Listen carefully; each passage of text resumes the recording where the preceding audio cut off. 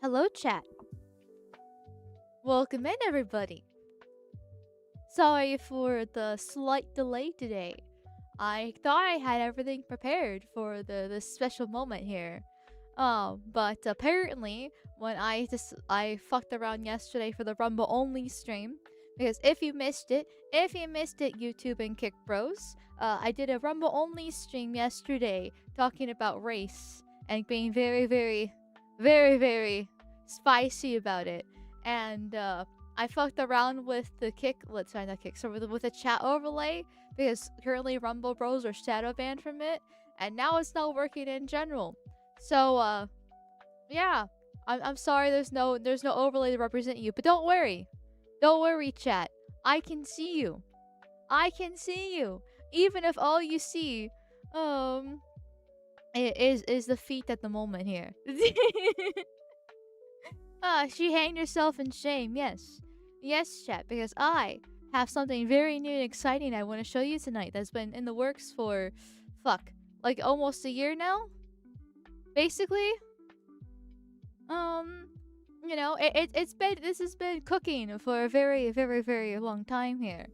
So now that you've got the grippers, now that you've seen the grippers, you know, I know that you've gooned to these.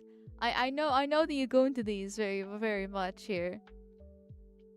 We'll do the slow dragging reveal here. Look at that sparkle.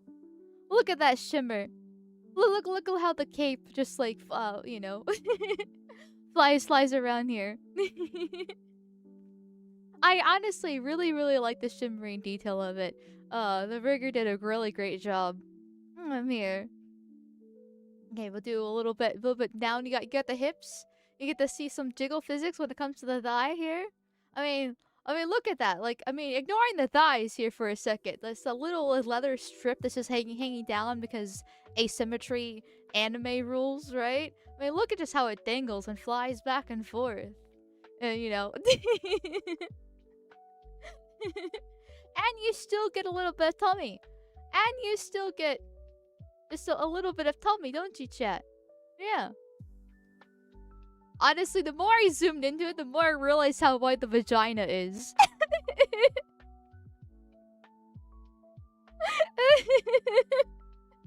I probably should have focused on this section of the body for too long, shouldn't I, here?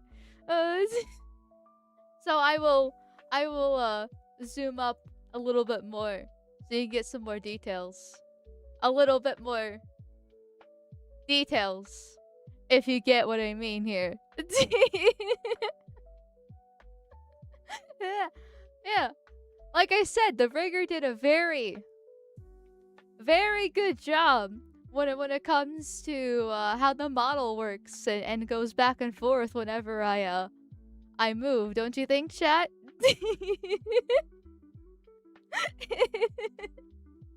Isn't it just beautiful? Wooga, wooga, wooga. Just look at the... I know you're looking at the sparkles. as they shimmer on the vest here. Not the titties. Why would you be looking at titties? Or like the shoulder pads, for example, and how they like that they dangle down a little bit here. The what now? Holy mother of God, I need some milk right about now. uh, yeah. Okay, and now moving on from the jiggle physics, from my actual face, you know, because I know this is all you care about. I know this is all you care about.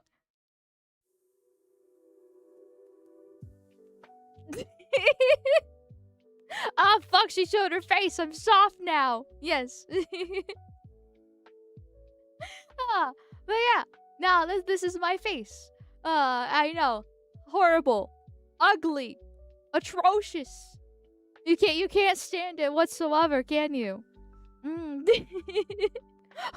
fucking goonbait. What can I say except you're welcome? The top has a nice touch. Thank you. I love the top hat a lot, actually. But let me zoom out a little bit so you can actually have a better view of how it all works. I got a ponytail.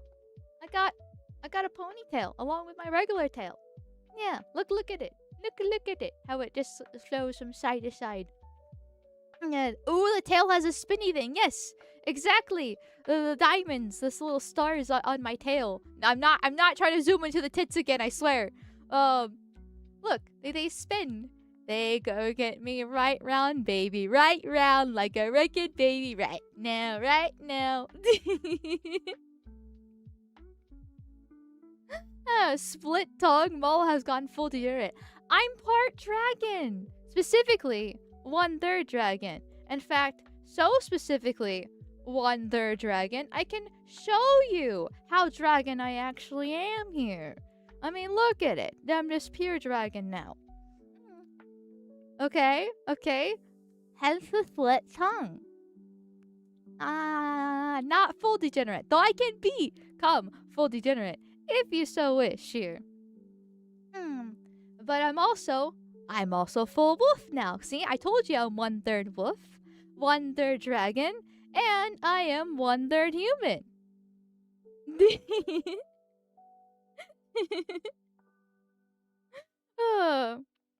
No full degenerate, please. So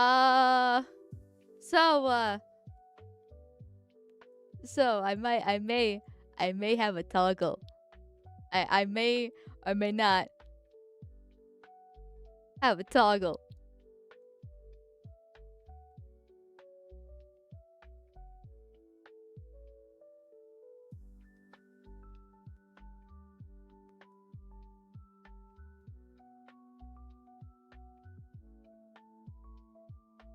Anyways.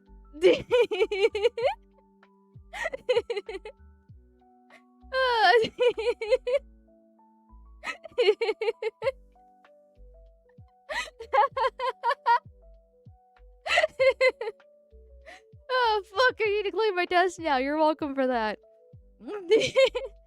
10.91 again.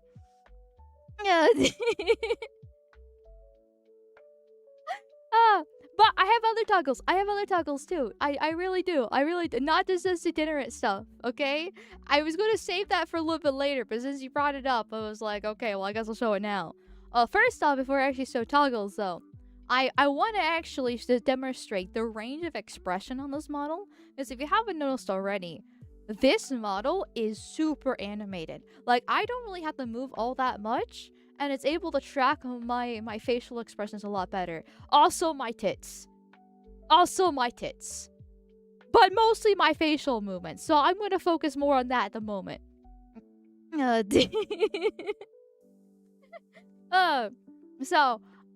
mean, and then one of my other favorite things too. Hold on, let me zoom out because the ears are so big. The ears actually move with my face too. So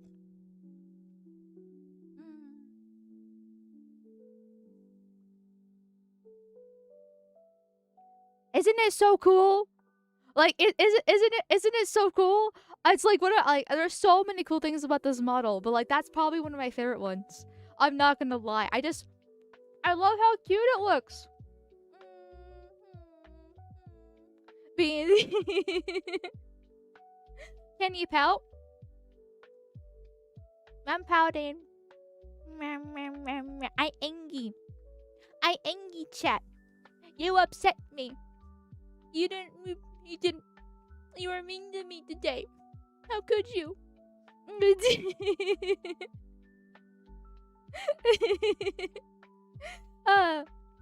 Oh.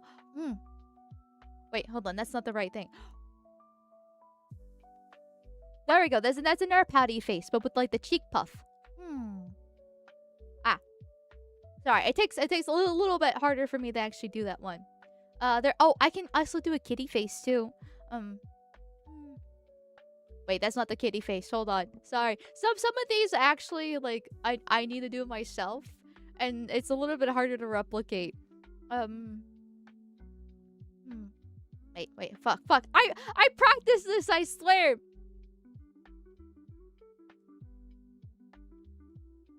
I think this is the closest I'm gonna get on the fly. But yeah, it is amazing, and I love it. I love it so much. But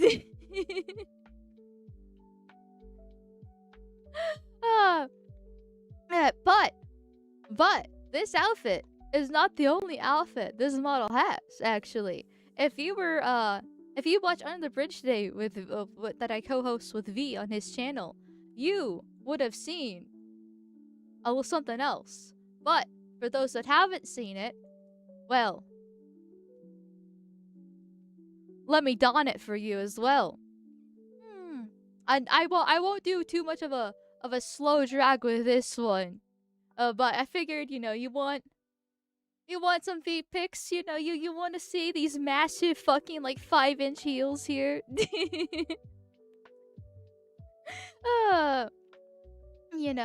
I mean, I really love the details of the legs, which is a shame because you don't really usually see legs on a VTuber model. But like, still gotta appreciate it. And the gauntlet too. The gauntlet's probably one of my favorite details. I feel so bad for the artist Katobi, because I was just like, yeah, wouldn't this be so cool? And he's just like, fuck my life. But sure, I can do it. It'll be a little bit more expensive though. I'm like, okay, that's fine. That's fine. I just the amount of detail for this gauntlet alone is absolutely crazy. That goes into it. 5-inch heels, so still 5'6". Yeah, basically here. Yeah, the jiggle physics. The jiggle physics are still very prominent. Still very, very prominent here. A slightly different hairstyle. Oh, they go with it. But a cute hat. But a very, very cute hat. And I stole the logo from the vampire campaign that I do on Arch's channel with him, Lum Porkers, and Atari. And I stole it for the hat logo. So technically this is YouTube safe. Okay? Yeah, there might be a slight iron cross there. But it's technically still very much YouTube safe. It's just that when I wear other things that kind of go with it, that's where it gets a little bit more questionable. We're saving the West with this one, boys. I believe, yeah, we got this. We got this here.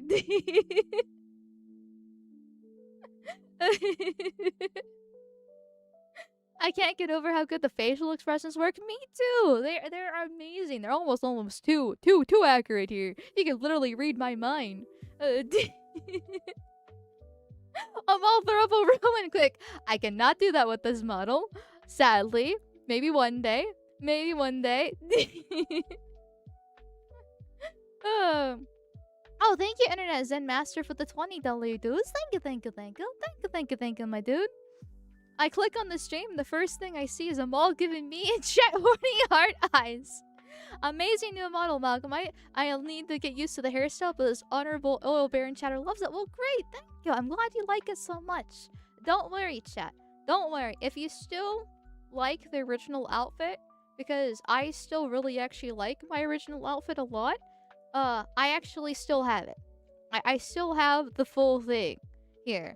I specifically asked for the new model to include it because I wanted to have the updated expressions. Because obviously, as you can't already tell, it is immensely better tracking. Not like my original model was actually bad in that case. Like my old model was ridiculously good for what it was, but this obviously is a massive upgrade in many areas, as we can see here.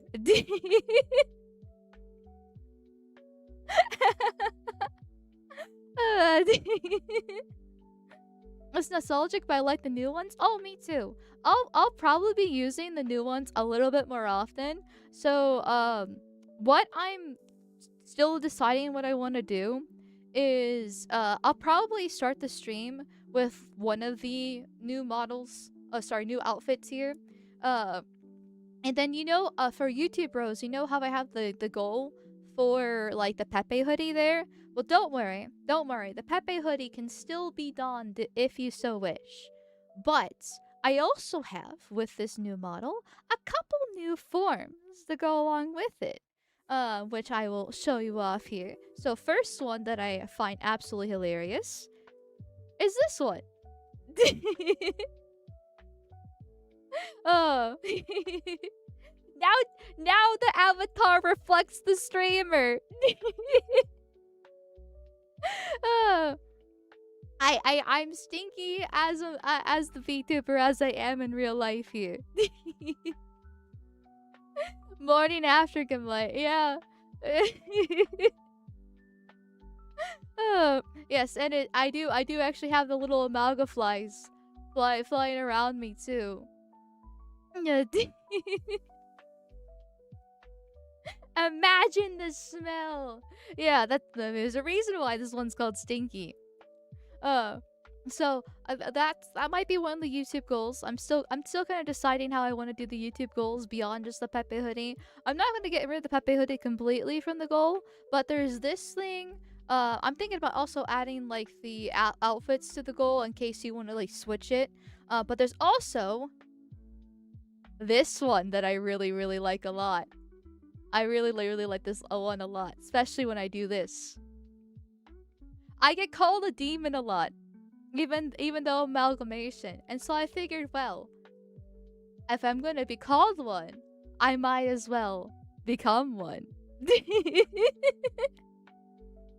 Here. Ooga! Ooga! Got the demon mole. Ah, well, this is the demon form. But I actually, unironically, do have just a regular goth form, too, if you don't want me to go full demon. 50% demon, 50% amalgamation, 100% virgin mode.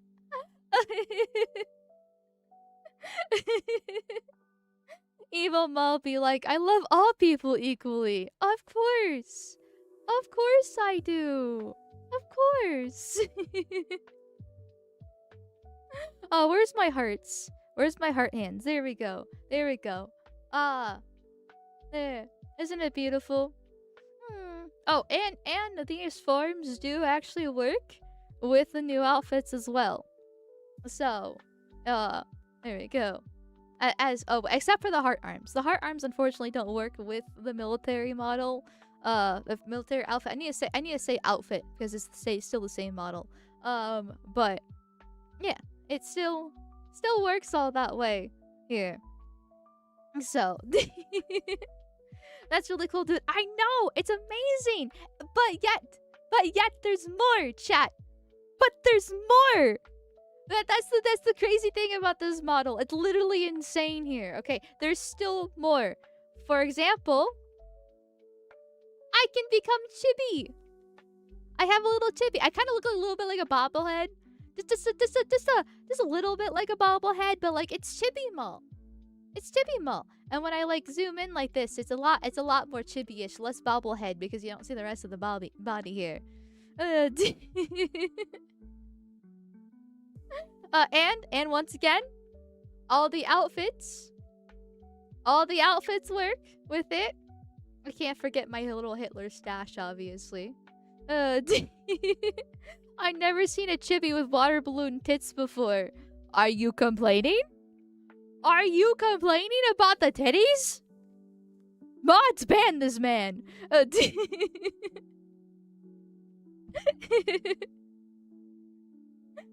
Oh, I didn't mean to zoom in. I'm sorry. I swear I didn't mean to zoom in. I'm trying to scroll in YouTube chat. I'm not trying to zoom in on the titties again.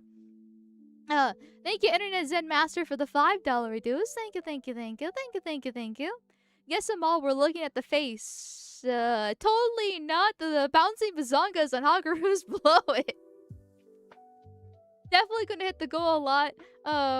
When I'm around. Hell yeah. Cause like I said, I'm trying to decide like what I want to do with the YouTube goal. If I want to make it like the chibi version, do I want to make it the demon form?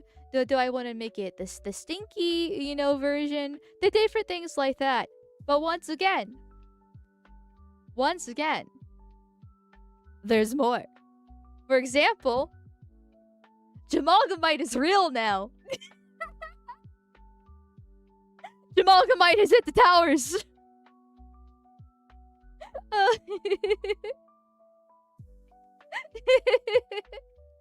She haunts your dreams. She'll find you in the middle of the night.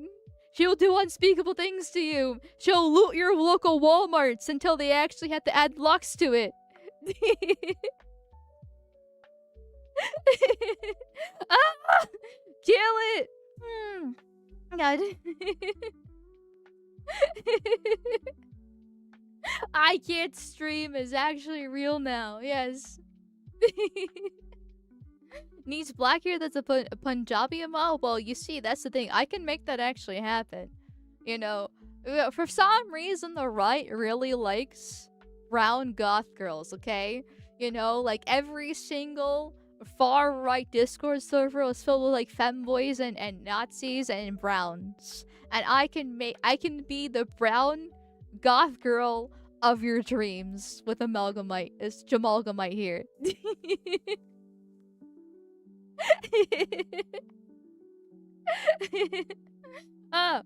But if you don't want Jamal, then I have to ask.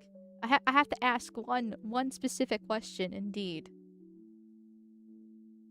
How do you know I was Somalian?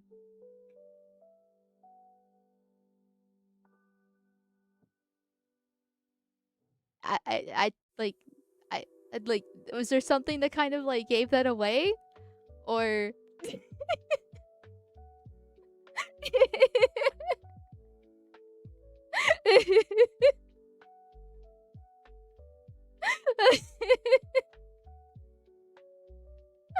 Amal, how are you not filthy rich from fraud?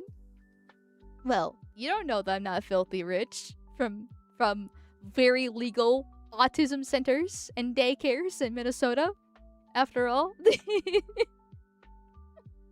Actually fucking Yakub. Exactly.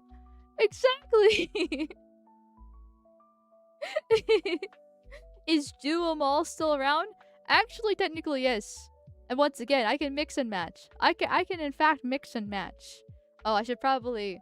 There we go. Jugamite is still around. Don't worry. Do you see how much this model costs? She clearly is. Actually, put a pin in that. Put a pin in that, because when I get a little bit later to this model reveal, I will explain that. But first off, I want to show more things about it. Let's see. So I showed all different forms and different outfits so far. Oh! I'm a glowy now! I can fed posts on main! For real this time!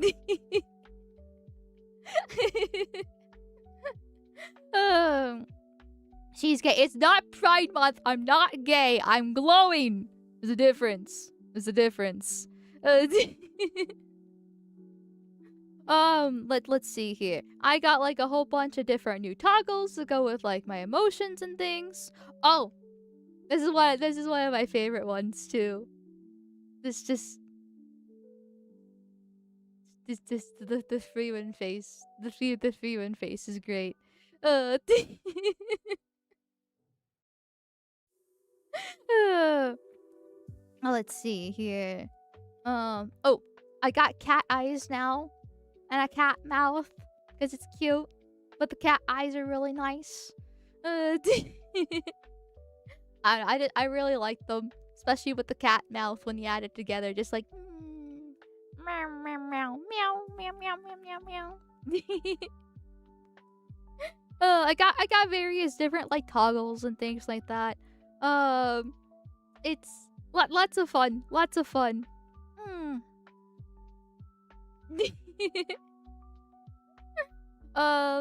I can mix and match with a lot of various things. Like I said, so I can make all sorts of different combinations with my various toggles here. I even got glasses to represent me in real life, since I'm a nerd and I wear glasses too. Oh, before I forget though, like I said, there's so much going on with this model. But I showed you, Jamal here. But I can also become Aryan, the part of the master race here. This is what Hitler died for. True. True. What's again? Literally Hitler. Literally Hitler. You're now allowed in the Gartha. Thank you. Thank you, thank you, thank you. Do you see how pale the skin is? Do you see how blonde and blue eyes I am? Wait to the military outfit and Aryan? Yes, sir. Yes, sir, indeed. I can. Look at it. I'm truly am Hitler's top guy, and I will never leave. I don't like all this shapeshifting, but it's fun. It's fun being somebody that I'm not, because I'm a grifter. Hitler particles are off the charts.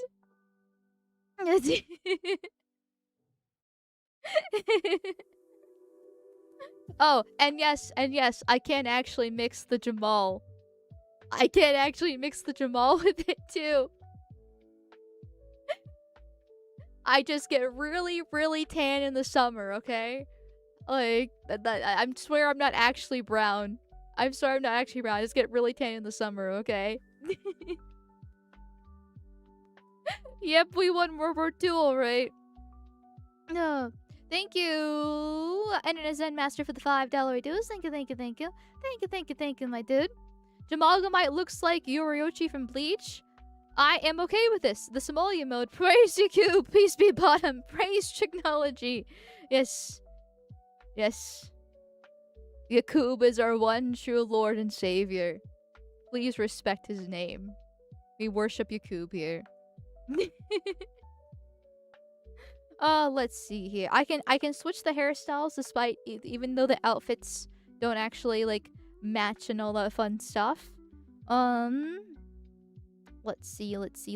I can take the wings off for collabs and stuff. Ooh, I can make my tail wag.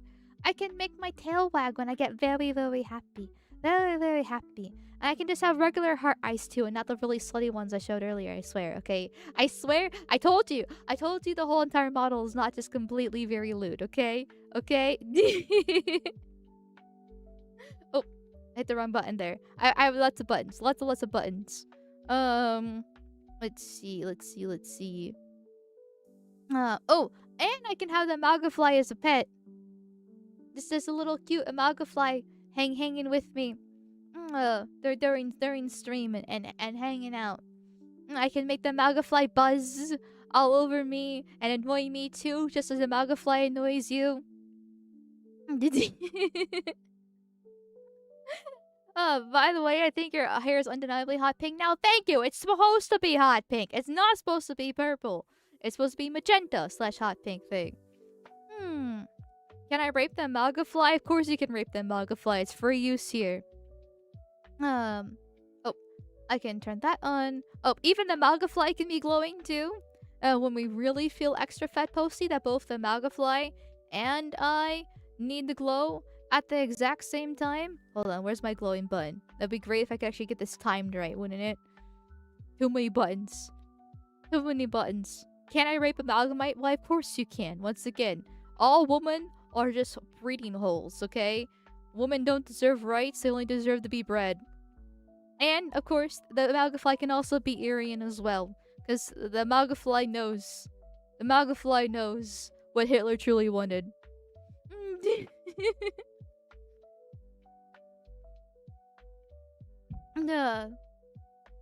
So yeah.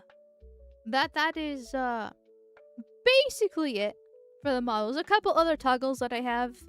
There's a couple other little fun toggles that I have as well.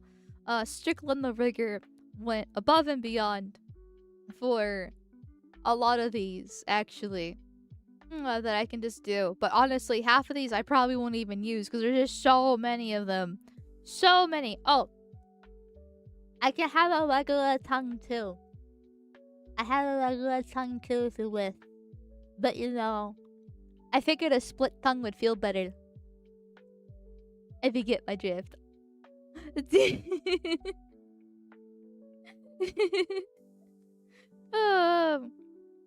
Let's see. Oh, did I do these yet? Oh, I didn't do this one yet. Okay, how could I forget this one? Okay, this one is hilarious. I have 112 IQ. I am very smart. I know. I'm talking about at all times. At all times. And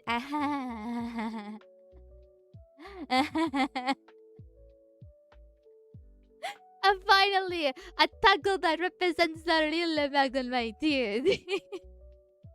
Imagine adding this with Jamal. Like, on a scale of 1 to 10, how racist is this? Actually... I'm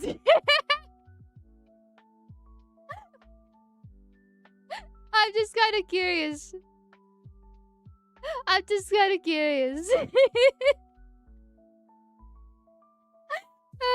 Lordy and I. Still smarter than a commie. Oh, well, thank you for that high praise. Thank you.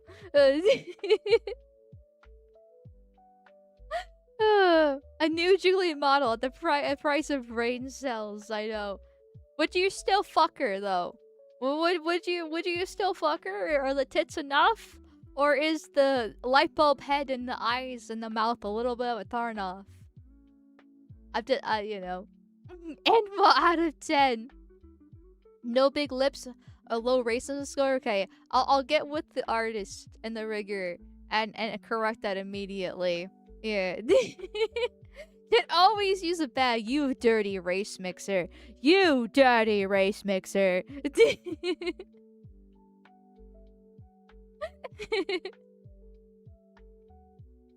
Oh, back to normal. Back to normal for now. You look like a ghetto conehead. That's the point! I'm representing what I look like in real life. Rigger, please! And while I was gooning, why are you streaming now? So you can goon to me instead. Since you just joined stream, I figured you would want to see the most important part about this whole entire model. I figured we should, like, re-emphasize the importance of this new model here. Just because. For reasons. Two very important reasons. Like, the new model looks good, especially the jiggle fizzes are top notch. Thank you! I'm glad you enjoy them. I mean, just imagine a dick in that thing. Anyway, moving on.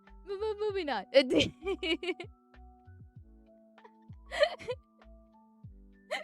What were you saying? Nothing.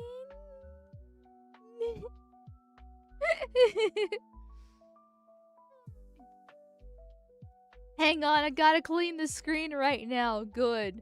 Goon. Goon more! I will make you goon! I will control your goon sessions completely. I will be the Dommy Moth. Dommy Mommy Goth creature. Goon to me. I'm not a LootTuber, by the way. I'm not a LootTuber. I just like to make loot jokes. There's a difference, okay? Okay, the difference. I'm not a LootTuber.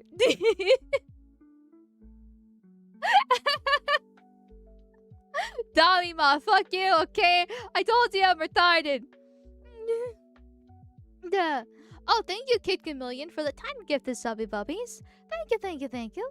Thank you, thank you, thank you, my dude, for the 10 gifted subby bubbies. You're very kind and generous. Very, very kind and generous. Hell yeah. If you received a subby bubby from him, make sure you thank him in the chat. Thank you, Gus of the Dorks, for the $5 redos. Thank you, thank you, thank you. Thank you, thank you, thank you. Sad that we can't help indulge Mal in her barely disgusted fetish of being shocked in public anymore. Oh well, we'll have to hurt her with ponies. Follow Equestria. Fuck you. Not even complimenting the model, just like follow Equestria. Okay. Okay, I see how it is. I can't even distract you with the tits. That makes me like very upset there. If I can't even distract you with the tits. Anyone else going to church tomorrow? No. No.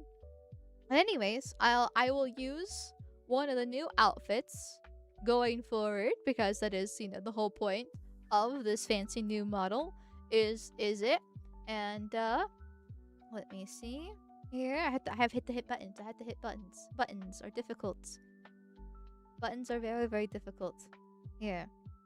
Oh, that's being retarded. I need to hit more buttons. Okay, the buttons have been pressed. And I need to fix some things, I realize, but it's fine. Anyways, so here's a little slideshow thank you here that I would like to do to thank those who actually worked on the model. First and foremost, the artist Katobi _01 on Twitter. So if you are looking for a high quality you know, a VTuber model with some amazing art, Katobi stop. Katobi is where to go! Here, because he's the one that drew the art for the model as well as a reference for the new outfits here. So yeah, it looks very, very nice. He did a great job. That booty! You didn't shoot us the booty, woman? I can't flip my model around, okay? It's not 3D. It's live 2D, so it's like half 3D instead. Here. And then here's the military model, which I will don now instead. Oop, it didn't do the... There we go. There we go. Sorry. Lots of buttons once again. Lots of buttons. He also did this one as well. For praise the poor man for that gauntlet, okay? I'm not sure how well you can see it being zoomed in on stream like this. But praise the poor man for that gauntlet work because he went through hell for it. I was like, oh, that would be such a cool idea for a really cool gauntlet. Even though it's not going to be shown on stream like half the time anyways. But I wanted it because it would have been cool. And he did it. So shout out to him for actually doing it. So, I can flip them all in my head. That's what matters. That's what matters when you're jerking off. That's pretty detailed. Exactly. It's amazing. It's so cool. Hold on. Let me where do I go? Let me show it to you a little bit on screen. At least what it looks like from the side, you know. So you can kind of compare and contrast with the reference of the military model here. Yeah, there we go. I need to fix that positioning. Okay, give me like 1 millisecond, chat. I thought I figured this out before stream, but alas, apparently I did not. Okay. The Ku Klux Klan. Well, if I'm gonna say the Ku Klux Klan, I might as well just go the full mile, shouldn't I? Where is my little hotkey thing? Where is it at? Where are you located, Cotton Eye Joe? There's the rainbow here. I have so many. So many of these. so many! I know it's at the bottom, but like where in the bottom? Chatting, and then there's reading. Okay. Record position. Beautiful. Yeah, I just want to take care of that because that was bothering me there. But back to the credits here. So like I said, Katobi is the one who did all the art for the model and for the references. And then, once again, the rigger did an amazing job. Rigger with a hard R, mind you, as you can clearly say. Here, I'm blocking his name. I'm blocking his name a little bit. Okay, sorry, Strickland. I didn't mean to block you out. It's a little bit awkward here. Anyway, but yes, Strickland is the one who did the rigging for it. He's a really cool dude. He actually edits my videos as well. And so he's been like absolutely amazing when it comes to making the model. Like Katobi did an obviously amazing job actually drawing all the pieces in the first place. But you can thank Strickland for the crazy amount of detail when it comes to the tracking, to the little like diamonds floating around the tail, to obviously the wonderful jiggle physics, as we can see here. Yeah, and so yeah, shout out to Strickland for that.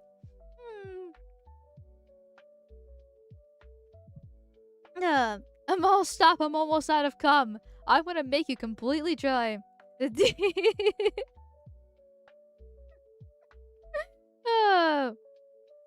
So, but yeah, and then it's cut out. It's cut out a little bit. I'm sorry, V. Hold on, let me. It's a professional streamer at your service, I swear. There we go. Anyways, so somebody mentioned before about how expensive a good quality model like this would be, and under normal circumstances, this would be a very expensive model. But that's under normal circumstances because, so for those that don't know, I co-host on V's channel every Saturday at 2:30 p.m. EST, and to basically pay me more or less. It was a kind of a interesting agreement that we had. They'll basically pay me for being his co-host on there. He is the one who actually got me this new model. How it worked is that he is working on a game, specifically a hentai game. to be exact, it is a hentai game. And his artist is Katobi, and his animator is Strickland. And since his game is basically finished, they were looking for new work.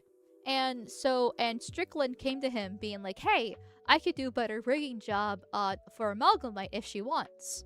And so then it just kind of snowballed into this big deal. Not big deal, but this big thing about like, okay, well, he would, most artists don't really, most riggers don't like it when another rigger comes in and does their model. So he could have upgraded my old model, but because of how VTuber models agreement kind of work, that wouldn't actually work out very well. And so then Katobi got brought in to actually draw a whole new model, and then Strickland took it from there for the rigging aspect of things. And so it was kind of a win-win-win all around situation. It's my payment more or less for being his co-hosts, and Katobi and Strickland get jobs because they were basically done with his game that he was doing.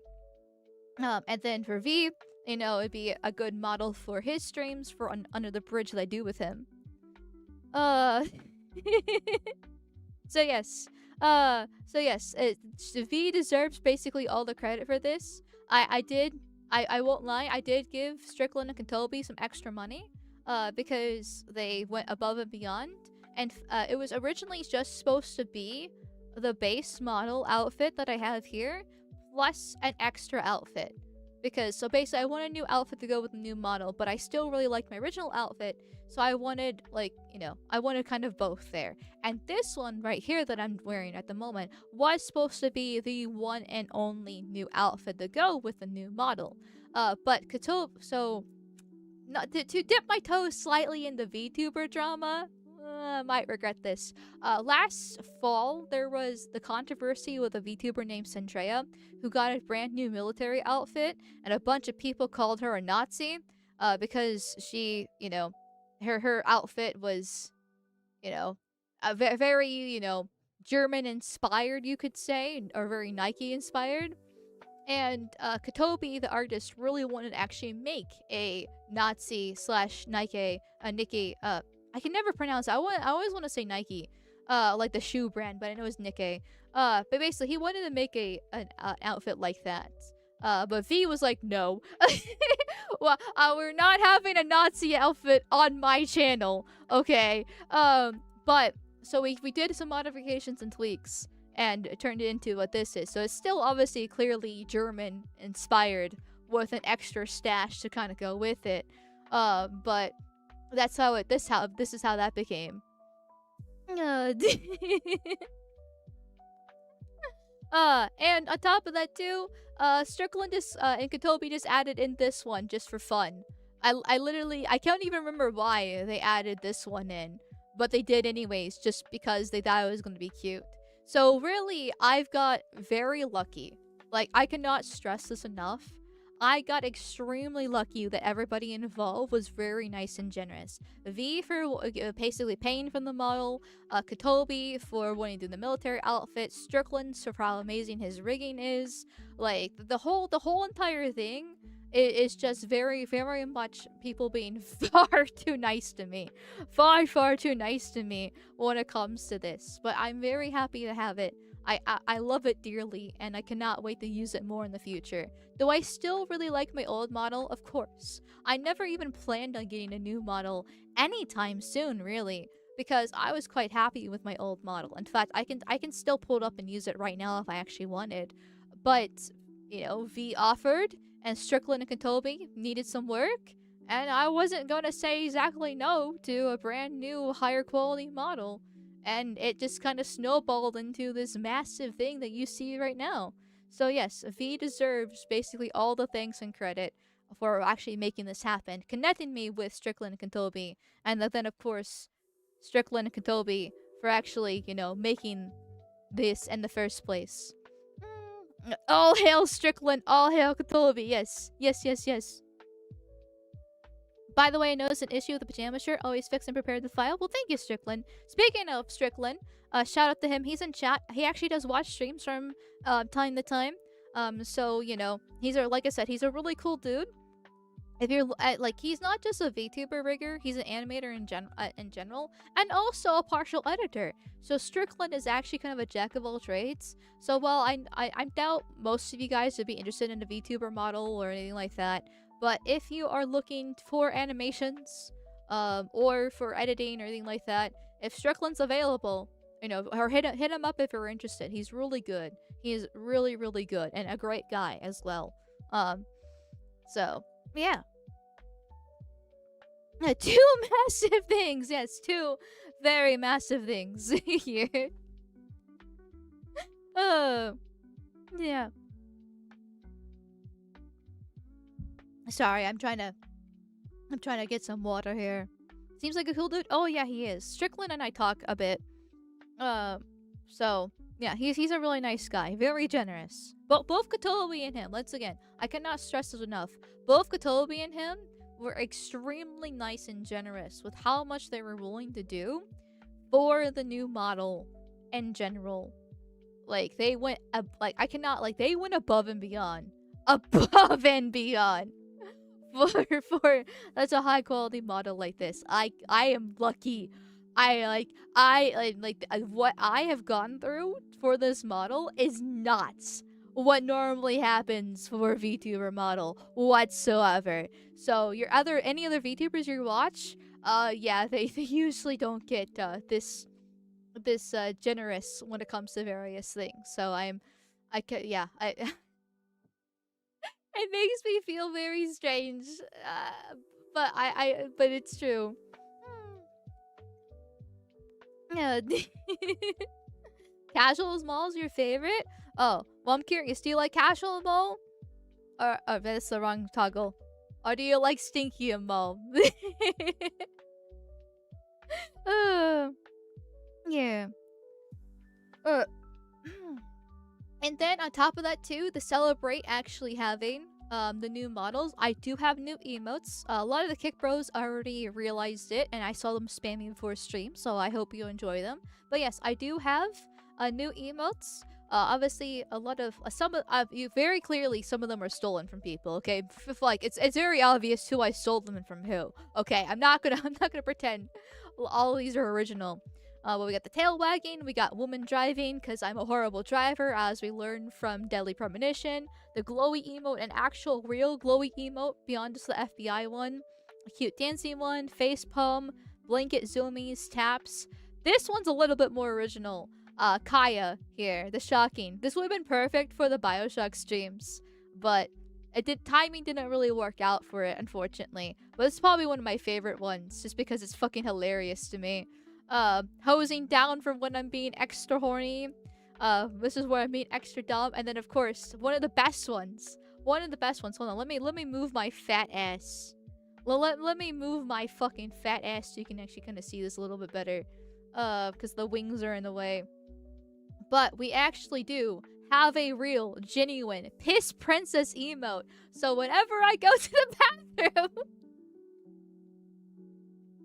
you get this. It's like when I commissioned this emote, I was like I went through all the different emotes here and everything was fine and dandy. And then when I commissioned this emote, I was like, hey, so artist here. This I know is really awkward and a really weird request. But like, would you be willing to make an emote of me wearing a crown of piss?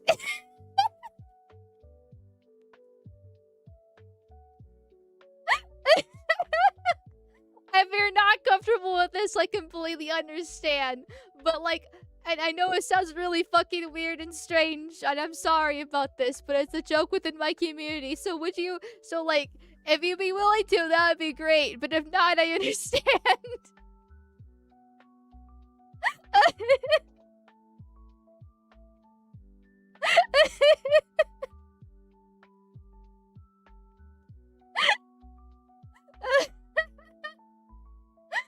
Thankfully, she was willing to do so. I had to move my fat ass again. Oops. A little bit ahead. The artist for this is Shuichi on Vjin. Let me move my fat ass again so you can see. Okay, it's in the bottom right corner. I'm sorry, I'm fat and my wings are large. But the Shuichi in the bottom right corner for credit there. She did a great job. She's actually done a lot of my older animated emotes before in the past. So for the emotes, I just went back to the old artists that I used before because I was really happy with them. And like if I find a good artist that I really like and they're nice to me and they do good art and they don't hate me because they don't look into my politics, I'm gonna keep on using them again. It's really that simple. It's really that simple. And Shuichi does a great job with them. I'm very happy with the animated emotes and obviously the piss princess. Excuse me. Thank you, Amen, for the $2 reduce. Thank you, thank you, thank you. Thank you, thank you, thank you. Totally not a LootTuber, though, guys. I'm not a LootTuber. I just sometimes act like a LootTuber. It's fine. Thank you. Oh my god. Oh my god. Thank you, Yankee Asar. Holy shit, for 50 fucking shekels. Holy fuck, dude. Thank you. Hey Amal, congrats on new model, the military. Oh, YouTube, stop being gay. The military outfit's my favorite. Keep up the good fight and never sprinter.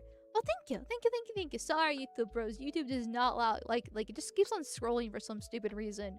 But thank you. I'm glad you like the military model. And since you are very generous with your shekels, I will wear the military outfit for you since that's your favorite one so far. So thank you again. And then I got even more. I got some regular static emotes as well. So I have one for both outfits. So I have some for the military outfit. The salute I thought was really fitting for it. Screaming. I got a muzzle one for when I really need to shut up. Because I'm saying things I shouldn't. This is fine. No exorcism. The Burger King. The Burger King emote. I listen. I like wearing the Burger King hat a lot. A Neko, a Giga Chad. Oh, my fat ass is blocking things again. Let me I'll put myself here. Uh, a choking one, 112 IQ because I am officially a midwit. I am a certifiably a midwit, and I'm proud of it. Okay, okay. I got one for flipping off. I got Amalgamyte. Amalgamyte is real for whenever I'm really oblivious in games, like Bioshock once again. Would have been great for that with how badly I was failing the hacking because I was just not paying attention to where the pipes could go. Yes, okay. Thinking dumb because I'm very dumb, and then a screaming one. Then a screaming one though. Get the NWA bitch off the plane! There, the military one is nice. Thank you. I'm glad you really like it. Yeah. So I think that's it. I think that's it for this little slideshow here. So yeah. Once again, shout out to Toby for making the art. Shout out to Strickland for doing the rigging. Shout out to V first and foremost for actually making the model happen in the first place. And then thanks to Shua for the animated emotes. And thank you Jackrabbits Co for the static emotes as well. So, thank you everybody involved for making this happen. You're very, very nice. I will also have a more celebratory art coming out in like a month. Obviously it's a little bit behind, but like that's mostly on me than really anything. So yeah, I'm looking forward to that. If everything goes well, I'm probably making it like a new like YouTube channel banner because I'm very excited.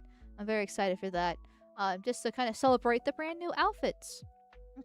Here. New favorite emote. The choking one. V deserves a hat pat 100%. He's a very nice dude. He might be Romanian. He might be a slight gypsy. But he's a really nice dude. And I cannot thank him enough for making this new model happen. And I hope you guys enjoy the new emotes. I still need to add the new emotes over the Rumble. I was able to add them for Kick and Discord. And then for YouTube bros, so YouTube is, well, called YouTube for a reason, unfortunately. So how YouTube works with this emotes, and it's based off how many members you have. The more members you have, the more emotes you can have. And you have to and it's not just like one member for every emote. You have to hit certain thresholds for emotes. And so unfortunately, I have I should say unfortunately, but basically I have more emotes than I have yeah, okay. I don't know how to say this, so I don't want to be like, yes please YouTube bros give me memberships, right? I'm not trying to do that. I'm just trying to explain why not all the emotes are over on YouTube side of things. And I did replace a couple old emotes on YouTube side with a couple new ones, but there's still a lot of old emotes that I really like, and plus I still actually like my original outfit, which they represent, and so I didn't like replace all the emotes with the new ones because they're still good emotes from the old ones, you know? Here.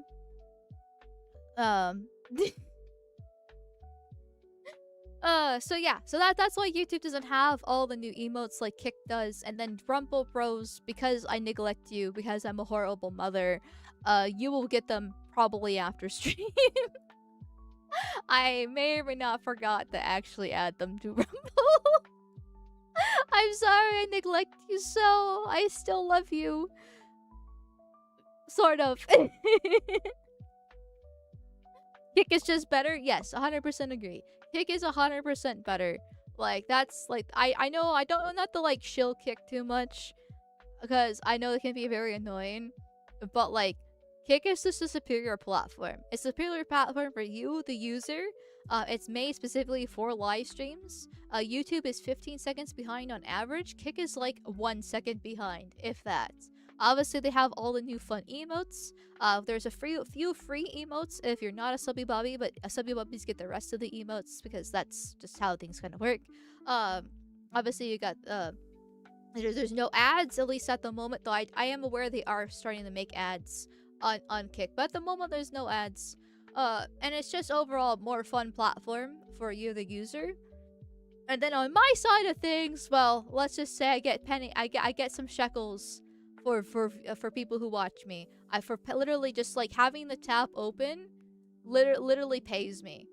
I'm not kidding. Like, it's kind of insane that they do that in the first place. I'm not gonna lie. And so, like, supporting on Kick is definitely the best way to support the channel in general.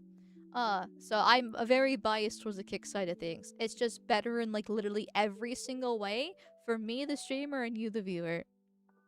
Uh, but obviously, if you prefer if you prefer Rumble on YouTube, then stay in Rumble on YouTube. I'm not gonna force you off of it. And I still am grateful for the support there. I wish I could give you guys a little bit more. Oh, I thank you, Cat Bear or Curmudgeon. Speaking of Kick Bros being very nice and very generous and being I'll admit it, my favorite child. Thank you, Cat Bear Curmudgeon, for the 5 give the subby bubbies over there. Thank you, my dude. Very nice, very nice. Here.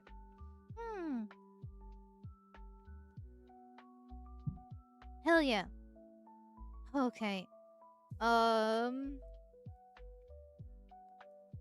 second. I know Trium's working on trying to get the chat overlay back up and running here, and he wants me to do something because he's my Indian tech support. But do I know how to listen to my Indian tech support is the question. He speaks in Punjabi.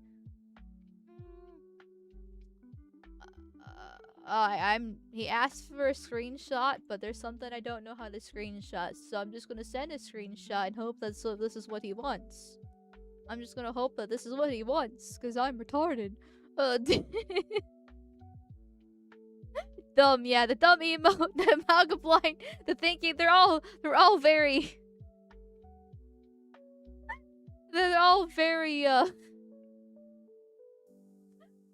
fitting for the situation right now. Here. Anyways, so, let me refix this real quick. Because I had to give V the proper credit. I need to change some things on OBS. There we go. Nice and pretty again. Okay. Oh, fuck. Suck. There we go. Ah, things. People. Places. Okay. So as a lot of you guys know, I recently got done playing Bioshock over the past week and a half-ish, more or less. And part of the whole Bioshock playthrough is a lot of you guys wanted me to watch the American Krogan video about Bioshock and his deconstruction of it. The whole entire thing's like 6 hours long, but I'm just gonna watch the first one, which is the ethnic struggle here, and just kind of see what he has to say.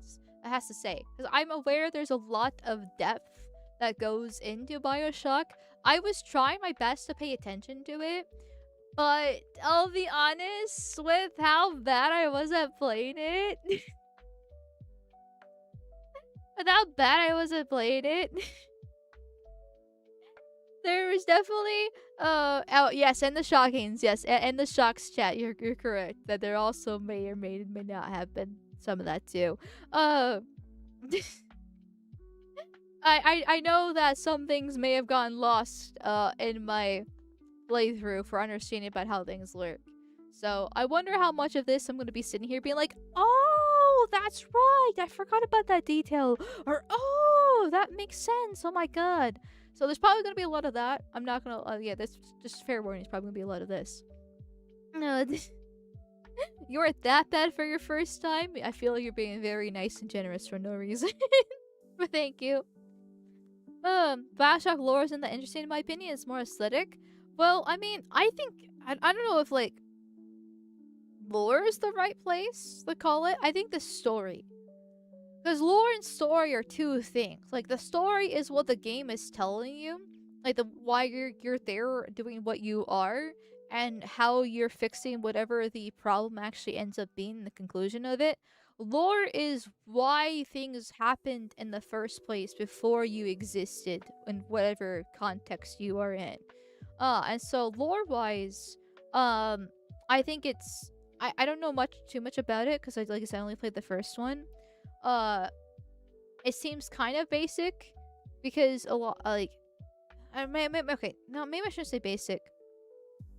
Like obviously, Andrew Ryan was a really rich guy who was unhappy with the world and governments and the governments and how they work. He's a huge libertarian, and so he created his own under the sea city, so people could be free and actually live the libertarian lifestyle as much as possible without any government oppression. But because libertarianism is actually a failed ideology, it doesn't actually fully functionally work. It eventually he actually had the rules and regulations, especially since he was really big about capitalism, and so therefore he became a massive hypocrite. And then Fontaine was able to take over extremely easily as well because he was able to abuse the system. Because there's always going to be hierarchy, even in a libertarian utopia. And yeah, lore is how Rapture came full of mutated insane freaks. Stories what Jack did, crash a plane, kill Ryan, etc. Yeah, that's a much better summary. Much better summary of what basically happened here. And I don't think the lore is actually like that bad whatsoever. But I think the story is really good. The story is really good because the lore is good. But like, if it was just the lore, it wouldn't be anything too crazy. And if it was just a story, it would actually be kind of boring. So the story and the lore definitely go hand in hand. I think overall are actually quite decent here. Sorry. Trium has given me more instructions on how to fix the chat here. Let's see. Does it work? Does it work? Am I doing the instructions correctly?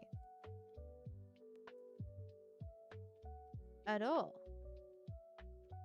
Oh. Hold on. I'm pressing buttons. I'm pressing buttons and things are happening. Dude, but are you actually appearing on stream? Are you actually appearing on stream?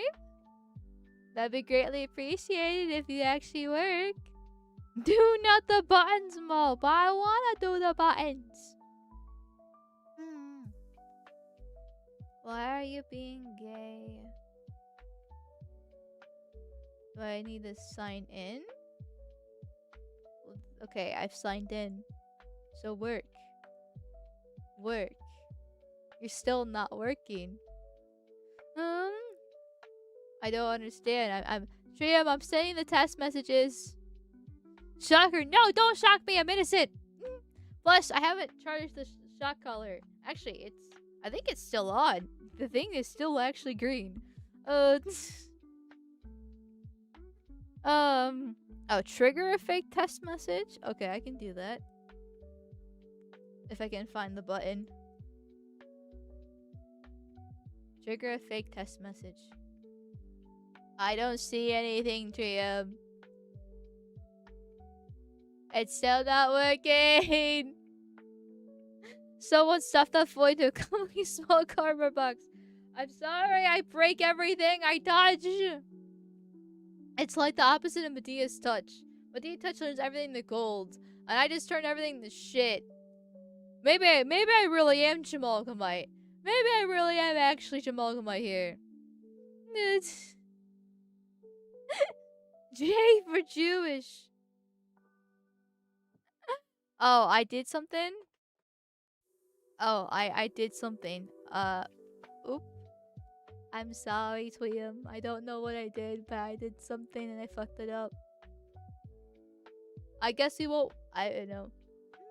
Okay, this needs to be fixed after stream. Okay. Okay, Trium says to fix this after stream, so I'm gonna listen to Trium. Medea's? Not Medea, silly Floyd. Medea's the Tyler Perry character. I said Medea's. Not Medea. Medea's. Medea's touch. Or is it Midas? Or is it Midas?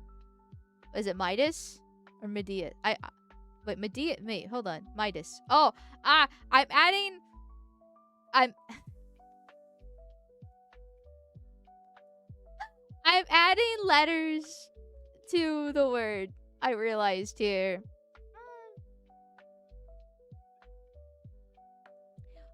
What, like, if this is like the opposite of dyslexia. Like dyslexia, you like take words, take letters, and then you swap them around. I have like the opposite of dyslexia, where I add and subtract letters whenever I read, and I don't know why I do that. And like, I I I, I just. I used to be able to read really fast when I was a kid, so I'm assuming it's just like part of like my speed reading that I used to do, where I just like, because I was reading so fast, I wasn't actually absorbing the word properly to properly pronounce it. I was just kind of like glancing over, and I was still able to get the context of it. I don't know, added and subtracted some words in some places. That's called being illiterate. Fuck you, it's not true! Oh, thank you, Temp, for the raid. Welcome in, raiders. Welcome in, welcome in, welcome in. Hope you had a good stream. I am currently debuting, I was debuting my brand new model here. As you can see, this is one of my new outfits from it. It's a very nice model and a very beautiful outfit. I'm very, very happy with it. So I hope you like it too, raiders. And now other than me breaking things, we're about to watch the American Krogan video on a Bioshock. Because I recently played that as well. So yeah, thank you, Temple, for the raid. Mods, if you could shout him out, that'd be greatly appreciated. He's a good doggo and a good friend. And yeah. Thank you so much. That's dyslexia? Wait, is that actually dyslexia, adding and subtracting letters? Because I thought dyslexia was just like swapping letters around. Like D versus D turns into B and B turns into D. You know, because they look similar. P's and Q's and all that fun stuff. Yes, trust, I have it. Interesting. Dyslexia, yeah, dyslexia. Dyslexia is just being bad at reading. Interesting, because like I said, I used to be really good at reading. Like I used to be a speed reader. We used to have these things called AR tests. It's called accelerating reading test. And so you would have to read a book and then take a test at the very end to see if you actually like read it. And I would read. And also my school had requirements for how much you would read in a quarter, because we didn't do things by semester. We did things by quarters. And it was always a minimum of 8 books every quarter, and there was 6 of the books could be whatever you wanted to read, but one of the 8 books had to be a saint book, which is a book that we had about the saint's life, because it was a Catholic school. And the 8th book had to be like some other special type of book, like nonfiction, historical, you know, some sort of specific genre that they wanted us to kind of read there. And I would often read way more than 8 books a quarter. And I think the most amount of books I read, and I made the school record for it. It was like 16 books in a quarter. I broke the school record for how many books I read in one quarter alone. And it wasn't like, especially in my later years, I wasn't just reading like really skinny books or anything like that. Like the last couple of years of middle school, I was reading classic books. I love classic books. That's where I started reading the Count of Monte Cristo, which is my favorite book of all time. A lot of Sherlock Holmes stuff. And then there were none. And various other books like that. Or I read the whole Aragon series in one quarter. And you know, and I would always get perfect scores on my AR test. So like I was considered a really good reader. I just obviously can't pronounce words to save my life.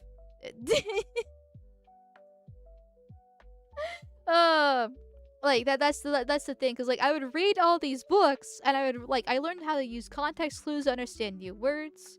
I would often use words in my language, like when speaking, that most people didn't know. Like I remember when I went on a trip for when I was a school shooter, and what we would do for our little like weekend trips that we would do, is they would often rent like a house. This is kind of a little bit before Airbnb, but same concept. or a hotel. But they tried, especially for like the special trips where we'd be there for like a week long for special events. They would try to get like a house to kind of rent. So basically an Airbnb once again. And there was one that we came to that was really cute. It was like this whole like seashell ocean themed, absolutely beautiful place. And as we were rolling up to it, I called it quaint. And like 3 people asked me, "What does quaint mean? And why are you using that word?" And I'm like, "Because it's a quaint house here." Like it applies. And then I had my coach was the one driving, and he had to back me up. He was like with it because he's like, yeah, that actually applies. I'm like, thank you here. How dare you use the big words? Yeah, that was basically it. That was basically, and they weren't like they were NWAs or anything like that. You know, like shit, the fuck's quaint. No, like they weren't like. It was just like, uh, this is way before. Well, I should say way before. But this was before things really got bad. This was before like COVID and all that fun stuff, where like the internet really became more brain rotted. Before TikTok, and everybody I was with was actually pretty smart. They were like fellow honor students as well, because my school was very big on the fact that sports are important, yes, but if you had to have specific grading averages to stay in your sport and you fall below it, then you get kicked out of your sport. And they were like decently high up too. It was just, but they were just more. It was more strange that I even used the word in the first place. Here. Um. So, like, I've definitely got dumber throughout the years, because like I have stopped reading. I haven't really like I read The Righteous Mind last year. I know I did a stream on it. And then like a few years ago I was trying to get into reading again. And I read a few philosophy books like Thus Spoke Zarathustra, and Revolt Against the Modern World by Evola. Went back and read some classicals. I reread The Count of Monte Cristo, because once again it's my favorite book of all times. I read The Three Musketeers, which is an amazing book as well. Holy shit, I love The Three Musketeers. Basically all this fun stuff. But like basically ever since high school, I've like stopped reading, and I can feel myself becoming dumber because of it. I'm not using strong words anymore or big words. I've always been bad at pronunciation, regardless, because once again, going back to the whole I add and subtract letters the words. But I feel like I'm getting worse in that regards. So uh yeah. Is it Arch making you read that Minotaur Milking Farm smut? He was, but we basically stopped that now because, you know, it kind of got boring after a while. Like, for the first book, because it was like the first book that she wrote, was the most egregious when it comes to like woman's romance, and especially how atrocious it is when it comes to like the writing style, the amount of typos. Oh my god, it was such a hot mess. But the more books we were reading, you could clearly tell that she was actually getting better, but her ideas were getting worse and more boring. So we basically stopped that. The hmm. Thank you, Gus of the Dorks, for the $5 reduce. Thank you. Really? Trying to distract me with your chest? For shame. They're going to have a lot. There's going to be a lot darker shade to distract me. Nice new model. Father question. Well, thank you for liking the model. Though, well, listen, Amalgamyte is the darkest you're gonna get. I could technically, this model is so customizable thanks to Strickland and Kentobi that I could technically make it even darker if I wanted to, but we're gonna stick with Amalgamyte and we're gonna leave it there. I'd rather not actually be a full-blown Enwa. Okay, you know, I might have the IQ of an Enwa, but I'm not actually a full-blown Enwa. Yeah. Anyways, I kind of have to pee, but I don't actually have to pee. You know, I can hold it, but this video is over an hour long, so like I feel like I should probably go pee and then watch the video. But I also feel like I've been dragging out watching the video for like an hour and a half.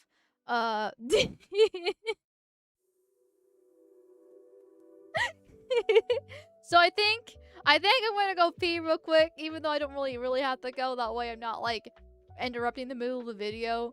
And I'll be right back. Yes, use the piss princess emote. She can be realized. She can be formed. Okay, I'll be back in 2 minutes, and we'll finally get to the video.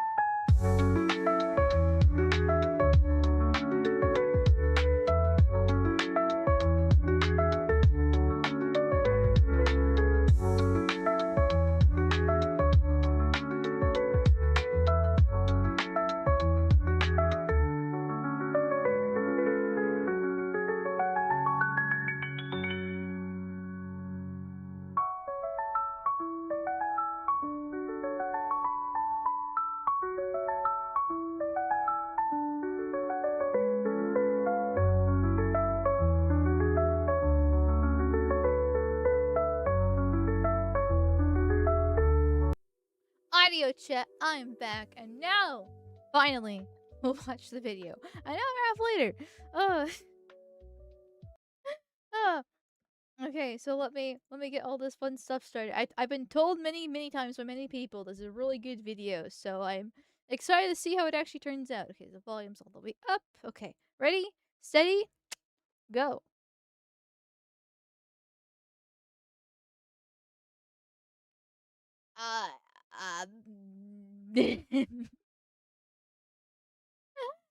I forgot I had to hit another button.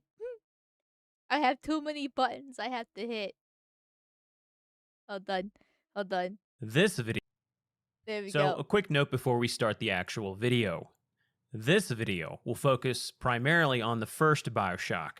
The next video will focus primarily on the third Bioshock, aka Bioshock Infinite. I will not be addressing much, if any, of the second game. The reason is because the second game was developed by a different team, and it's my belief that the design of the first and third games was largely the result of different motivations. Now, with that said, let's begin.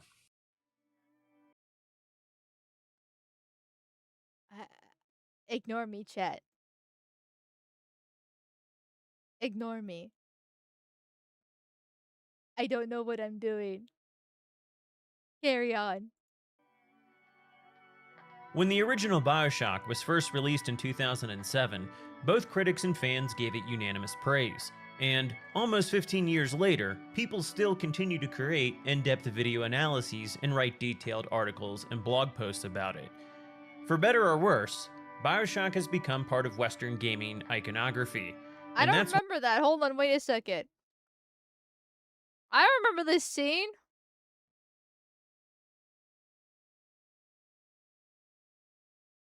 I thought I explored everything.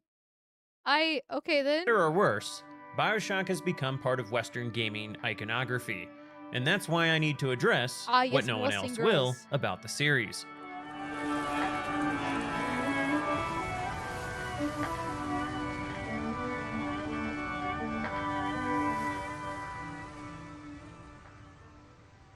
I like the inverted marriage song. I forget what it's actually called, but it's a song that they always use for marriages.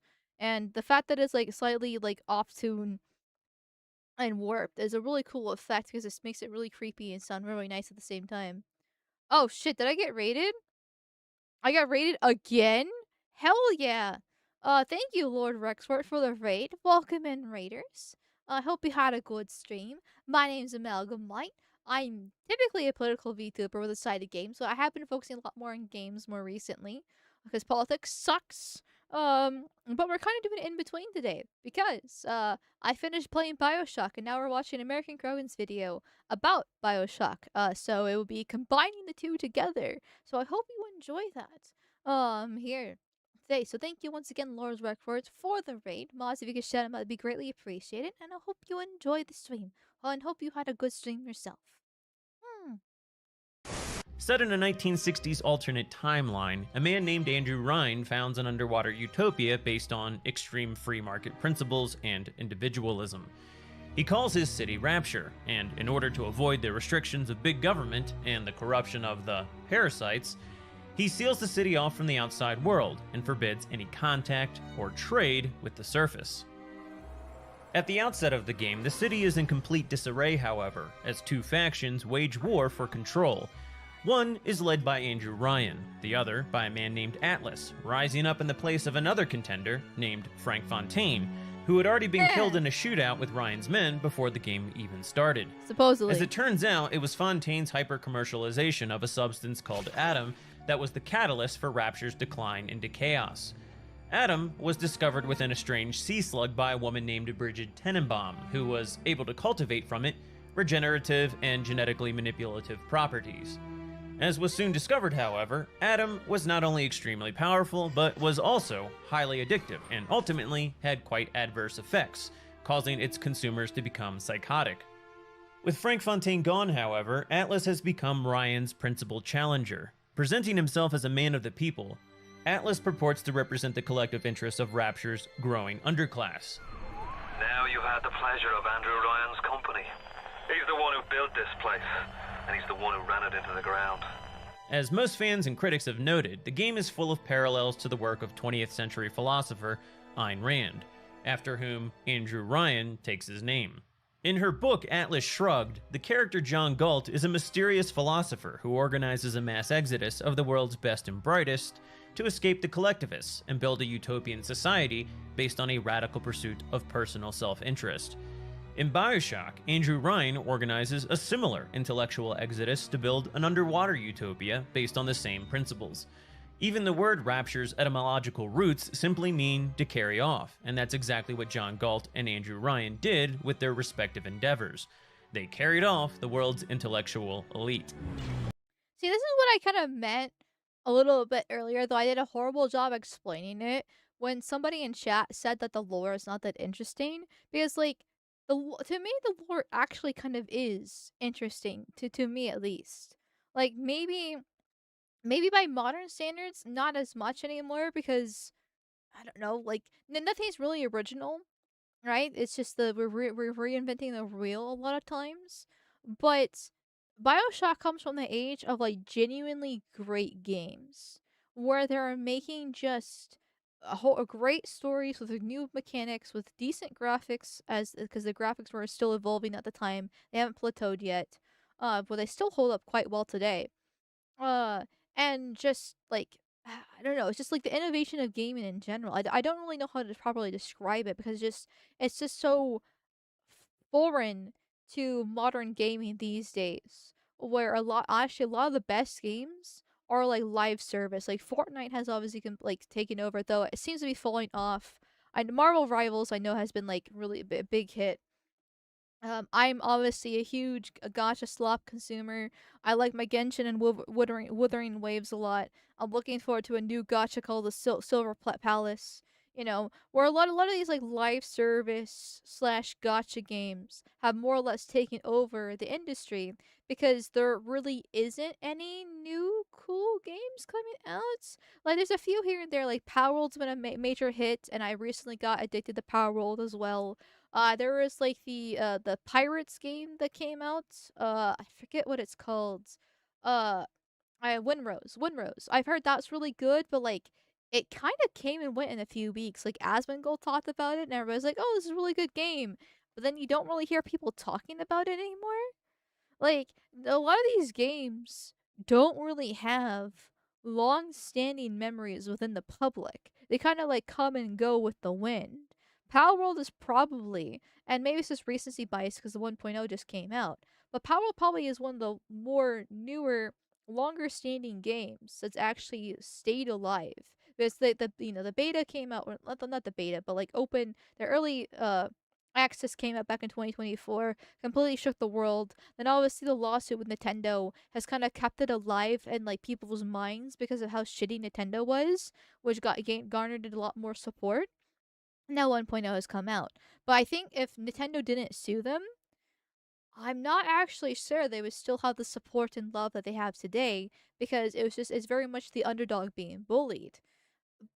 Other than that, what are new games that have come out in the past like 5 to 10 years that have the same like longevity as these games that came out before like 2010, 2012?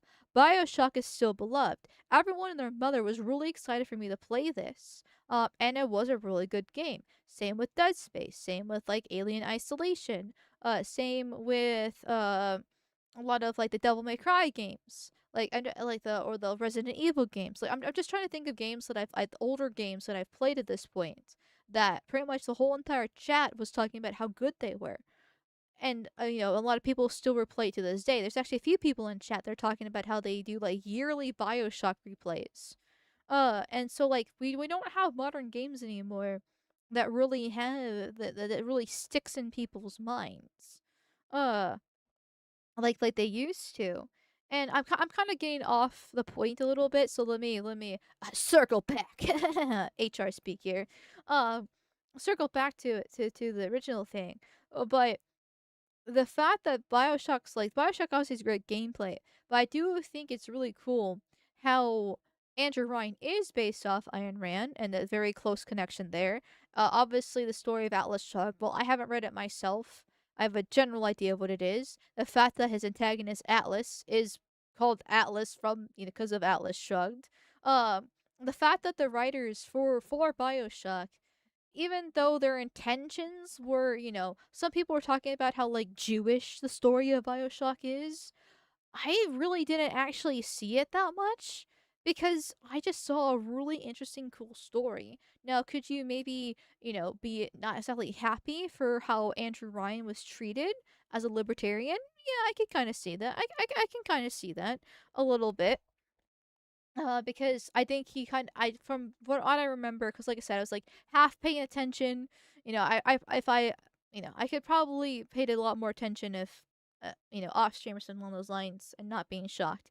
Uh, uh, but like, from what I was telling, like it definitely seems like he got screwed over a little bit. Not exactly by the writers, like they wrote him badly. I think they actually wrote him decently well. But just not fully understanding how right-leaning libertarianism actually works versus left-leaning libertarianism in a way. But like it's still a very very well written story for a relatively short game technically. Yeah. So I don't know, but I'm basically bringing it up now. Sorry, I've been tanging so long, I almost forgot my point. I basically, long story short, I think it's really cool what the writers actually did by using Ayn Rand as the example with Atlas Shrugged and turning it into what Bioshock has become. And I don't know, I just think that's really nice. To build a city at the bottom of the sea, insanity. But where else could we be free from the clutching hand of the parasites? Where else could we build an economy that they would not try to control, a society that they would not try to destroy? It was not impossible to build rapture at the bottom of the sea. It was impossible to build it anywhere else. See, because like I like Andrew Ryan's philosophy, like that the whole entire line right there about it's not possible to build rapture at the bottom of the sea. It's impossible to build it anywhere else. Like that's a very powerful line, and the voice actor that delivered it did a really good job too. And he's like I'm not a big fan of the government. You know, a nice little 30 on 30 when it comes to that too. And so I was like, okay, you know, like I actually kind of support a lot of his ideals. At the game's outset, Jack, the voiceless protagonist, is on board a plane that crashes in the middle of the Atlantic Ocean. As the only survivor, he makes his way to a nearby lighthouse. Upon entering it, Jack is greeted by a giant statue of Andrew Ryan with a banner reading, "No gods or kings, only man." Descending within the lighthouse, we discover a bathysphere serving as a waypoint between the surface and the city of Rapture. As we embark said bathysphere, Andrew Ryan explains his motivation for building the city. I am Andrew Ryan, and I'm here to ask you a question. Is a man not entitled to the sweat of his brow? No, says the man in Washington, it belongs to the poor. No, says the man in the Vatican, it belongs to God. No, says the man in Moscow, it belongs to everyone. I rejected those answers. Instead, I chose something different. I chose the impossible. I chose rapture. See, that's a very based opinion to have, in my Where opinion. the artist would not fear the censor, where the scientist would not be bound by petty morality, where the great would not be constrained by the small. And with the sweat of your brow, Rapture can become your city as well. As Ayn Rand stated, Like, I don't know. That sounds close to meritocracy to me to a certain degree, where basically like it's very much the boomer mentality of picking yourself by your bootstraps type of stuff. Like if you work hard, then you can actually become something. And a lot of cases, well, a lot of people did. Obviously, Fontaine and his whole mafia group, Time and Bomb, and how fucking a mad scientist she was, as well as Shuang, that character too. And there are other people that were able to make it through manipulation and various things. Obviously, then you have the problem of morality being a little bit more skewed because the scientists can do whatever, questionable things that they want, and a whole mafia can run the whole place. It became eventually Ryan's downfall because there wasn't really any order there. But it definitely sounds really nice on paper, especially without having government overreach. Because the thing about the whole Washington giving it to the poor, and then the Moscow giving it to everybody, both of those are, and I like how they mentioned Washington to the poor because it's already acknowledging the welfare state, even though the game's made in the mid '60s, which is when the welfare state was actually being kicked off. They thanks to um Lyndon B. Johnson because he massively expanded it there. And so they're both kind of like inequality systems. Or I should say systems based off inequality where your taxes are going to people who really don't actually deserve it, right? You're being fucked over by these two governments immensely. So actually keeping all your money and able to do your own thing without having the government overreach and regulating you and taxing you to death sounds pretty fucking nice to me. Not gonna lie. Though, obviously, you still need some government, and that's where I'm not full libertarian. her philosophy, quote, "In essence, is the concept of man as a heroic being, with his own happiness as the moral purpose of his life, with productive achievement as his noblest activity, and reason as his only absolute," unquote. In the end, all that matters to me is me. And all that matters to you is you. It is the nature of things. This is usually what longtime fans of the game focus on, but as Ken Levine, the lead director himself, said, quote, "Bioshock wasn't truly about a critique of objectivism. It was about something else," unquote. Huh? When we look a little deeper, we find quite a distinct narrative just beneath the surface. Yet, Did they not know what they were writing? Or did they not want to mention what that something else was? I could go back to I could frame by frame to find the screenshot, see if it explains more in the paragraph. But if it's not about objectivism and about something else, then what is that something else? Do you not? know what you're writing about and you're not gonna share with the class? It's subtle and not very forthcoming. Under the banner in the lighthouse entry is a plaque with a notable inscription. Quote, "In what country is there a place for people like me?" Unquote. Author Cody Klein of Kotaku magazine remarked on this inscription. Quote, "Those words imply that Rapture will be a home to those who don't belong anywhere else, but they also reveal the deep sorrow and pain that linger within its founder, Andrew Ryan, a Belarusian Jew who fled Eastern Europe in the wake of the Bolshevik Revolution. Right from the game's chilling opening, Ryan's Jewishness, and that of many other characters in Rapture, is more than just cultural window dressing. When was it ever pointed out he was Jewish in the game? Did I miss something? Like, I know Tannenbaum was Jewish, because her first few diaries talk about how she is feeling hot for the Nazis and being turned on by being used for their experiments there. Like, Tannenbaum's very much a Jew. But when did Andrew Ryan become Jewish? The fuck? Yeah, because Ayn Rand and Rand was Jewish, that's basically it. But like, obviously he's based off Ayn Rand, but doesn't mean he's literally Jewish himself. Yeah, Andrew Ryan changed his name? What? When was this ever mentioned in the story? Did I miss a diary? Did I miss like a room?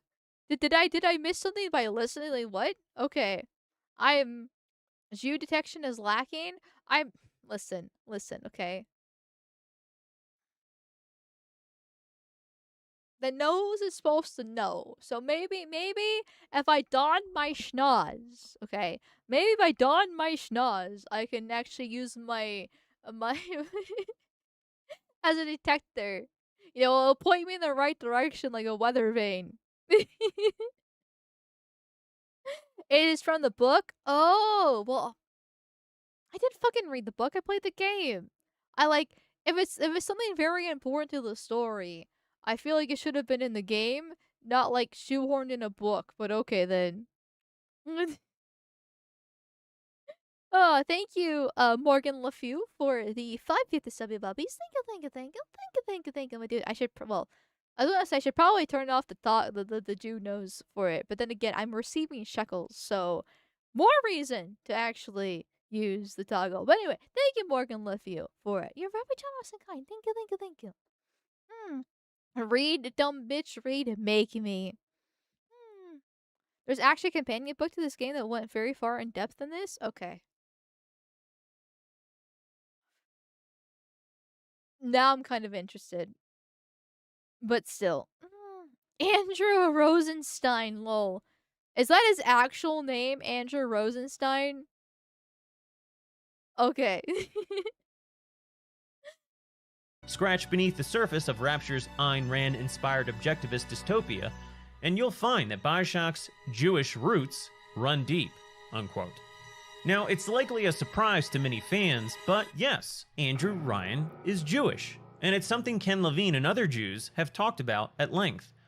Mike Futter of Game Informer was making a compilation of Jewish characters in video games when he received a note from Ken Levine, stating that half of Bioshock's cast was Jewish. But Futter, despite also being Jewish himself, was initially taken back. Quote, "Wait, what? I had figured Sandra Cohen is a sure thing. Cohen is one of the most Jewish names there is, as it translates directly to priest in Hebrew. And with his congregation of artists that he had assembled, this seemed to make a lot of sense." Okay, yeah. Levine continued though, Ryan, Steinman, Tenenbaum, Lutz, unquote.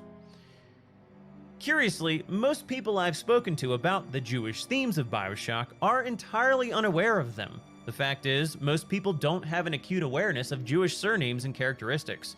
And the most explicit Bioshock ever gets about a Jewish theme is via some of Bridget Tenenbaum's monologue recordings, wherein she speaks of her experience in German concentration camps. I don't remember all the characters. Like, I don't remember Steinberg that much, but obviously Steinberg's a very Jewish name.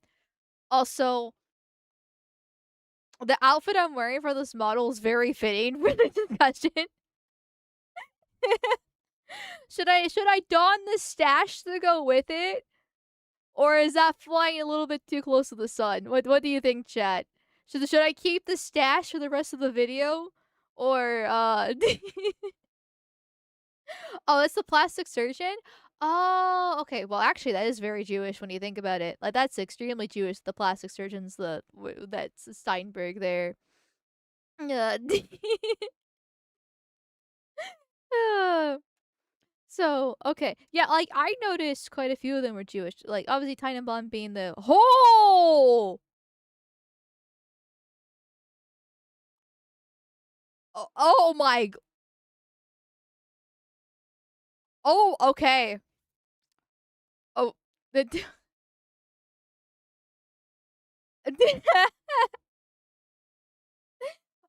Okay. Okay. Holy shit, Bezus.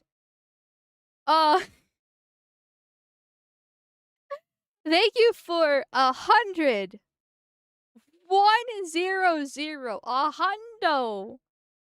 Fucking gifted subs on Kick. I literally 100 gifted subs.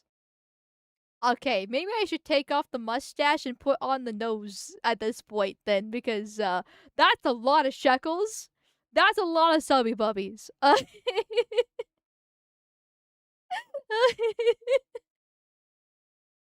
That's literally insane. Literally fucking insane. Here, that's crazy. Hail Bezos, yes, our Lord and Savior Bezos, not Bezos. Though I guess with those shekels, it could actually be Bezos, but no. Thank you again, Bezos, for 100 subby babies. Okay, wow. Okay, if you received a subby bubby from him, thank him like 100 times over, one for each subby bubby, because that's insane. There, Jesus Christ. He might be, yeah. I mean, the name's really similar. The shekels are similar. I'm just saying, it's quite accurate here. Jesus. Yeah, calls for the nose. Yeah, 100, holy hell. Yes. Oh, and he celebrates his own Slippy Bubby for 14 months in a row. Nice model, retard. Well, thank you. I'm glad you enjoyed the new model. I'm glad you like it a lot. Yeah. Thank you. I thank you for being a subby bubby for over a year now, and obviously, with the 100 subby bubbies yourself. Holy shit. That's crazy. Fuck. I thank you, your boy Joker, for being a resubby baby for 5 months in a row. Don't worry. Don't worry. I appreciate you too. And within 4 more months, I can give birth to you and you can be my child, my Nazi child. I guess it depends on what outfit I'm wearing when I do. But still. I thank you, Father Duder Second, for also being a subby bubby for 14 months in a row. Hi, Amal. Nice tits. Well, thank you. I'm glad you enjoy my titties. I'm glad you enjoy the titties. Here. And Kid Chameleon. Oh, I missed this. Kid Chameleon gifted 10 subs earlier, but I missed the fact that he was subby bubby for 2 months in a row. So thank you too. You guys have been God's goofiest guy for 4 months. Holy shit, I've missed so many subby bubbies. I am so sorry, guys. I got distracted with the model reveal. Thank you. Thank you. Oh, Ralphion for 10 months and Vin the Mad OG for 11 months. You guys are so nice and generous to me. I I don't understand. I'm just a fucking void on the internet. Why are you so nice? Stop this. This is gay. This is gay. Stop being gay. We don't like the gays here, okay? We execute the gays. God damn it, Cat Bear Margin. For giving another 55 subby bubbies as well. You guys are too nice. You guys are far too nice to me. Raper with gifted subs. I mean, don't get me wrong. I like being raped. I like being raped, but don't rape me with kindness. That's too much. That's too much. That makes me feel all weird and shit, and I don't like it.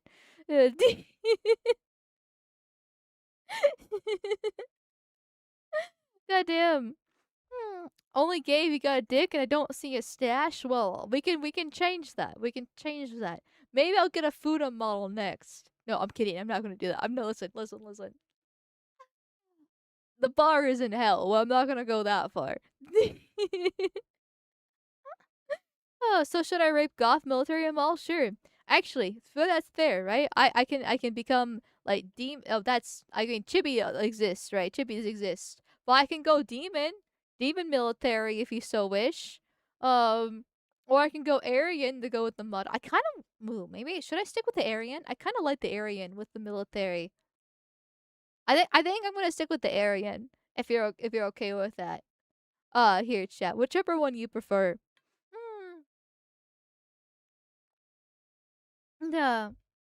Really like the Aryan version? Good, I'm glad. Thank you. It looks really good, in my opinion, too. Aryan is fucking hot. Okay, Aryan is staying on during sex. Got it. Hmm. Yeah. But thank you. Thank you, chat, for being generous. Thank you, Beezos, once again for the 100 subby bubbies. Cat Bear Curmudgeon for 5 gifted subby bubbies, and everybody else celebrating their subby bubbies too. You guys are very nice to me. Oh my god. Mm. Cat Bear Curmudgeon is it coming in hot once again with 500 Rope tokens. Thank you. Mauls my entertainment when not listening to audiobooks when in the welding workshop. Well, I'm glad you enjoy. I know welding's like quite difficult and a hot and sweaty job. So I'm glad I can give you some sort of entertainment beyond just audiobooks with my dumb void noises. I'll just with my very dumb void noises where I'm like, oh, sorry, I'm retarded.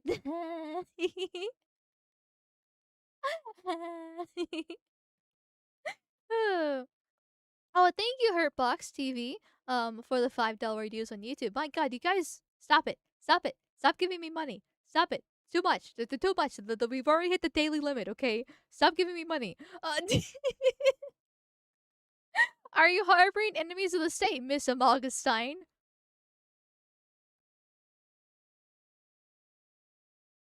I'm gonna be sending you to the working fields, sir. And if you keep this up, I hope you like showers, as I will be giving you quite a nice shower when I'm done with you. Don't you ever refer to me with a sign again, even if my schnoz might be a little bit bigger than normal, okay? Do you not see my stash underneath my schnoz? Okay? I'm clearly not Jewish. I'm clearly not Jewish. No matter what you say, no matter what you do, I'm a proud Amalgamyte. That's the wrong button. That would have been a lot better if it was the right button. But it works.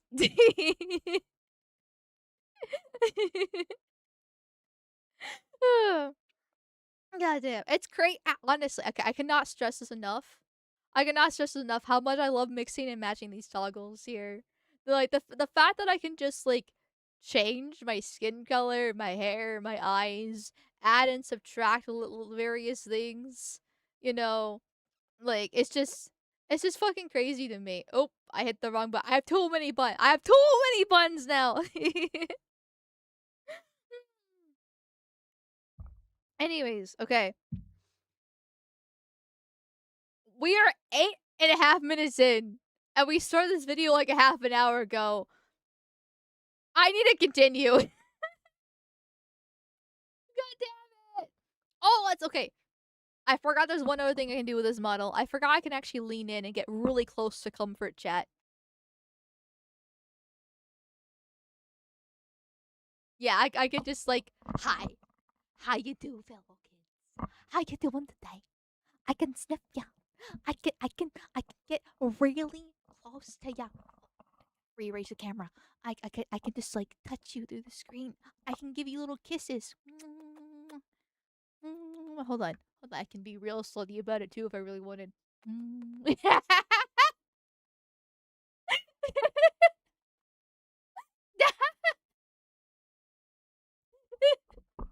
Okay, let's do the video. Let's do the video before I actually become a legit YouTuber. I was at German prison camp, only 16 years old when I realized I have love for science.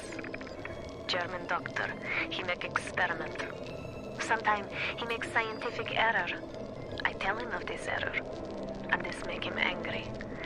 But then he asks, how can a child know such a thing? I tell him sometimes I just know. He screams at me, then why tell me? Well, I said, if you are going to do such things, at least you should do them properly.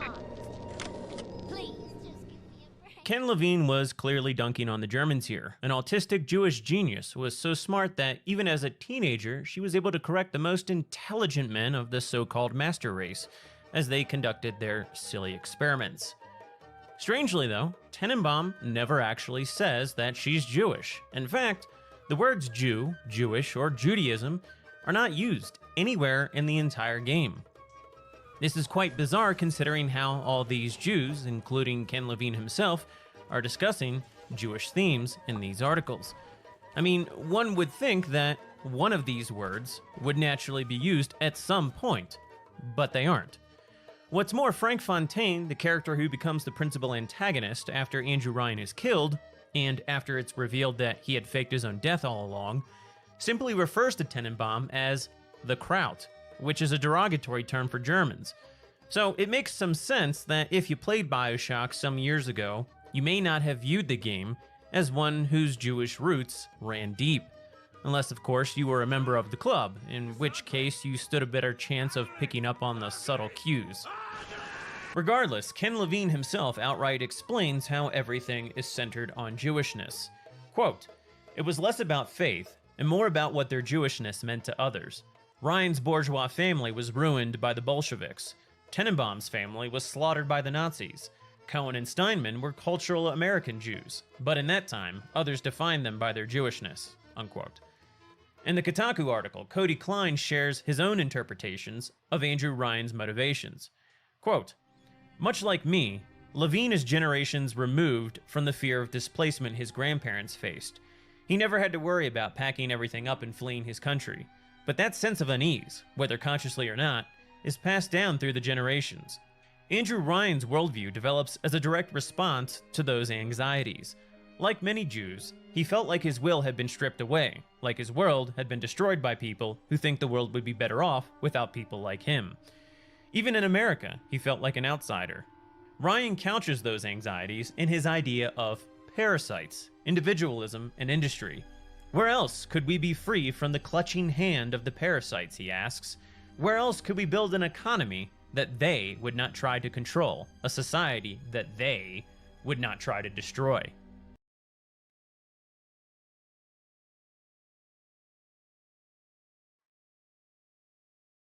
Uh, you know, if I was like really anti-Semitic, which I would never ever be anti-Semitic in my entire life, I would assume that Ryan was actually calling the Jews parasites because there is a conspiracy theory for various terms and technology, all that fun stuff. That they run all the world governments, and they're actually a big part of the Bolshevik revolution and Russia there. And they're the ones actually making America worse. They were the lawyers that brought the civil rights movements, which brought all the welfare state in the 60s that he was complaining about, where this whatever brow goes to the poor. Like, you could technically make the argument that, like, that's the real allegory to the tiny hats within the game, at least from Ryan's perspective. I mean, obviously, Bob and Steinberg and Cohen, all that fun stuff are Jewish, but, like, I would never have thought that Ryan would be the actual Jew, and that he would see the Goyim as the parasites, which I guess that actually does line up with the tiny hat worldview, that the Goyim are retarded and need to be killed, literally.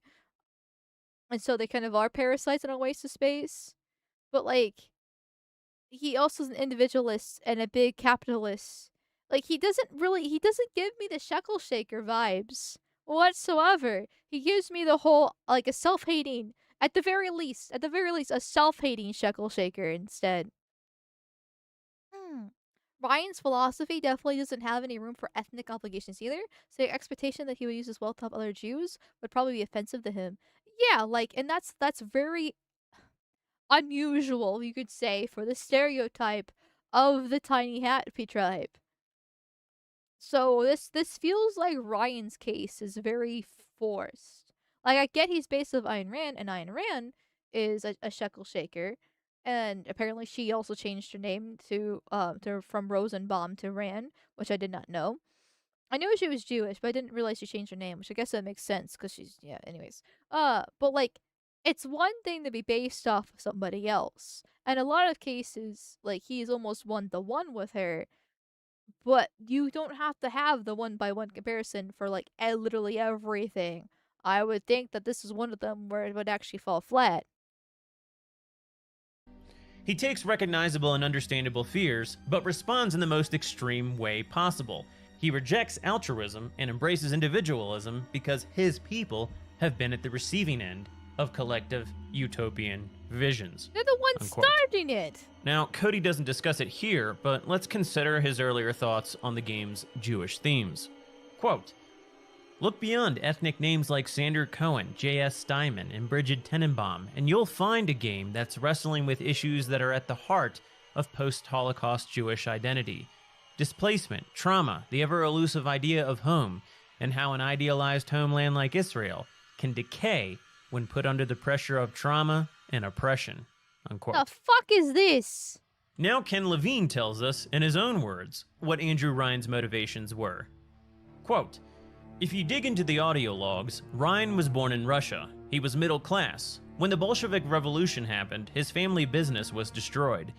That was a defining event for him, the nationalization of all these industries. His family business was destroyed, and Jews weren't exactly beloved in Russia to begin with, but especially a bourgeois Jew."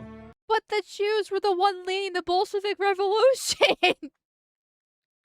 I mean, I get that he was technically part of the bourgeoisie, but like, and obviously if he's not siding with them, they're gonna kick him out. But you can't be like, oh, he was poor oppressed because he's a Jew, when the Jews were the one that did it. Like, you can say that he was oppressed because he was bourgeoisie, he's middle class, but you can't say it's because he was a shekel shaker. The fuck? His family came to America, and he lived his life in response to that event, that would never happen to him again. He had a mistrust of government, a mistrust of socialism, a mistrust of all those things. That led him to becoming the guy he was. Even America was too government-oriented for him. It's why he created Rapture. It's all a response to this thing that happened when he was a kid, and because he was Jewish. The shekel shakers love government. That's why they constantly subvert and usurp it. Okay, Levine is a very hook-nosed name in itself. And so I'm assuming he's writing this in a way, or making this article in a way, on purpose to make it sound, oh, poor us. Oh, we're the tiny hat tribe. We're always victims of society, but we're not ever going to look in the mirror and wonder why we are actual victims of society. Oh, poor us. Ooh, oh. Ugh. Unquote. Now, while Ryan's past life in Russia is briefly mentioned in one of Ryan's speeches over Rapture's intercom system, again, no material within the game states outright that he, or anyone else, was Jewish. So again, it's strange that Ken was so focused on his character's Jewishness, yet never explained it to an audience who probably didn't have the knowledge to pick up on it. So, better luck next time. Now, regarding the Bolsheviks, and both Cody Klein and Ken Levine's notion that the Jews had been at the negative end of collective utopian visions, The thing is, Bolshevism was largely a Jewish-led movement, Thank and you! people at the time of the Thank you! revolution openly acknowledged it. Winston Churchill wrote a whole piece in the Sunday Herald about it. At one point, he states, quote, "There is no need to exaggerate the part played in the creation of Bolshevism and in the actual bringing about of the Russian Revolution by these international and for the most part atheistical Jews. It is certainly a very great one. It probably outweighs all others. With the notable exception of Lenin, the majority of the leading figures are Jews. Moreover, the principal inspiration and driving power comes from the Jewish leaders." Unquote.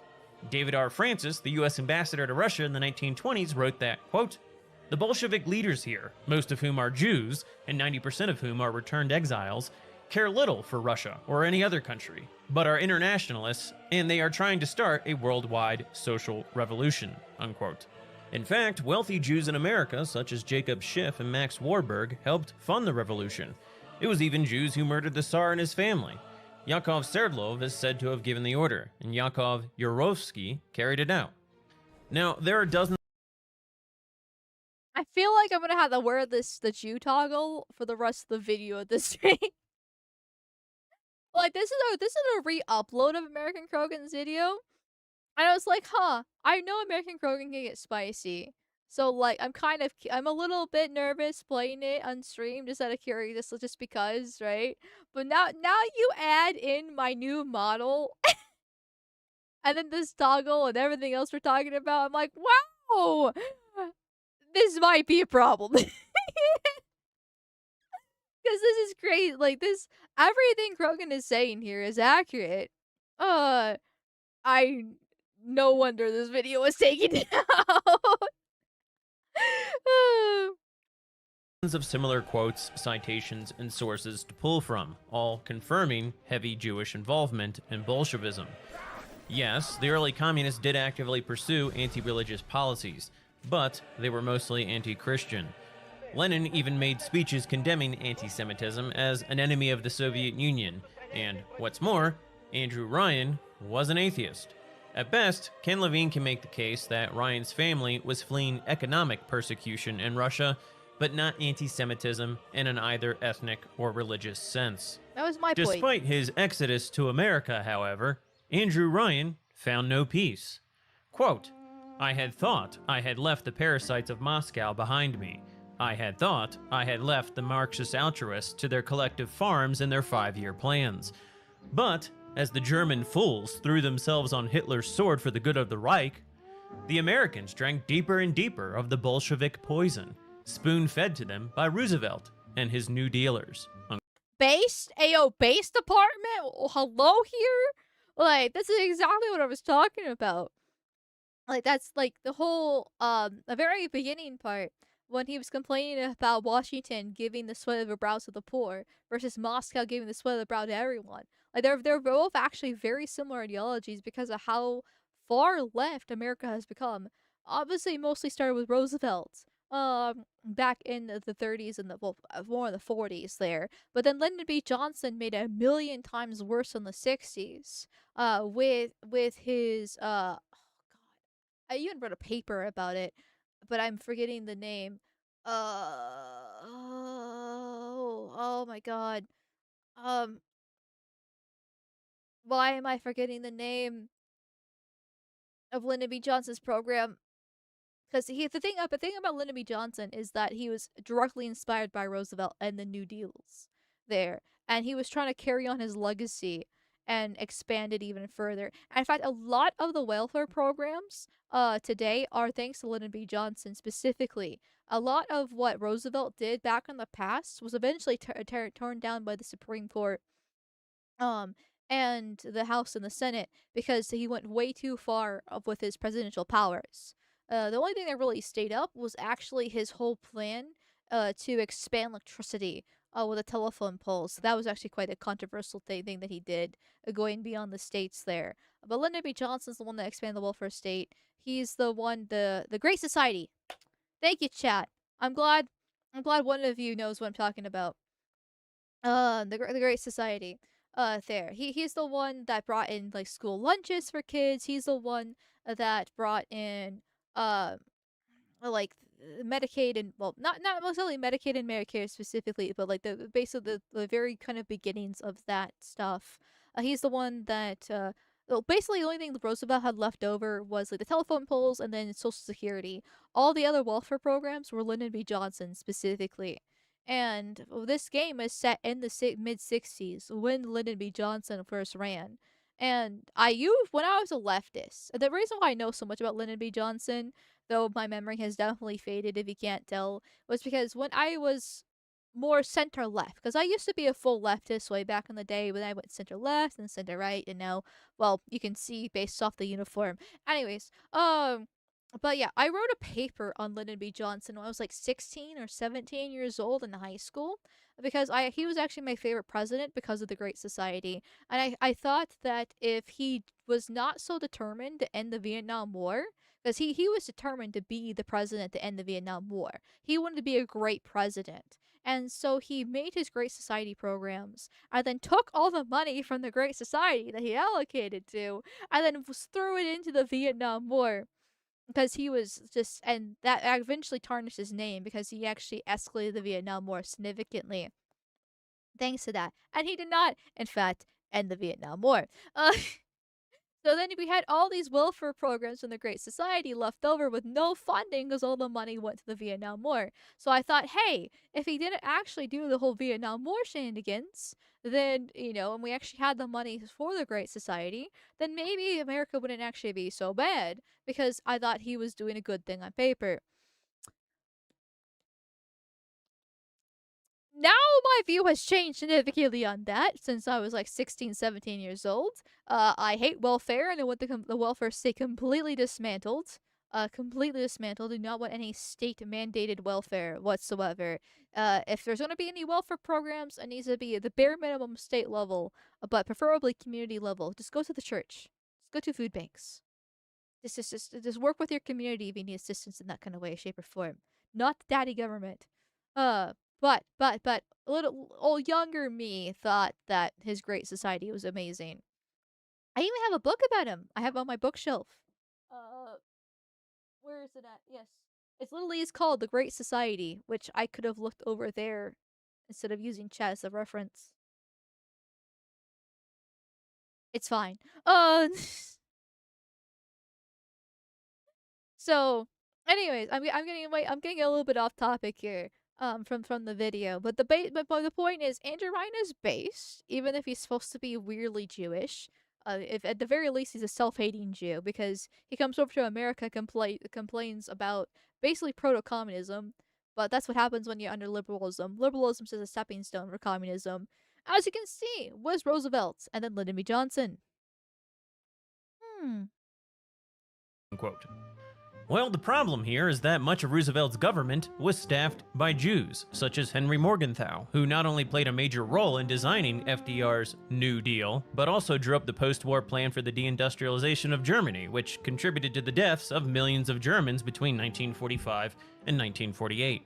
But putting aside Ken's depiction of historical movements with heavy Jewish participation as anti-Semitic, the game really doesn't explore Judaism at all, in a sense that was accessible, at least, to a mainly Gentile audience. If anything, it explores Jewish victimhood under a veneer of non-Jewish symbolism. For example, the term rapture is Christian, not Jewish. It's the traditional belief that upon the second coming, Jesus will carry away the righteous to heaven. What's more, to undermine Ryan's rule, Atlas smuggles in Christian Bibles, and the game portrays this, repeatedly so, within the confines of a trope that religion isn't anything other than a way for evil men to exploit the masses. Then there's the nomenclature of the game's level design, which mostly refers to aspects of Greco-Roman culture. Arcadia, the underwater forest within Rapture, is a reference to the Greek notion of harmony with nature. Neptune's bounty alludes to the Roman god of the sea. Olympus Heights is where Rapture's elites coincidentally all reside. Then there's Poseidon's Plaza. Most importantly, however, there's the Hephaestus Core and Point Prometheus, which I believe are of significant symbolic importance. In Greek mythology, Hephaestus was basically the blacksmith for the gods on Mount Olympus. He was worshipped in the manufacturing and industrial centers of ancient Greece. Now, there are differing myths, but in all of them, Hephaestus is deformed, lame, and ugly, and at one point or another is thrown from Mount Olympus into the sea. In one myth, he's rejected at birth by his mother Hera, but in another account, the god was thrown from Mount Olympus by Zeus for attempting to rescue his mother from Zeus's advances. Some writers attributed his deformity to this. Prometheus is known in Greek mythology for having defied the gods by stealing fire from Hephaestus, after which he gave it to humanity, thereby ushering in civilization.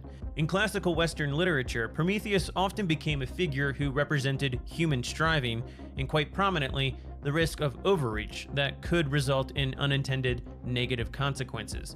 We'll tie the symbolism of these two figures together in a moment. At the outset of Bioshock, the character Atlas helps you navigate the dangers of Rapture and solicits your help to rescue his wife and child, Moira and Patrick, who are trapped in a submarine. Later on in Even Atlas is technically Greek inspired, too. I mean, obviously it's supposed to be based off Atlas Shrugged, more specifically with Iron Man, but Atlas, if I remember correctly, and chat can correct me if I'm wrong, but he was actually a Titan, not actually a god, because the Titans and gods are different. But he was a Titan that's holding up the worlds. To keep it spinning. So, like, hence why maps are, used to be called atlases back in the day, because it's supposed to represent the world. Uh, then again, my Greek mythology, like everything else in my mind, has fading away as it becoming dumber. It's fine. He held up the sky? I thought it was the world.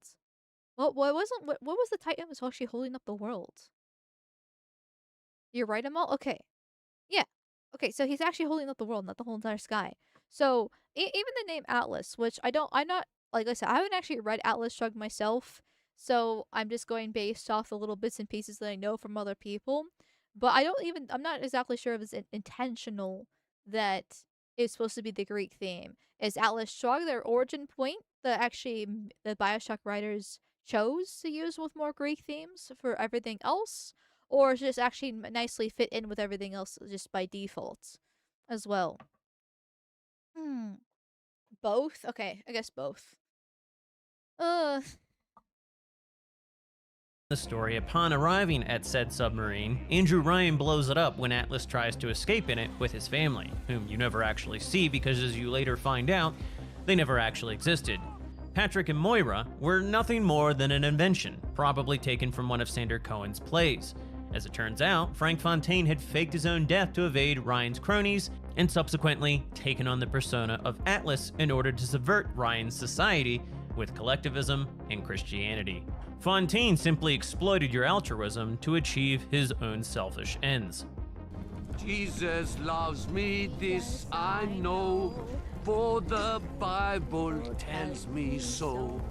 Little ones to him belong. They are weak, but he is strong. But none of this is known to the player when Ryan blows up the submarine, so the player assumes that Ryan just murdered some poor Irish bloke's family in cold blood, and is now— To be fair, when I was playing the game, I was just like, how are they alive just vibing in the sub? Like, there's a bunch of crazed people running about and wanting to murder everything. So how are they just chilling there? Especially by the time I got there, and the events of Rapture seem to have happened for a few weeks, few months. I'm gonna probably go with a few weeks. That was kind of the vibe I was getting with, that things were going to hell and falling apart because the amount of decay and the how broken a lot of the buildings and the structure was gave me the vibes it's been that way for at least a while. So the fact there was even any like normal people left was surprising in general. But then I was like, okay, whatever. It's just writing purposes. Tannenbaum's a smart scientist. Fontaine's Fontaine. Ryan's the owner of the place. Atlas, I didn't really understand, but he was just like the main character. Oh, not the main character, but like the person helping me out in general. But like, how is his wife and kids actually okay? Like, it didn't logically make sense to me. But the fact that they're fake and gay, well, that makes a lot more sense.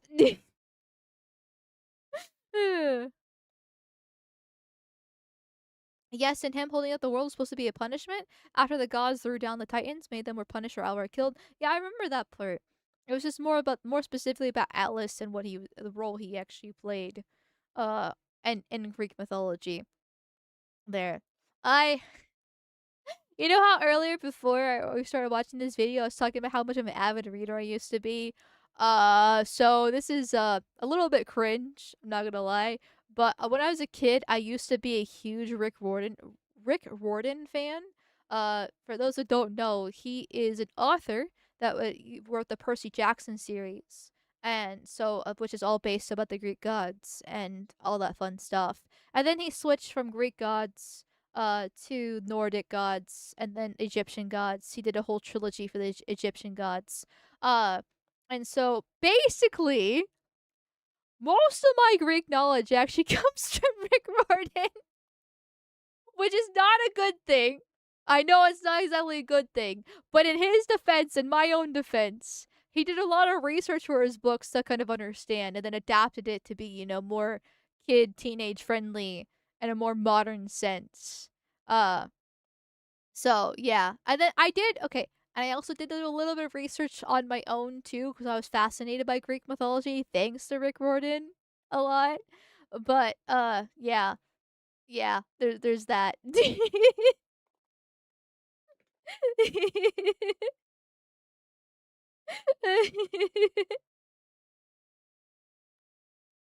Oh, good. She's unreliable. Yeah, well, I am. Listen, I'm just a dumb boy. Okay, I'm just a dumb boy that likes to yap on the internet. It's fine. It's fine. Oh, fuck. I do have a lot of books over my bookshelf about Nordic myths. Um,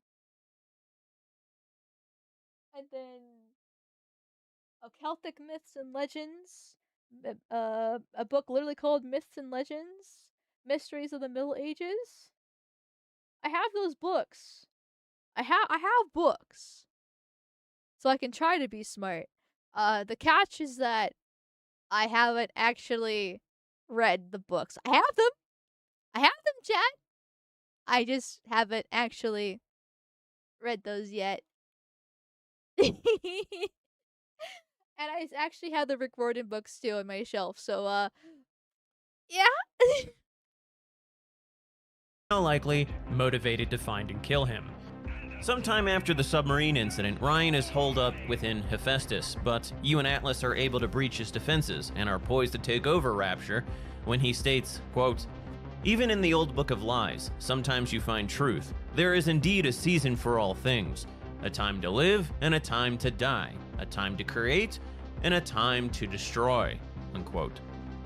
He's referring to a passage within the Torah, specifically Ecclesiastes 3.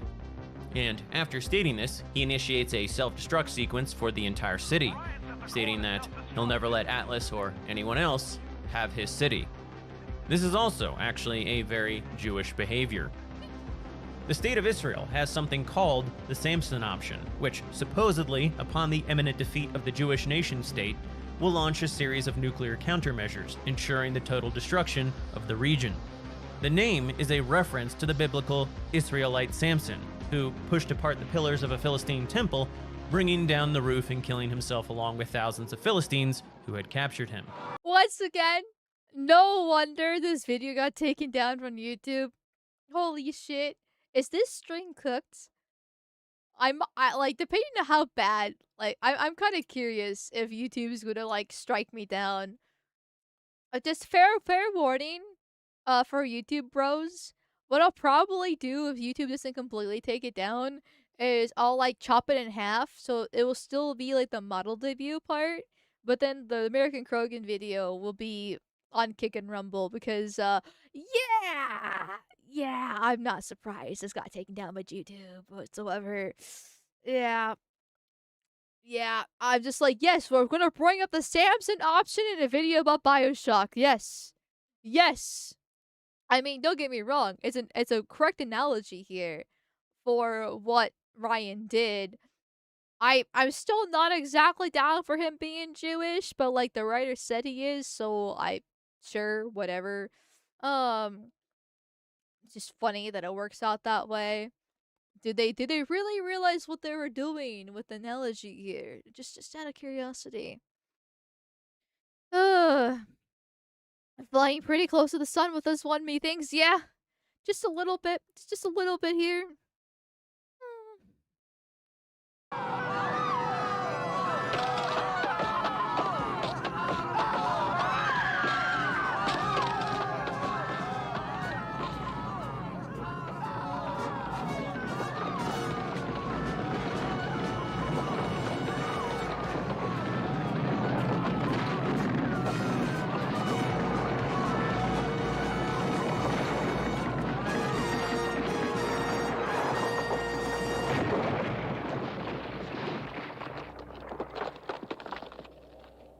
And thus perished Samson, and with him more of his enemy than he had slain in his lifetime. In 2002, David D. Perlmutter, with regards to the Samson option, wrote the following, quote, "The Jews understand what passive and powerless acceptance of doom has meant for them in the past, and they have ensured against it. Masada was not an example to follow. It hurt the Romans, not a whit.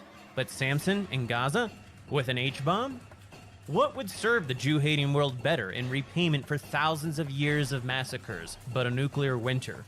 Or invite all those tut-tutting European statesmen and peace activists to join us in the ovens? For the first time in history, a people facing extermination while the world either cackles or looks away, unlike the Armenians, Tibetans, World War II European Jews, or Rwandans, have the power to destroy the world. The ultimate justice? Question mark? Unquote. In any event, you finally confront Ryan, kill him, Okay, and then. then take the key to Rapture off his dead body and plug it into the mainframe, which will cancel Ryan's version of the Samson option.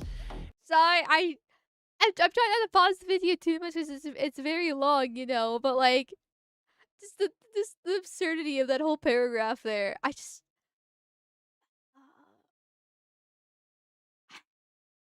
The uniform I'm wearing is quite fitting. I just cannot stress that enough. Holy shit. Just when you think you're antiseptic, you realize you can be more antiseptic. Somehow. Somehow. It's then that Atlas reveals that he is in fact Frank Fontaine and that he has betrayed you.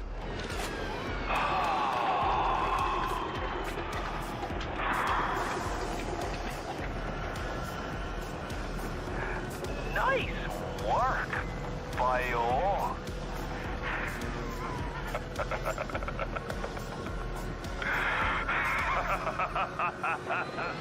Thanks for everything, kid. Point Prometheus, a level the player must explore in pursuit of Frank Fontaine after Andrew Ryan's death here, is Rapture's genetic research center, mainly focused on eugenics and the harvesting of Adam. Coincidentally, Point Prometheus was established and run by Frank Fontaine, and its activities again are tied to the downfall of Rapture. And here, wait. He brought up the fact that Prometheus was the one that stole the fire from Hephaestus. I can never pronounce that Greek god's name. I butchered it in my playthrough. I'm gonna butcher it now. But the Hephaestus core is where the whole energy for Rapture is, built by Ryan. So Prometheus being the area where they do the genetic and testing on everything to create the little sisters and big daddies and more Adam and stuff like that as a way to take over Rapture from Ryan, and it's basically like taking over the core from the flame. I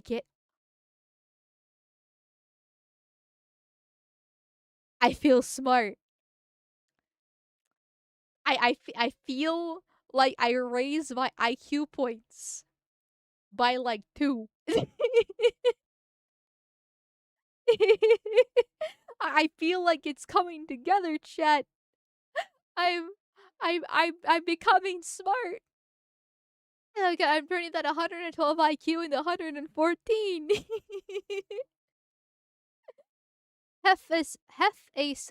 Wait. Hephaestus. Hephaestus. Hephaestus. Thank you, Bezus. Hephaestus. Ha ha Hephaestus. I'm gonna butcher that in 5 minutes. Actually, less than that. She's becoming all powerful. Yes, I have the power. I have the power of Greek mythology on my side in anime. Well, what's 2 plus 1? 3. I'm smart. Exactly, I am smart. I know what 2 plus 2 means. It means it's 5. We can finally make sense of Ken Levine's usage of Prometheus and Hephaestus. Andrew Ryan is Hephaestus, the creator, the smith, a titan of industry who became deformed after being cast down from Mount Olympus into the sea, after being rejected by Gentile society. Frank Fontaine is Prometheus. Fontaine looks a lot hotter in the profile pic that they use in the game and not this official art. Holy shit. What a downgrade. Oh my god. I mean, I thought Fontaine's a little bit hot too, just because he's an evil, manipulative asshole. And, you know, mafia boss and all that fun stuff, but damn. Damn. Anyway. Clever trickster who snuck into Hephaestus' workshop and stole fire from his forge. Frank Fontaine usurped Ryan's power and ability, and this ambition had the unforeseen consequences of destroying the very utopia he sought to control. My strength is not in steel and fire. That is what the parasites will never understand. Note that Fontaine is not Jewish, and Ryan actually refers to him as a parasite.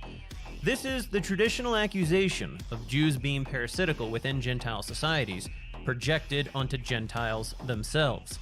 As Wikipedia aptly states, the Jewish parasite is a notion that dates back to the time of the Enlightenment.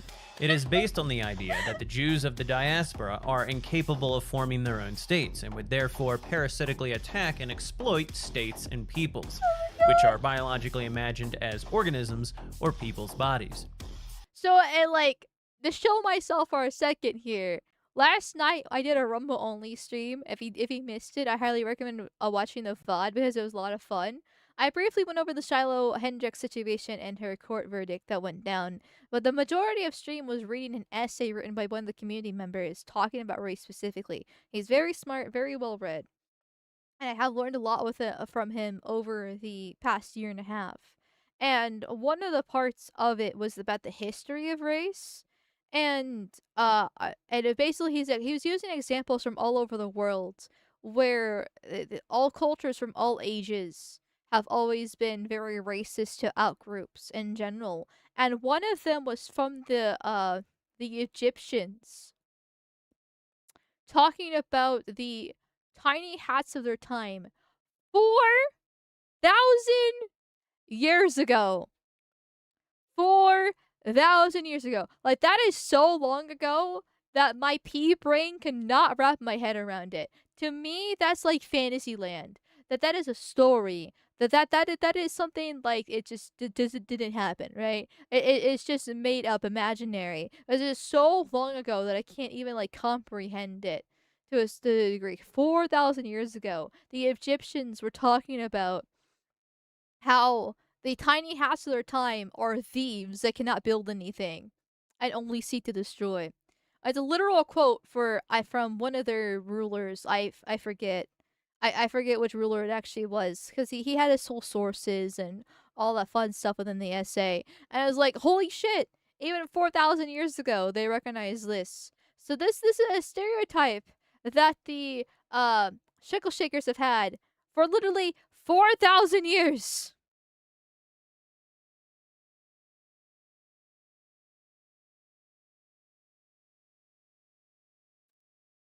$4,000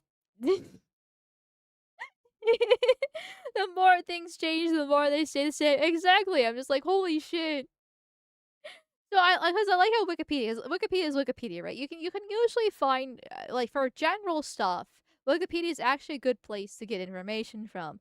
If it goes anything political, then it's gonna be heavily skewed, like bias-wise. So the fact that they're like, oh yes, there's a notion that dates back to the time of the Enlightenment. I'm like, no, no, this has been going on until literally like 60 years ago. Literally at the end of World War II is when people's opinions changed.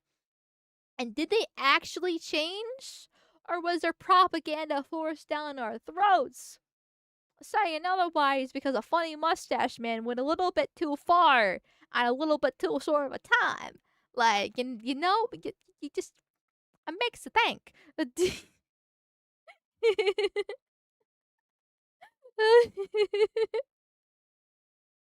Ah, goddamn.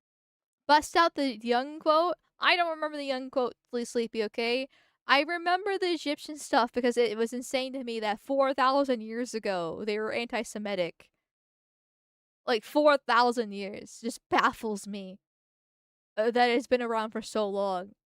And now, just because a funny mustache man 80 years ago did something bad, that we can't be anti-Semitic anymore. It's like, okay then. Okay. Um, holy shit, that model looks amazing. Well, thank you, Salt, and thank you for stopping by stream. I know you've had a very busy life, over more recently with things going on. So thank you, my dude, for liking the model and stopping by. The stereotype is often associated with the accusation of usury and the separation of creative, i.e. productive, and raffling, non-productive capital.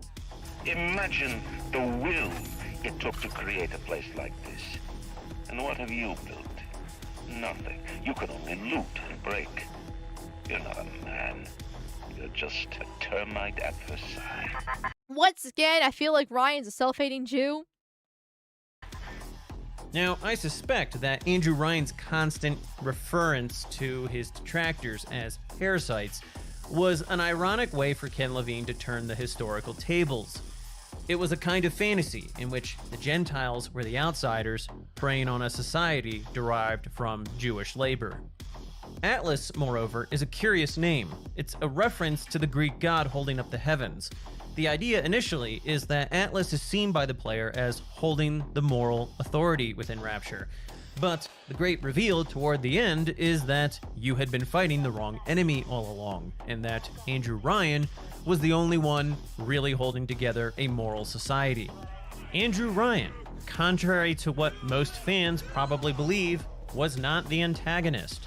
He is a victim, both to the aforementioned anxieties imposed. Oh, is this the bad ending? Because I did the good ending by saving the little children, the little girls. As I don't remember this scene, so I'm assuming it's the bad ending, technically. But, like, I'm not gonna say Andrew Ryan's antagonist, but he's a morally flawed character. Because while I agree with his principles to a certain extent, he clearly he let Rapture go out of hand by trying to create his libertarian utopia. Like, he didn't actually create a right-wing libertarian society that probably could have actually functioned if he put some rules and regulations from the get-go, but he was so adverse to becoming like government that he let it flourish as it was, which allowed Fontaine to get power in the first place with help of Tannenbaum, and, well, it became his own downfall. Like, he's, in a way, he's kind of like some sort of tragic hero, but he's very clearly flawed, and he did fuck up a lot along the way, too. It's just Fontaine's the evil bastard. It's from the DLC? Wait, what? There's a DLC, the Bioshock? Oh, from the Infinite DLC, I think. Okay, I'm not playing Infinite. So, I was like, what do you mean there's a DLC, the regular Bioshock, and why didn't I play it? Imposed upon him in Gentile society, and an actual Gentile who came to take his city. Much of Andrew Ryan's immoral behavior can be chalked up as a reaction to Frank Fontaine's greediness and lust over Ryan's creation. Within Bioshock's story, it's also revealed that Frank Fontaine not only brought down Rapture, but was also responsible for the abominable creation of the Big Daddies and Little Sisters, the latter being the method for mass-producing Adam. Adam, no doubt a religious reference to the creation myth within Genesis, quickly became all the rage after it was commercialized by Frank Fontaine to the point of exploitation. But did Fontaine discover Adam? No. It was Brigid Tenenbaum, the autistic Jewish genius. I saw one of the smugglers having a game of catching on the docks today. And this surprised me because his hands were crippled during the war. He was unloading the barge the other day when he was bitten from the sea slug. He woke up the next morning and he found he could move his fingers for the first time in years. I asked him if he still had that sea slug. As luck would have it, he did.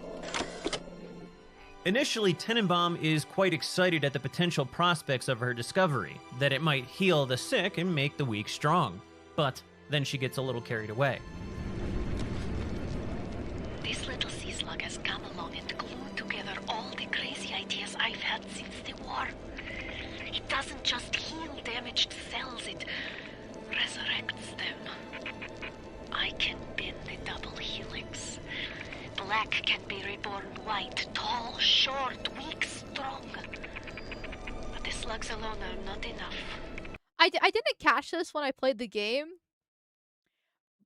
but she's talking about how, weak people are and all their little different flaws. And she says tall can become, tall, short, right? By basically changing people's genetic codes. But I like how she says black can be reborn white. The game is not very racist, other than the weird Jewishness within it. But even then, it's like a lot of it is stereotypical Jewish. A lot of part isn't at the same time. Is it them trying to be like the saviors, the good people overall? But just the fact that she says black can be reborn right, like yes. Poor Amalgamyte. Well, poor Amalgamyte. She would be executed under Tenenbaum's reign.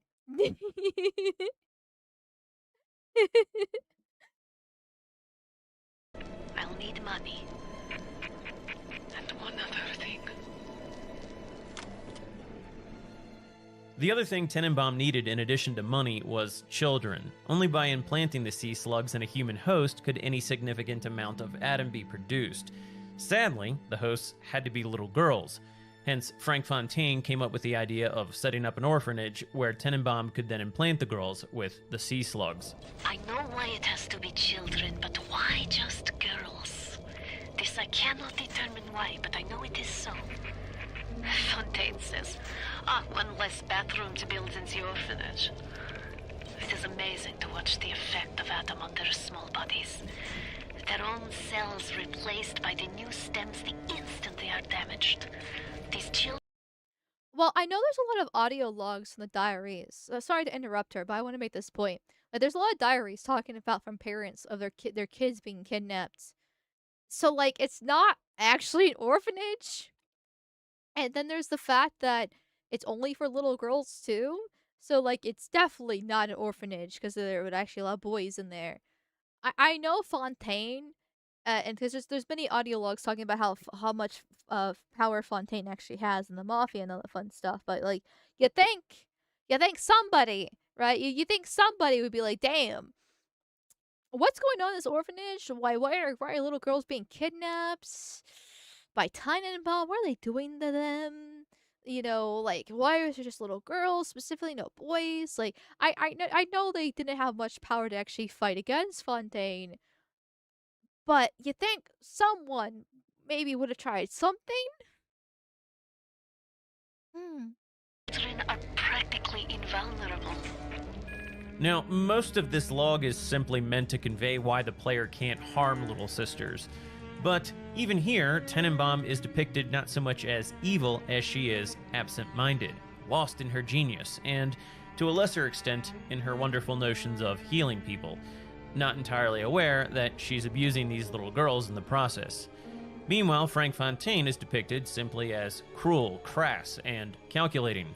This is cemented even more so in another audio diary, wherein he refers to his initial conversations with Tenenbaum about the economic prospects of Adam. Spent the morning jawing with that crowd scientist. She's damaged goods, all right. Just like all those chumps they scraped out of them prison camps. But she's no crackpot. She's gonna make me the kind of scratch that'll have Ryan look like he's running a paper route. She just needs some supplies to get the ball rolling and a friend to watch her back. Note that Fontaine is taking a jab at Jews who survived the Holocaust. Those chumps they scraped out of them prison camps. But curiously, Levine obfuscates it somewhat by referring to Tenenbaum as a kraut. Now, to Ken Levine's credit, however, one of Tenenbaum's monologues does suggest personal agency and an acknowledgement of her mistreatment of the Little Sisters. What makes something like me? I look at genes all day long, and never do I see the blueprint of sin. I could blame the Germans, but in truth I did not find tormentors in the prison camp, but kindred spirits. These children I brutalized have awoken something inside that for most is beautiful and natural, but in me is an abomination. My maternal instinct. But this is kind of the thing. Tenenbaum has a redemption arc whereby she deeply reflects on her actions, and she repeatedly attempts to convince the player to save the Little Sisters. Meanwhile, Frank Fontaine remains an entirely one-dimensional 2-bit villain absent any real humanity. I'm assuming it's because she's a woman, and because Fontaine is supposed to be the main antagonist, which, like, I'm not completely against it. Like, I did slightly annoy me when I was playing the game, because, like, okay, she's a woman, and she's a Jew, and, you know, I could see the little bit of the creeping of leftism in there, even though this game was before DEI purposes, technically. When it comes to these different things, when I was like, okay, I kind of, like, chalked it up to the fact, like, okay, yeah, she's a mad scientist, but with that maternal instinct little dialogue that she did, it's more like, okay, she put her research over everything else, but, like, she's constantly fighting back from her maternal instinct to actually protect these girls. And so, like, she was sort of kind of taking care of them even after she, you know, fucked them up permanently with the atom. And when Raptor went to shit, this is basically how her time to shine. Basically, like, she's like, okay, it's this experiment is over. Like, the damage is done. I really fucked up these girls, and so the very least I can do is actually try to save them from actually being killed. And, you know, and try to reverse what's been done to them at the best of my ability. Which actually isn't that bad of a redemption arc. Like, it's a pretty good character writing in my personal void opinion. It's just the only thing that kind of irks me is because it does feel like she's the woman part is important because of the maternal instinct, but then the Jew part a little bit too. But, like, I was like, okay, whatever. I for the sake I can suspend the little annoyances for the sake of fantasy, because everything else about it seemed like a good story arc to me, personally. The wokeness just became more obvious in 2010s. Oh yeah, I know. Like, we do movie night Discord server. Speaking of which, there'll be movie night tomorrow after the vampire campaign on Arch's channel. Uh, so I'm not sure what movie we're watching. Train will do a poll of either tonight or tomorrow for it. But anyways, but basically, we've been watching a bunch of movies in the Discord server because I haven't actually watched many movies in my life. And looking back and seeing, like, these very, you know, what we would call woke these days themes, like the strong empowered woman, girl boss, you know, some black character acting like a normal person instead of a chimp, uh, you know, the rats infesting the place, you know, or like, I don't know, there's a lot of, like, normalizations for various things, which aren't really blatant in your face, right? The character is not moral grandstanding and being like, ha ha ha ha, I'm amazing because I'm a woman, you know, or because I'm black, or whatever the case. They're not doing that, but it's a little bit more in your face at how they're actually trying to, you know, bring in diversity and woman empowerment, and, you know, another popular trope is, like, turning white men into gags, you know, basically emasculating them, making fun of them, you know, making them into buffoons and incompetent, and then having the woman step in. Like, all these different tropes, which were, like, more used for comedy to insult white men. Like, it's just like once you see it, you can't unsee it. And it makes it kind of hard to actually enjoy some of this older stuff because of that factor. And it's unfortunate because like in this case with Tannenbaum, right? Like I think her characterizations actually in her story arc is actually good, but because of the vaginal pass and the nose that she has, the schnoz that she dons, it's still there and still irritates me just slightly. Just slightly. Just a little bit. Because once you see it, you can't unsee it here. Hmm. Uh. uh. So, the incompetent father trope was so dated. Yeah, it's really annoying. Anyway, back to the video because I started yapping again. What do you take me for? Some kind of mental incompetent? We tossed Mother Goose's roost the moment she decided to grow a conscience. Even some of Tenenbaum's audio logs allude to a developing hatred of Fontaine. One of the children came and sat in my lap. I push her off. I shout, "Get away from me!" I can see the Adam oozing out of the corner of her mouth, is thick and green. Her filthy hair hanging in her face, her dirty clothes, and that dead glow in her eye. I feel hatred, like I never felt before, in my chest, bitter, burning fury. I can barely breathe. And suddenly I know, it is not this child I hate. Now, it could be that Tenenbaum is simply referring to herself here, but I suspect not. Again, it was Fontaine's idea to create the orphanages, and more importantly, it's ultimately against Fontaine that the player is pitted, not Tenenbaum. Once Ryan is dead and gone and Atlas is revealed to be Fontaine, it's also Tenenbaum who replaces Atlas as your moral compass. What is this you wait for? Go and get this idiot! What's more, even before Atlas is revealed to be Fontaine, he encourages you, against Tenenbaum's wishes, to harvest the atom directly from the Little Sisters, which would kill them. The path of the righteous is not always easy, yes. The reward will become clear in time. Be patient. Tenenbaum's playing you for a sap. Those things may look like wee little girls, but looks don't make it so. You need all the atom you can get to survive.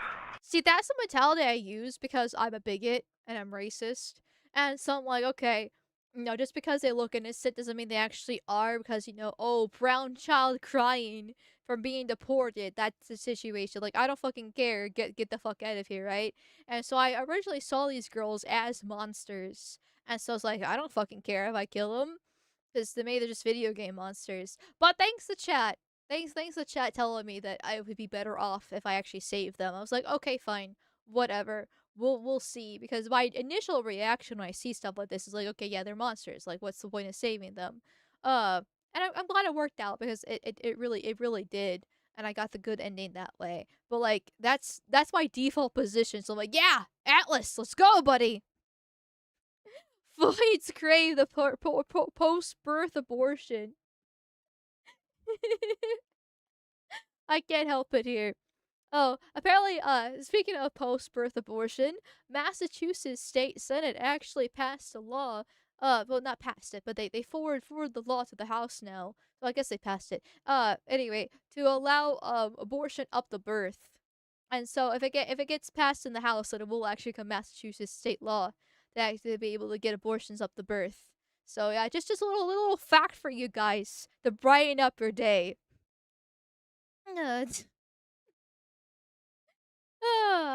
But anyways, chat. I'll be back in a minute. The piss princess. The hair matches the drapes. Anyway, I'll be back in just a minute. BRB.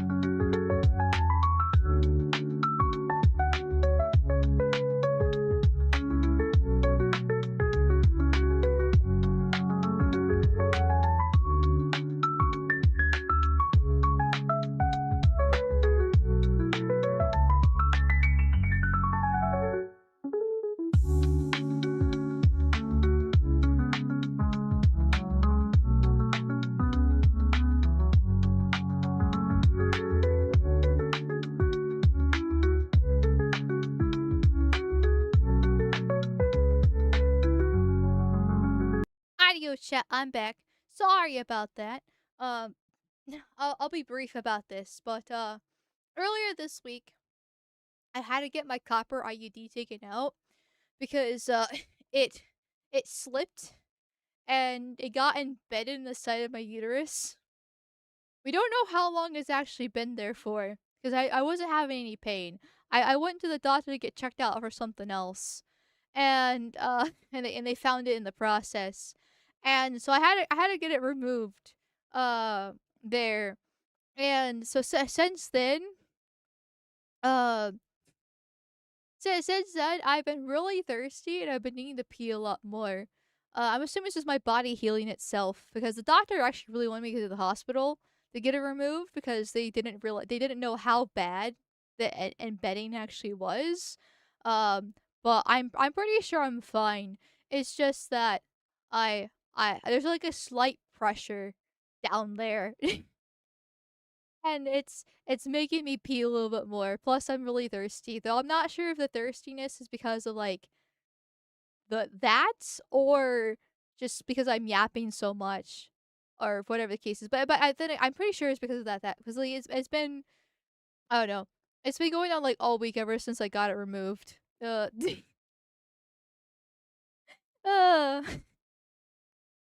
yeah. You wear an IUD? Well, I used to. I used to. Yeah, as chest is in utero device birth control. So yeah, for the guys that don't know, like when you okay, like I said, I'll try to keep this short before we get back to the video. But everybody knows birth control is like the pill, but there are actually multiple different forms of birth control. All of them are hormonal except for the copper IUD. And I knew a lot about the effects of hormonal birth control back when I was a teenager. And so when I got it, I purposely got the copper IUD because it's the only natural, and it is 100% natural because it's made out of copper birth control, other than just not having sex or just using a condom. And the only side effects of it is a very, very slim chance of copper poisoning, extremely slim after many years of usage, heavier periods, and worse cramps. Uh, Though if anything does go wrong with it, it's a little bit more a little bit more damaging because once again it's made out of copper, and that's why the doctor was actually concerned when we get to the hospital to get it removed because, unlike because there's the hormonal IUD and there's a copper IUD, and I chose copper because I did not want the hormones. Hormonal birth control absolutely wrecks a woman's body, and I'm not gonna go on a huge tangent of why hormonal birth control is bad, but basically, every single woman needs to get off of it ASAP because it's destroying their system and changing them into complete monsters. Blah blah blah blah blah. I've done many rants about this before. We'll save it for a rainy day. Uh, but yeah, I got the copper IUD when I was 16, and because I knew about these horrible effects of about hormonal birth control, and well, unfortunately, it did slip and got embedded in my uterus on the side of my uterus, and so it had to be removed. And I got it removed at the doctor's office. It was fine. It was dandy. All the fun stuff, but there is, still some, leftover weirdness from that here. uh, that's a follow-up email level thing, Mall or call. No, it's not that bad. It's not that bad. He told me to watch out for like Is it the softball Jews? Is it like the Jews? size blood I'm assuming it's clots always the Jews. coming from me because the biggest concern is actually the bleeding because if the body's not able to heal itself, and bleeding out and all the fun stuff. And there was a little bit of blood on the first day, which is to be expected, but ever since then it's been fine. It's just that it's just it's a very tiny hole in the side of my uterus. It'll be fine. It will heal naturally. It sounds bad. Don't get me wrong. But because we were able to get it removed at the doctor's office, it wasn't as bad as the doctor was concerned about. He wanted me to go to the hospital because he wasn't sure how bad it was. But because it was able to be removed, it's really not that bad. It's just, it just takes like a week or two for the heal. He told me to take it easy for the first few days after I got it removed, just to be on the safe side. So everything's fine. Everything is fine. Do not be concerned. It's just I just wanted to give an explanation as for why I'm peeing so much more. Because I feel bad pausing stream to pee. Uh, I allow myself like one pee break per stream. And that's it.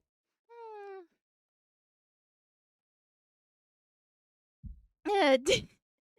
Jan is learning about the worst thing about women. You're welcome. You're welcome. Softball size clots. That's what you told me to worry about. To look for. If I receive those, then I need to go to the hospital ASAP. But I didn't. I bled a little bit. Just a little bit. And that was it. The first day. So it's fine. Like, everything's fine. Lordy. Doesn't hormonal birth control prevent periods? If I was a chick, it'd be hard to talk me out of that. Do you know how harmful it is to actually stop a woman's period? Like, the period is a natural flow to get rid of bad eggs. Like, by stopping that, and you're also hormonal birth control tricks the woman's body thinking it's pregnant too, and also changes what she finds attractive in men because once again the body thinks it's pregnant and it will want softer, weaker, more feminine, faggy men. In that case, it also completely wrecks and puts them in severe mood swings. It makes them gain at least 20 pounds as soon as they start it, because of the whole hormonal fluctuations. Completely changes their mind. It shrinks their frontal lobe, which frontal lobe is used for long-term planning and decision making. That's just the tip of the iceberg. That's just the tip of the iceberg of all the different complications hormonal birth control has on women. It's also going into the water and literally turning the freaking frogs gay. I'm not even kidding. Our water treatment plants can't actually process hormonal birth control. I mean, every single woman that's on it at the age of like 15 years old up until let's say 30, and it's been that way for generations. Then you kind of wonder why soy boys exist in the first place. Yeah, it's disastrous. Like it's literally killing us, and altering us on a literally hormonal level here. It is awful, awful, awful stuff. And thankfully, I heard all the horror stories about that when I was a teenager, and so that's why I opted for the copper IUD, which once again, the copper IUD side effects are literally just heavier periods, heavier cramps, and a very small chance of copper poisoning if you wear it for, your whole entire life.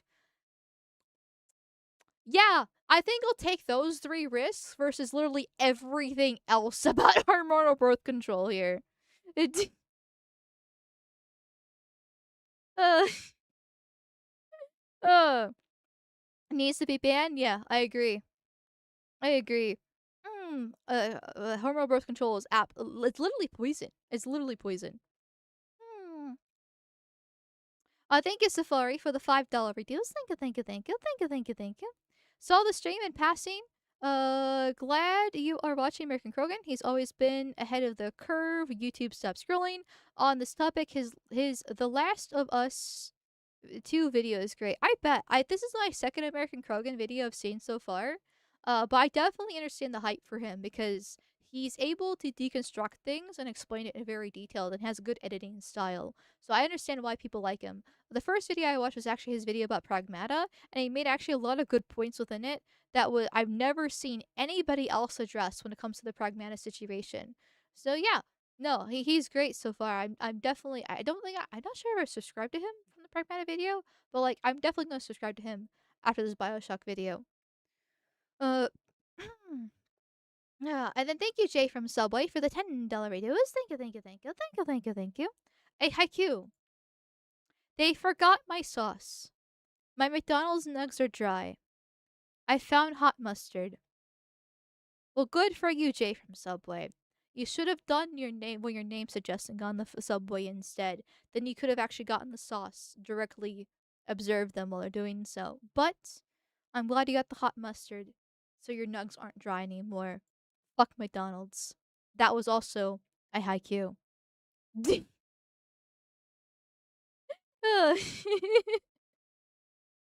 Anyways, I got like way too off topic there.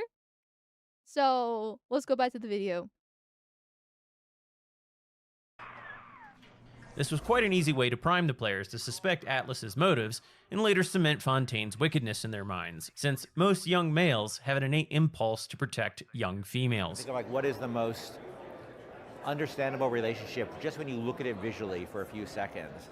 When I don't have to, you don't need any words, you don't need any explanation, you don't need any background. All you need are those silhouettes, right, of this sort of, and I think that that gives you a starting point, an emotional starting point that everybody can relate to. You have to really, if you don't feel protected towards anybody in your life, I'm not a parent, right? But I feel protected towards my wife, I feel protected towards the people I love. Now, originally, the Big Daddies were created by Dr. Su Chong to do Rapture's menial labor, but as Rapture fell into chaos after everyone got addicted to Adam, Su Chong then modified the Big Daddies to guard the Little Sisters from anyone trying to harvest Adam directly from them. Now, interestingly, some of the Jewish characters actually referred to the Big Daddies as golems. We saw our Masha today. We barely recognized her. That's her, Sam said. You're crazy, I told him. That thing? That is our Masha? But he was right. She was drawing blood out of a corpse by Fontaine Fisheries. And then when she was done, she walked off hand in hand with one of those awful golems. Masha! Hey, wait, hold on a second. With all the Shekel Shaker themes here, the fact that the Big Daddies are golems, and golems were created to protect the Jews, I see it. I feel like Charlie Day from It's Always Sunny, that really famous meme of him with all like the points on the map and the red lines going everywhere, and he's like looking at the camera like all crazy. So I'm like, wait. I see it. I see the lines connecting. I see everything here now.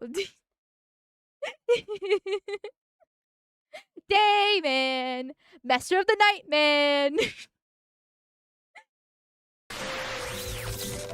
Golems are a big part of Jewish folklore. Typically, a golem is an animated, anthropomorphic being created entirely from inanimate matter, often clay. Golems are essentially an extension of God's power to create Adam that only the most powerful rabbis could employ. In Jewish folklore, there are 3 reasons to create a golem. As a way to show one's mastery of the Kabbalah, to have a trustworthy and dependable servant for labor, or to provide protection for the Jewish community. Obviously, golems aren't real and no one has actually ever created one, but in a quote-unquote traditional sense of folklore, they were created by rabbis to provide protection for the Jewish community. The most famous story is of a 16th century rabbi in Prague who created one to protect his co-ethnics from expulsions. In any event, the Big Daddies don't really meet the quote-unquote classical definition of a golem for a number of reasons. While Masha Lutz is Jewish, most of the Little Sisters probably are not. Though supposedly in Bioshock Infinite, Masha Lutz is the little sister who gives some of her Adam over to an injured Big Daddy, thereby forming the very first bond between Big Daddies and Little Sisters. The message being that Su Chong mistakes an ounce of empathy for a pound of science. This is that game's way of undermining genetic determinism, although it also negates the lore in the first Bioshock. In the first game, the implication is that Dr. Su Chong's genetically based protection bond and protector plasmid systems had indeed worked. The irony is that he didn't know it had worked, which is what got him killed by a Big Daddy when he slapped a little sister. Get away, you busy little shit! What? What are you doing? Get back! Get back!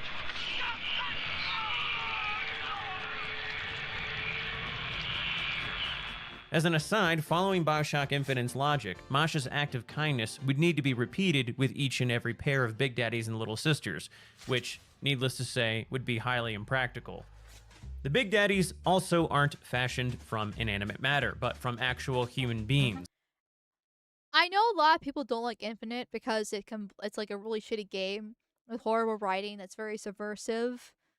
I've never played it, and I have no plans to play it because if everyone and their mother says it's a bad game, I'm probably gonna believe them Okay, I'm a simple Foid. I listen to men when they tell me things. And, is that, I'm assuming that's one of the subversion tactics, right? Where they basically like shit on the lore because they, updated it for modern audiences and all that fun stuff to go with it. And perhaps most importantly, they weren't created by rabbis, but by Dr. Suchong, a Chinese Gentile. But this potentially ties into Bioshock's thematic implication that the Gentiles in Rapture can't handle the power of creation, and their effort to do so only leads to chaos. Though admittedly, in an audio log, Dr. Suchong states that the conversion process is one way, and then he implies that Andrew Ryan is supplying him with candidates. The second game fleshes this out more, stating that these candidates came from a prison, but as I said earlier, I'm not factoring in the second game here.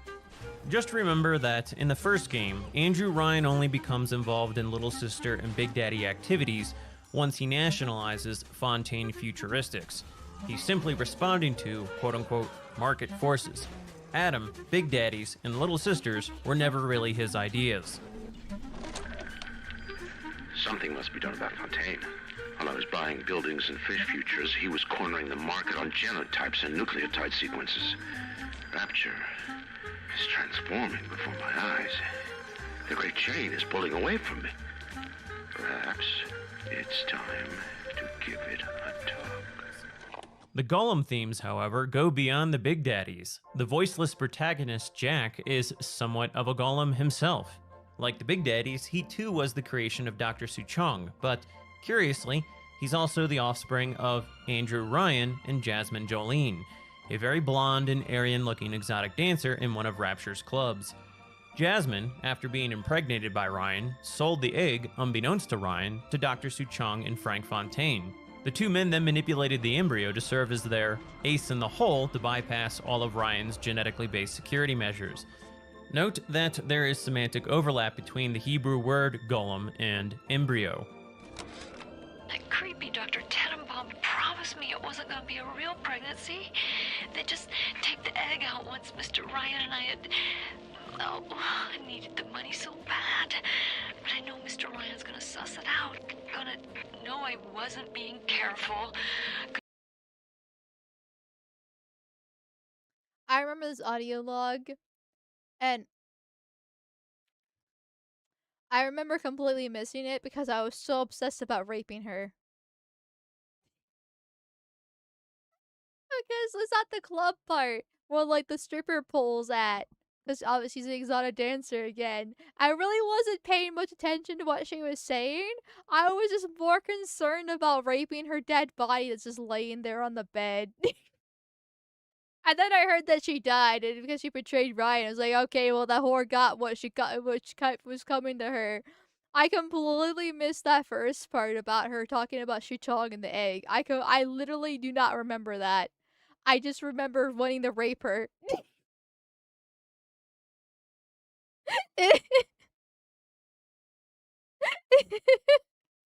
You burned the corpse as well? I don't remember doing that. But I guess whores get burned at the stake, so that's fine with me too. Imagine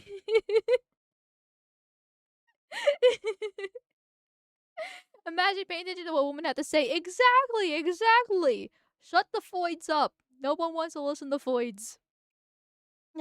Thank you, Big Sister, for the $10 reduce. Thank you, thank you, thank you, thank you, thank you, thank you. He won't factor the second game, probably because it was actually good and improved the lore while Infinite ruins it. Also, 2 is great. You should play it when you can. I'm not against playing 2. We're gonna play Wind Waker next. That'll start Monday. Will be the first Wind Waker stream. I may or may not have purposely planned the model reveal before Wind Waker to make sure that I can use this amazing model for Wind Waker because I love Wind Waker. Anyways, but after Wind Waker, it's going to be kind of like up in the air what game that I play next. So I'm not against Bioshock 2, but I also talked about playing Devil May Cry 3. And there's like I've talked about playing Pragmata. I've talked about playing a lot of games. So we'll see. We will see what happens after Wind Waker there. Yeah. Yeah. And thank you, Voiced in Hentai, for being a member for 7 months in a row. Thank you, thank you, thank you. Thank you, thank you, thank you. Love the new model. The blonde hair is cute and goes well with the uniform. Well, I'm glad you enjoy it. I'm glad you like it so much. Technically, the blonde hair is an edit of the of the outfit, technically, but it does fit it quite well being Aryan like this. But then again, Jamal can strike at any time. When you least expect it, Amalgamyte strikes again. But anyway, I'm glad you guys enjoy the new model so much. I love it dearly. It's a great model. I'll stop being brown now. Nobody likes the browns. I didn't know I sold the... Mr. Ryan's gonna be so mad at me. Now, we'll get more into Jack's golem-like nature, but for now, let's discuss this Jasmine Jolene, Andrew Ryan affair. In many ways, it really piggybacks off old historical tropes of Jewish men lusting after European women, whom are sometimes referred to as shiksas. So now the other Lippman kissed me. Oh, sure. They're Jewish and you're a shiksa. What? It means non-Jewish woman. I know what it means, but what does being a shiksa have to do with it?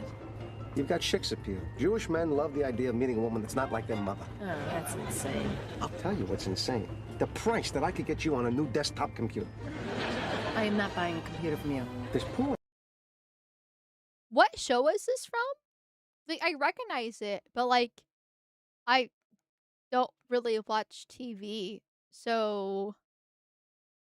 Oh, it's Seinfeld? Okay, yes, okay. I know Seinfeld's a beloved show. It's like one of the TV shows that's actually on my watch list to eventually get to.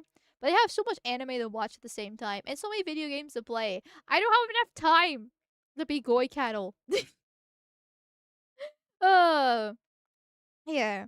You don't know Seinfeld? I know Seinfeld. Like, I recognize it. I couldn't think of the name off the top of my head.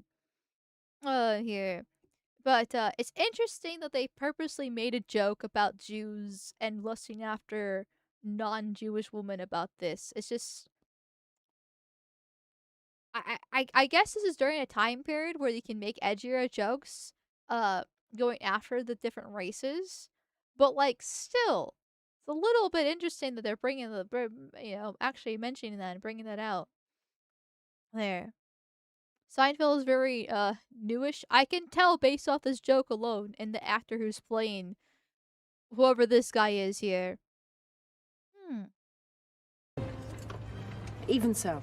Also, I just want to point out too, I'm not sure like a Zoomer thing, because anime and all that fun stuff, or what it is, but I have a hard time watching these older comedy shows, because the fake canned laughter. Like, every time I hear that, I'm just like, fuck off. Like, if it's funny, it's actually gonna be funny. I know this is a psychological trick, because like, if other people are laughing, then it's gonna make you laugh, because you're gonna be trying to fit in. And you want to go with whatever the group think is. It's just how humans work. Humans are collectivists and tribalistic by nature. And so if the group finds it funny, then you should find it funny too, because you're just kind of weird if you're not laughing, right? And so that's why they're making the canned laughter a thing. But it's so forced and so overdone and so obvious in a lot of these older shows that like it's more irritating to me than it is like the psychological trick that it's supposed to be. I know. It might just be like a laugh tracks are cringe. Yeah, like I feel like that's a new thing that people don't like anymore, because like I said, it used to be in everything. It's a psychological trick on purpose. But when your only entertainment is watching TV shows and you're a boomer raised on TV, because keep in mind, boomers, the new technology back in their day was literally TV and then color TV. So like, this is their video games. To them it's probably not a big deal, but to me, a Zoomer, like it's so painfully there, because I am used to playing video games. I am used to watching anime. I'm used to watching shows that don't actually have the laugh track in it. So when I hear it, it's like, what the fuck is this? What is this? Yeah. Now, while some people might make the case that the word shiksa is neutral or benign, it's of Yiddish origin, but is derived from the Hebrew term shaketz, meaning abomination, impure, or object of loathing. Shiksa usually refers to a non-Jewish woman with a connotation of being a whore. My boy's a man today. Can you believe it? He's a man. Congratulations, Dad.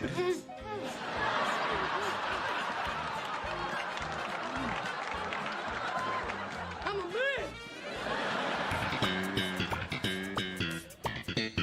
tongue? Yeah. Wow. I didn't try that till I was 23. Well, this kid's not just a man, he's a man's man. And I think he's been telling his friends. I got invitations to 6 more bar mitzvahs. It can be argued that shishkas are viewed by Jewish men as a kind of vessel to sow their oats without dishonoring a good Jewish girl. Whatever the case, Jewish Hollywood has had a pretty long tradition of pairing Jewish men with waspy Gentile women. As Hadley Freeman writes in a Guardian piece, quote, "Thanks in no small part to Woody Allen, you see this trope in every rom-com starring actors such as Ben Stiller, Seth Rogen, Adam Sandler, opposite the likes of Jennifer Aniston, Katherine Heigl, Drew Barrymore," unquote. Well, if it is the long-lost Andrew Ryan. Come here, tiger. In addition to all this, there's to make this stream spicier than it already is. They do it on purpose because it's biological conquest. You're taking a attractive young woman from an opposing racial tribe and basically taking that resource away for the other, in this case, white men that breed with her.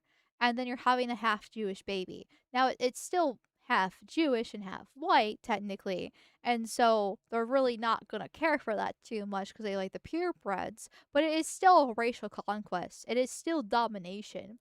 That's why the NWAs like to do it so much with white women. Now, granted, mud sharks are typically lower IQ, and they're actually pretty rare. Well, it's important to note that white women are the least likely to actually race mix out of all the racial groups, and white men are actually more likely to race mix than white women. So I see you, the guys with yellow fever. I see you. But beside that point, but basically, there's a reason why like the nons go after the whites because they are desired. It's basically for every one of them, it's an upgrade for them biologically. The IQ is higher. The prowess, the physical prowess is higher too. It's the civilization is better. I mean, we're literally the ones that created civilization, for fuck's sakes, here. So, like, that's why the NWAs go after white women. That's why Indian women go after white men. Like, there's a reason why they are so, like, in this case, white people in general are so desirable. And in this case, specifically going back to the Jews and the Shiksas here, it's still a biological conquest to take these white women away from other white men, to derive them from more resources for them to reproduce. Also, thank you, Big Sister, for the win, for the $10 reduce. Thank you, thank you, thank you, thank you, thank you, thank you. Laugh track equals please like, comment, and subscribe. Both have the effect of driving up engagement and making more money based off on several studies. Well, since you mentioned that, since you mentioned that, Big Sister, for the win, that is the wrong toggle. Holy shit. I mean, that toggle would work too for my intentions, but no, at the same time. Anyways, remember, chat, if you're on YouTube and Rumble, make sure you like, comment, and subscribe.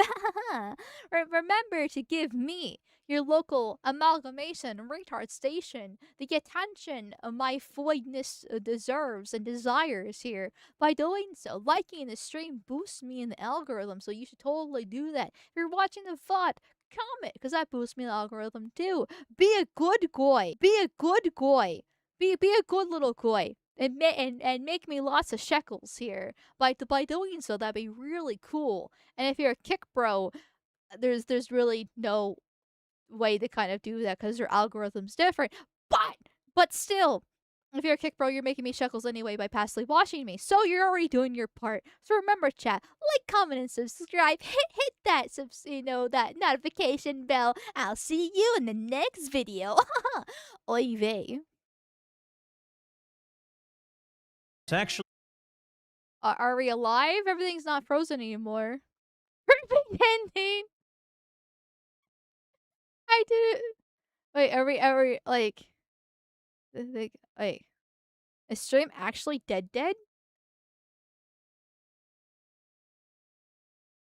Are we? Oh, stream is dead.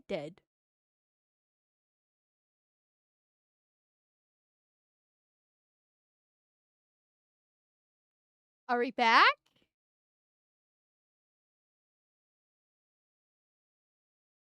Hello? Is that a yes on the hand job? Or the blow job? Here? Back? Okay, I see Kick is back. I see good on YouTube. Okay. Yeah, fuck, I don't know what like, my computer just froze. Like, I went back to the video to unpause it, and my computer just fucking froze. Every monitor was just gone. And it did not really want me to take off the schnoz immediately. Yes. So sorry about that. Maybe I got a little bit too close to the sun there. But then again, it's on my computer. It was on my computer, so it's not like it was YouTube or Kick or anything being upsetty. It was literally just my computer. Wait, is it Microsoft? Is Microsoft listening to me on like Windows 11? Because unfortunately, I have that virus of Windows 11 running my fucking system. They're like, oh, oi, Van did, oh my god, she's making too many jokes about the tribe. She's being a little bit too anti-Semitic here, you know. So maybe it was Microsoft is the problem all along. Yes, they're in your computer. The internal Indian is Jace's next victim here. Microsoft is run by Indians, and since they're Toucan adjacent, probably they are the new golems for the tiny hats here. And thank you, Big Sister, for the one for another $20 redos. Thank you, my dude. You've been very generous tonight. This is for being noticed by them. Oh no! Whatever shall I do? Apparently, crash my stream. That's what I'm doing. Anyways. Sorry about that, chat. If it's Windows 11, I blame the Indians. Windows 11 is such a piece of shit. Yeah, I agree with that. Like, my computers had problems from, like, basically day one. I had this computer custom made so I could stream and VTube and play games at the same time. It's a good computer. I have good specs. Is it like super high end? No, but it's like mid to high. Like high mid or upper middle class. Yes, it's an upper middle class computer. we'll describe it as, and it should not have problems. But it's had problems basically from day one with running, and I've also had Windows 11 from day one. So there's, I'm just gonna blame the Indians here. So, anyways, let's try to actually watch the video from the 50th tangent that I've made this stream. With all my different problems, because I'm a foid. Yeah. Okay, I'm gonna back it up a little bit. Women, there's Adam Sandler opposite the likes of Jennifer Aniston, Katherine Heigl, Okay, I Drew think I Barrymore, backed it up a little unquote. bit too much, but fine. Long-lost Andrew Ryan. Come here, tiger. In addition to all this, there's actually a pretty significant sex trade in Israel, whereby Eastern European women are trafficked. According to a 1998 report from the Israel Women's Network, quote, the women are trafficked, most frequently from Russia, Ukraine, the Baltic states, South Africa, and the Dominican Republic. According to Israel's CEDAW report, more than 95% of the women deported from Israel for illegal prostitution are repatriated to the former Soviet Union, unquote. Now, there are no official numbers regarding the exact extent of prostitution or human trafficking in Israel, but the same report states, quote, Esther Ilam, a sociologist and expert on prostitution, estimates that the total number of prostitutes in Israel is between 8,000 and 10,000. The actual figure may be far higher. Professor Menachem Amir of Hebrew University, an expert on organized crime in Israel, estimates that 70% of the women working in prostitution in Tel Aviv are from Russia and other former Soviet republics. I mean, that makes sense because Eastern Europe is not that far away from Israel, but there's also other Middle Eastern countries beside them because they play in the sandbox, so they're sand and was together. You could technically take those and you hate them. You're constantly at war with them. You can take them as sex slaves and all that fun stuff. So why are 70% of them happen to be white, huh? Just makes you think. It just makes you think and wonder, you know? Why is it so many of them are from there? Now I know Eastern Europe is really poor. I'm well aware how poor Eastern Europe actually is. And so and versus in like the Middle Eastern countries, they do, you know, for all their faults, they do protect their women very well. That's why they beat them. Remember, you should beat women, chat. Islam was right about women. Anyways, uh, so there's probably that factor too, but it's just a little bit suspicious. A little bit suspicious, this. And also, once again, not to beat a dead horse at this point in time, but no fucking wonder this video got taken down on YouTube. I get his point, is that the woman, Jasmine, is clearly some white woman and not actually Jewish, and Ryan is Jewish. And so therefore and she's a, you know, an exotic dancer. Oh my here. And so it's probably like it's definitely related in that way. But at the same time, to the regular person, it's not that deep because once again, Rapture is a morally lawless place. Ryan built it on that way on purpose. He literally says in one of his diaries that scientists don't have to actually be uh chained by moral questionings. People can do whatever they want there. They're not having government oppression upon them. They can literally be whatever they want because the sweat of their own brow belongs to you. And when you come into a morally questionable at best situation, which I would say more completely moral bankrupt place like Rapture, you're going to have prostitution no matter what. It just so happens that a lot of the characters are actually part of the tribe, which I'm still reluctant to believe Ryan is a tiny hat. I know it's kind of done on purpose. Like, it feels so retroactive. They're like, yes, Ryan is actually a tiny hat because he hates what happened to the Bolsheviks and he was oppressed because he's a Jew and all the fun stuff. And, like, none of his story actually lines up. It very much is projection, like Krogan said earlier in the video, in my opinion. So, like, I'm rejecting the writer on what about Ryan being Jewish. So there's that factor too. Here. Uh. So I don't think it's like that deep, but at the same time, I do think it's funny that it actually lines up so well. Like, if you're going to be making all these characters a shekel shakers, and you're going to be making all these characters morally questionable, like Tannenbaum's research, Steinberg's plastic surgery, which so happens that a lot of plastic surgeons in the United States are also part of the Tiny Hat tribe. Ryan, Jewish because of his moral questions.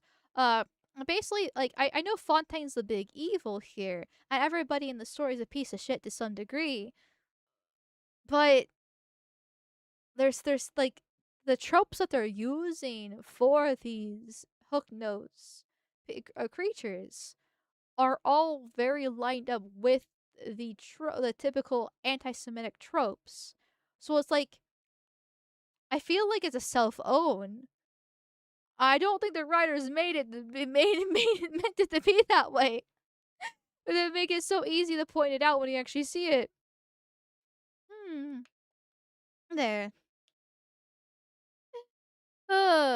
I thought he was a tiny hat based off what Ken Levin said. Yeah, well that's the point. Ken Levin said that he is a tiny hat, but I have a hard time actually believing it because everything Ryan does is actually very anti tiny hat, technically.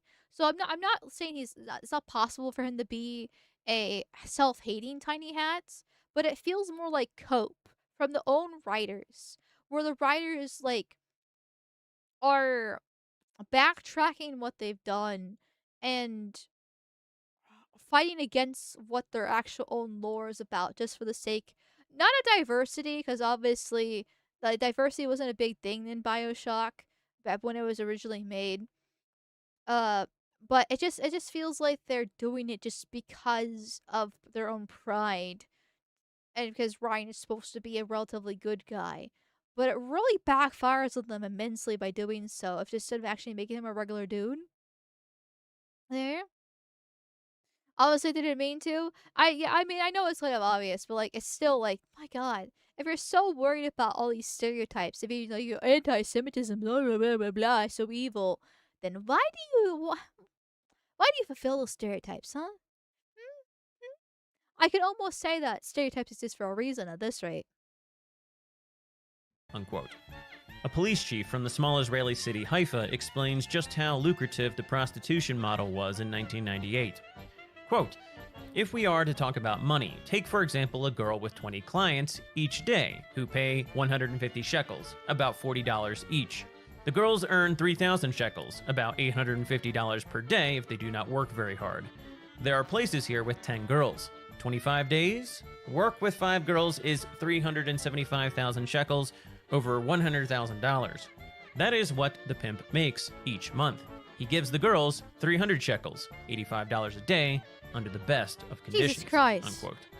While some of these women knowingly entered the sex trade, albeit under particular pretenses that are later violated, some of these women actually have advanced degrees and were lured into the country under false pretenses. Afterward, Oh, I want to read this. Anna, a 31-year-old physics teacher from St. Petersburg in the Russian Federation, arrived in Israel on a tourist visa in October 1998. She had been lured to Israel by the promise of a job earning a U.S. So basically $1,000 a month, 20 times her salary in the Russian Federation. The Israeli national who offered her the job made it clear that she'd be involved in the sex industry, but promised her good working conditions. She's completely unprepared for the treatment that awaited her. So this is like OnlyFans. I mean, this actually wasn't that long ago because it was in 1998. But this reminds me very much of OnlyFans, where you hear about these stories about these women who have good careers and or even shit careers, really, but they're lured by the promise of money from OnlyFans and then start showing pictures of their asshole online for like the price of a cheeseburger a month. And it's actually quite pathetic and sad when you think about it that way. And a lot of these women fail at actually getting rich off of it. But there are plenty of stories, and this comes even from VTubers too, where a VTuber, a woman has gone to college and got her PhD in some STEM or something crazy like that, and then became a VTuber or once again OnlyFans, because VTubing and OnlyFans are actually quite similar, and so therefore and then started making a shit ton of money that way, instead of actually going in whatever the field of their degree is. Because living as a woman is like living life in easy mode, and I cannot stress it enough. It's insane. So this wasn't even that long ago, 1998. Now that was quite a bit before I was born, because once again I'm a Zoomer. But that's for a lot of you guys in chat within living memory for you. But it's very much same conditions. Once again, women's rights were a mistake. They're more like women's wrongs. You should not have women in the workforce. You should not have women and making degrees, and you should not have women having rights. Because if you actually give them choices, they're willing to sell themselves just for some cash and money. It's quite unfortunate as a woman who's selling herself for money online. It's fine.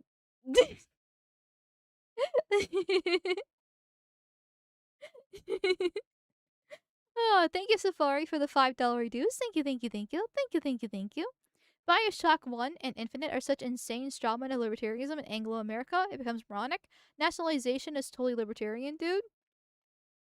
Well, I think that for Bioshock 1, because I haven't played Infinite, I think in Bioshock 1's case, is that Ryan eventually had to become a hypocrite because he was a full libertarian, which is what I've said a few times so far.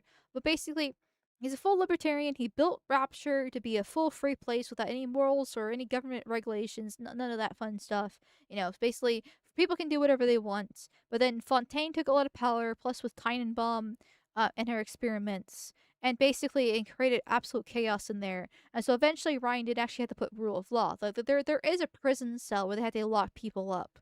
It's implied that the big daddies are used from those people from the prison for the experiments. Because in one of the diaries, it's told that Ryan actually gives Tannenbaum, sources for the big daddies at a certain point. Once he realizes it can be lucrative, because Ryan isn't anti-capitalist. He's just anti-government in that sense, and which, in my personal opinion, you should be anti-government and anti-corporation, but he's not.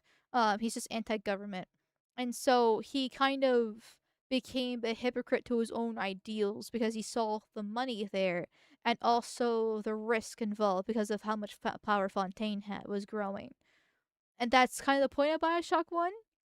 Oh, part of the point of Bioshock One, I should say.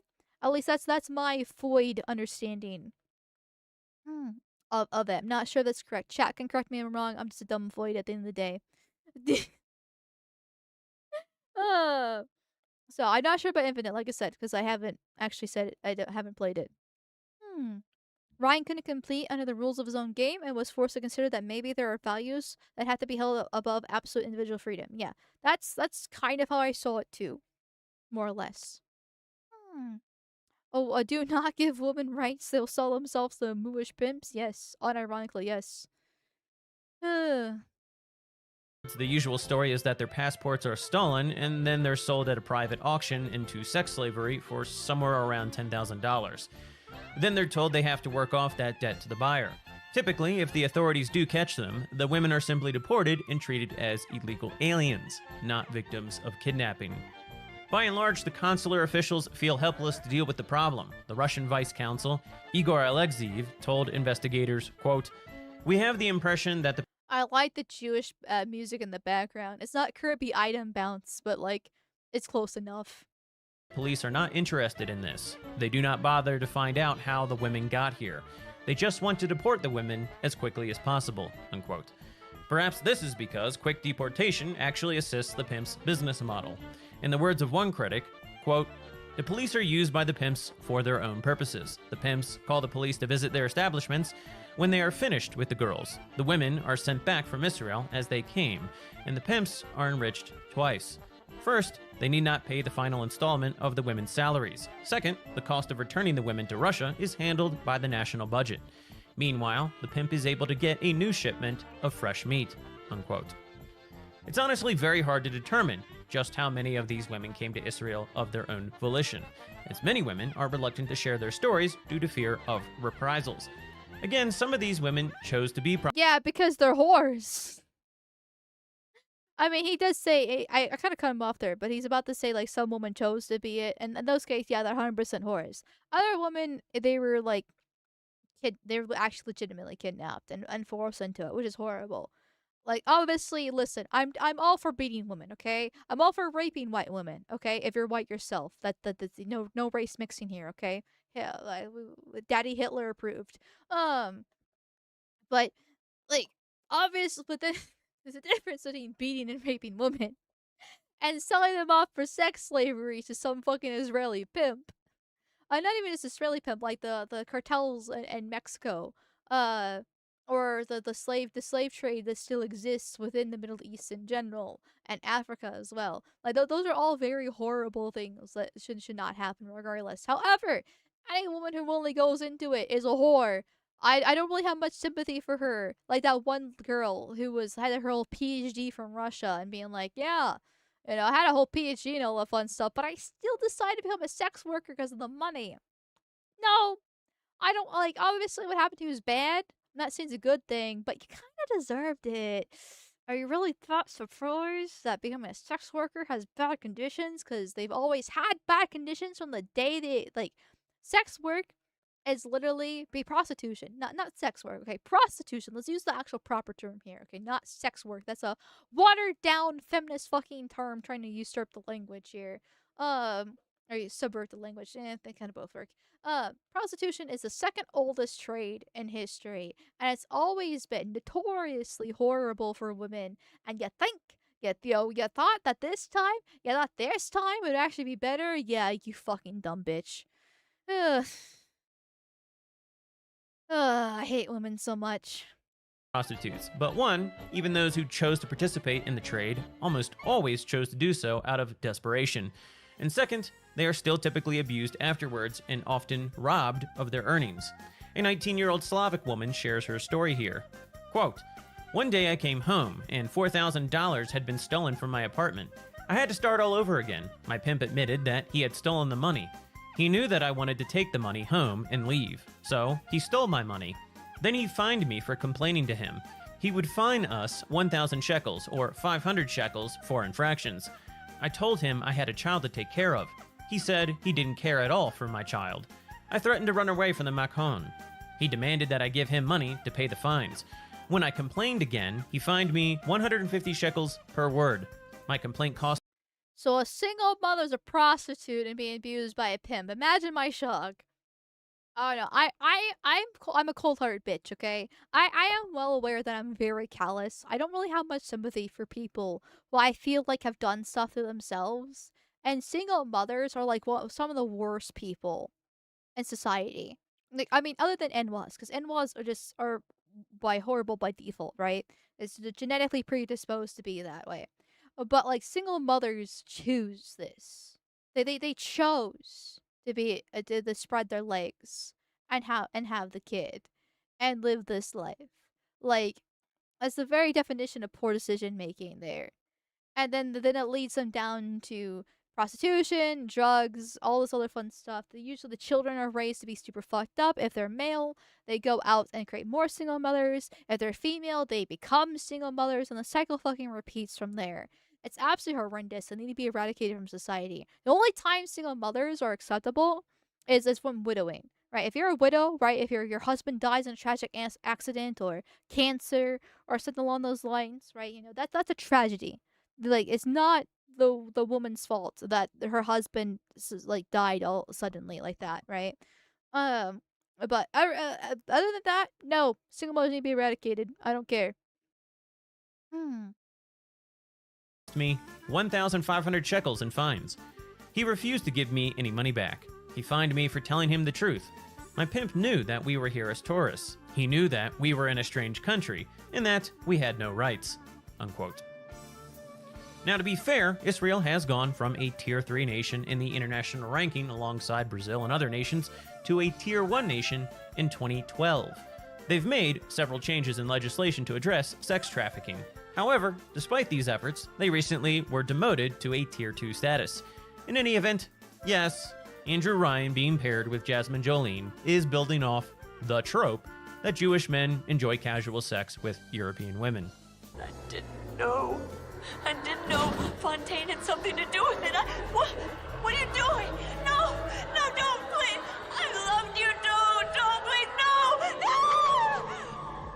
Let us now return to our voiceless, golem-like protagonist. After being born, Jack was subjected to gene therapy to induce accelerated growth. Then he was imprinted with a series of false memories and subsequently smuggled out of Rapture to serve as a sleeper agent for Fontaine. He was activated while flying over the Atlantic with the phrase, "Would you kindly?" He hijacked the plane, crashed it into the ocean, and then swam to the lighthouse to carry out Fontaine's commands. Now, it's never really explained why he doesn't remember hijacking the plane, but he finds out, or remembers, once he confronts his father.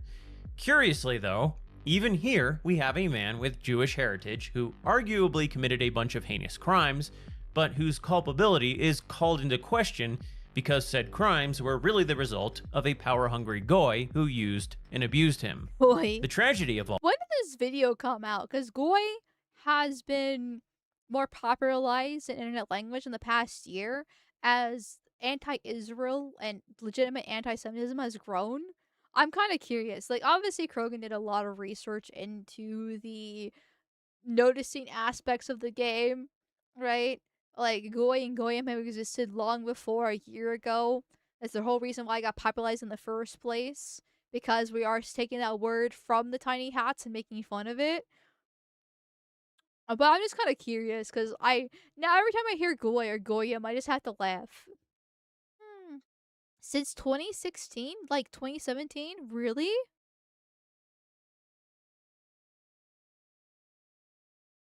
Damn. Okay then. Like from what I've heard from other people, like he's been around for a while. I didn't hear about American Krogan until recently, actually.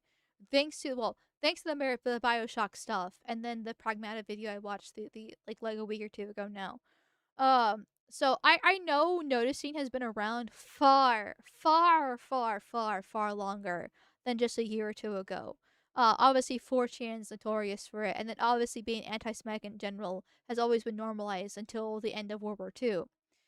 But it wasn't popularized. It wasn't cool. It wasn't edgy. It wasn't normal for most people in the modern world until literally like last year.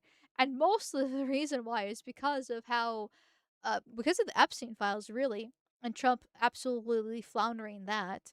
And then from the Epstein files, there was some already things happening with Iran that were really sussy wussy, and lots of meetings with Netanyahu. And obviously, this year the Iran war starting.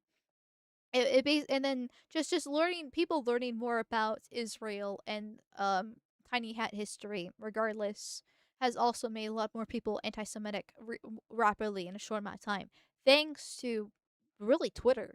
Like you can have your problems with Elon, and trust me, I do have my issues with Elon, but you have to thank him for actually buying Twitter in the first place and turning it into X, so we can see these stuff and get the information in real time. Can you still say the N word there? No, not unless you know how to bypass it. You know, is there complete freedom of speech? Of course not. But it's the closest we're gonna get for a social media platform in the year of our Lord 2026, and because of it, a lot of people are waking up to the problems at hand. But in 2016, I was watching Sargon of Akkad talking about becoming a classical liberal, that he wasn't a regular liberal, he was a classical liberal, and that the modern liberals had ruined the name of liberalism, and the classical liberal originally was British and therefore superior, and that the liberals have taken it and become communist. And that's why he had the whole classical liberal arc that he was going there. This was way before the Lotus Eaters, way before uh any noticing happened. A lot of people were still civ nuts, including me. In 2016, I was like center left, I would say ish, because like I got politically active when I was like 12 years old, a very young age here, and I became a Tumblr girl. I was a social justice warrior back when that was a term back in the day. But I was only like that for a couple years before then I found Armor Skeptic and then Sargon, and I then switched from being SJW to just like regular center lefty, like CivNat kind of stuff, like pro-choice, okay with legals but not illegals. Didn't want the DEI in video game stuff. I hated the feminist, but I was okay with women in the workforce. I wasn't a racist, but I didn't really care for nuns. But I didn't hate them or anything like that. I was just kind of like, that kind of stuff. Very tame. Back in like 2016, and I feel like that's the case for a lot of people. I mean, and I don't feel that way actually. I know that because I hear a lot of people when I'm talking online, like people in chat, um, like hearing their stories. So I'm not the only one that got radicalized by Sargon. He was like a lot of people's right wing pipeline, because I remember all the articles back in the day being like Sargon and the alt right pipeline. It was him and like a whole bunch of people from back in the day. There was like Blair White's, um, Ben Shapiro. There's Chris Reagan. Shoe Head. The Shoe Head's still around these days. Uh, let's see, Steven Crowder. Steven Crowder's still around, I know, but Tim Pool, and I know Tim Pool's still around, but like we're talking about like really early like Gamergate's culture war era type of style things. and the whole alt-right pipeline. But for a lot of people, it was Sargon, including me, that kind of awakened them to this point. Uh, and then from those years, from if you cannot tell, from 2016 when I was in high school, I a teenager, I I've changed since then and gone further right. So I went from like an SJW when I was 12 to now, you know, 10 years later, 10 years later, I'm, well, done. And what?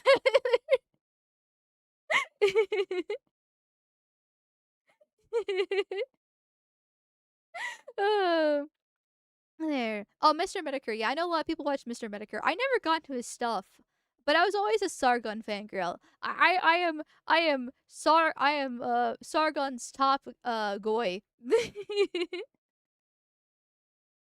Uh, Think Before You Sleep. Think Before You Sleep came late in the game. Or later in the game, I should say. I remember watching his videos back in like 2021 when I was cleaning the house. Like I got used to get so excited for Think Before You Sleep's videos.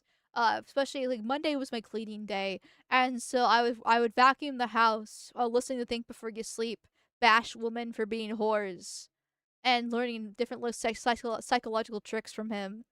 But that was like in 2021, so that was quite a little bit late into the culture war. But he's grown quite a bit since then. He hit 1 million subs recently, and I'm very proud of him. But anyways, we still have 20 minutes left in this video. I should probably shut up. The void cannot stop yapping. All this is made potentially all the more potent by the fact that Jack knowingly, albeit unwillingly, kills his own father, who himself knows that Jack is his son. And now that I see you flesh to flesh and blood to blood, I know I cannot raise my hand against you. But know this, you are my greatest disappointment. But Jack, that is, the player, probably doesn't understand the suggestion entirely until the great reveal of Would You Kindly, wherein you see a series of notes and audio logs explaining how and why Jack was created. After the reveal, Jack confronts his father, who engages in a monologue about how a man chooses and a slave obeys.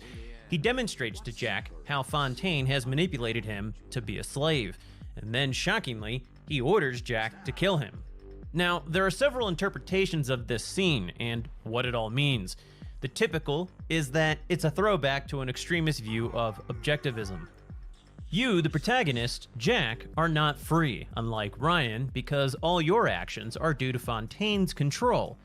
At this point, Ryan realizes that he's been defeated, so he chooses to die by Jack's hand, whereas Jack, a slave, has no choice but to obey the order. Ryan thus demonstrates that he is a man and you are a slave. There's definitely something to this, but it doesn't quite add up either. For instance, Ryan demonstrated that he had just as much control over Jack with the "would you kindly" phrase as did Fontaine, and thus he easily could have ordered Jack to go after Fontaine, or even kill himself, as Fontaine attempted to do later on. Would you kindly go get stepped on by a big daddy? But why would Ryan tell his own son to kill himself? Even if he is disappointed in Jack, that sentiment reveals expectations, which in turn suggest he cares about Jack's outcome. What I suspect on some level is that Ryan wanted his son to become a man by ridding himself of Fontaine's grip. Ryan's monologue to Jack about how a man chooses and a slave obeys is probably meta-commentary on how players lack agency in games, but given the context, it seems equally plausible that Ryan's monologue was a call for Jewish agency to stop being the victim of the Goyim. Again, it's at So I like the Ryan Gosling clips. They always make me laugh. Also, I do want to point out too, when I first saw that scene, I had two interpretations of it. One of them was what he described about Ryan wanting to die because Ryan wanting to die because he's trying to prove the point that he is a man versus Jack is a slave. But the other interpretation, and I think he's kind of implying it here in the video, but I want to state it just because void. But basically, the other interpretation I had was that he was trying to wake Jack up from the control here. Like because like he is like Krogan pointed out, he is using the phrase "Would you kindly," for it. So if he's pointing out, "Hey, my son, like, are you a man or are you a slave?" In that case, and like, so if you try basically trying to like resist the control of Fontaine, because technically, like Rogan said, he can just be like, "Would you kindly not kill me?" God, it sounds pathetic when you say that. Kind of sounds like begging, but like that's kind of the point in a sense too. But basically, trying to point at his own son to resist the control of Fontaine, being like, stop being a slave and become a man, instead. At this point, that Tenenbaum becomes your moral compass and helps you rid yourself of Fontaine's mind control so that you can kill him, thus enacting revenge for all of Fontaine's Jewish victims. Fontaine, in the very end, even takes on the form of a kind of warped Nazi Ubermensch, and at certain points, Tenenbaum draws parallels between Fontaine and the Germans. As the respectable Lapsable turned me away, I have turned to Fontaine's smugglers in Port Neptune for supplies. Fontaine's men are pigs. They spit, they stink. But they deliver, and they don't ask questions. They're all terrified of Fontaine. He reminds me a bit of the Germans. So efficient. It wouldn't surprise me if he were soon running things down here. Now, returning to the Greek symbolism, again, Fontaine represents Prometheus, that is, the theft from the gods, and the tendency for man to overreach his grasp. Curiously, this symbolism isn't even unique to Bioshock. The recent reboot of the Wolfenstein series is about an alternate timeline wherein the Nazis win World War II and have advanced in almost supernatural ways by the 1960s. But only because they stole all their technology from a mystical order of Jewish scientists called the Da'at Yeshud. The technology developed at Das Yichus is centuries ahead of anything you've ever seen. I am so glad I have not played this Wolfenstein game. I know there's different Wolfensteins, and I've never been interested in them because I usually don't like shooters in general. But just based on this premise and seeing that ugly fucking black woman, I don't even want to touch this with a 10-foot pole. This looks atrocious. This looks absolutely horrendous. Is this a new Wolfenstein? Because if I remember correctly from a few years ago, there was a Wolfenstein that came out that a lot of people were upset with because of the diversity fucking shit. The woke, SJW, intersectionality, whatever term we want to use for it. There. Because this is gross. I there's no better word to describe it. Oh, Nazis are so powerful, but they stole it from the Jews. Can everything stop being about the tiny hats for like 1 second? And them being victims? The thing, it was 80 years ago. 80 years ago. Get over it. Ugh.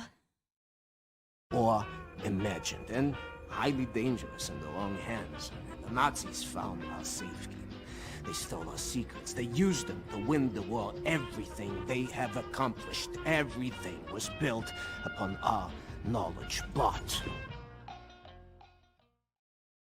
in Bioshock, Tenenbaum, the Jewish beautiful scientists, initially saw Adam as a way to cure the sick and heal the wounded, but Fontaine saw it as a path to power and corrupted her efforts, just like he did Ryan's Rapture.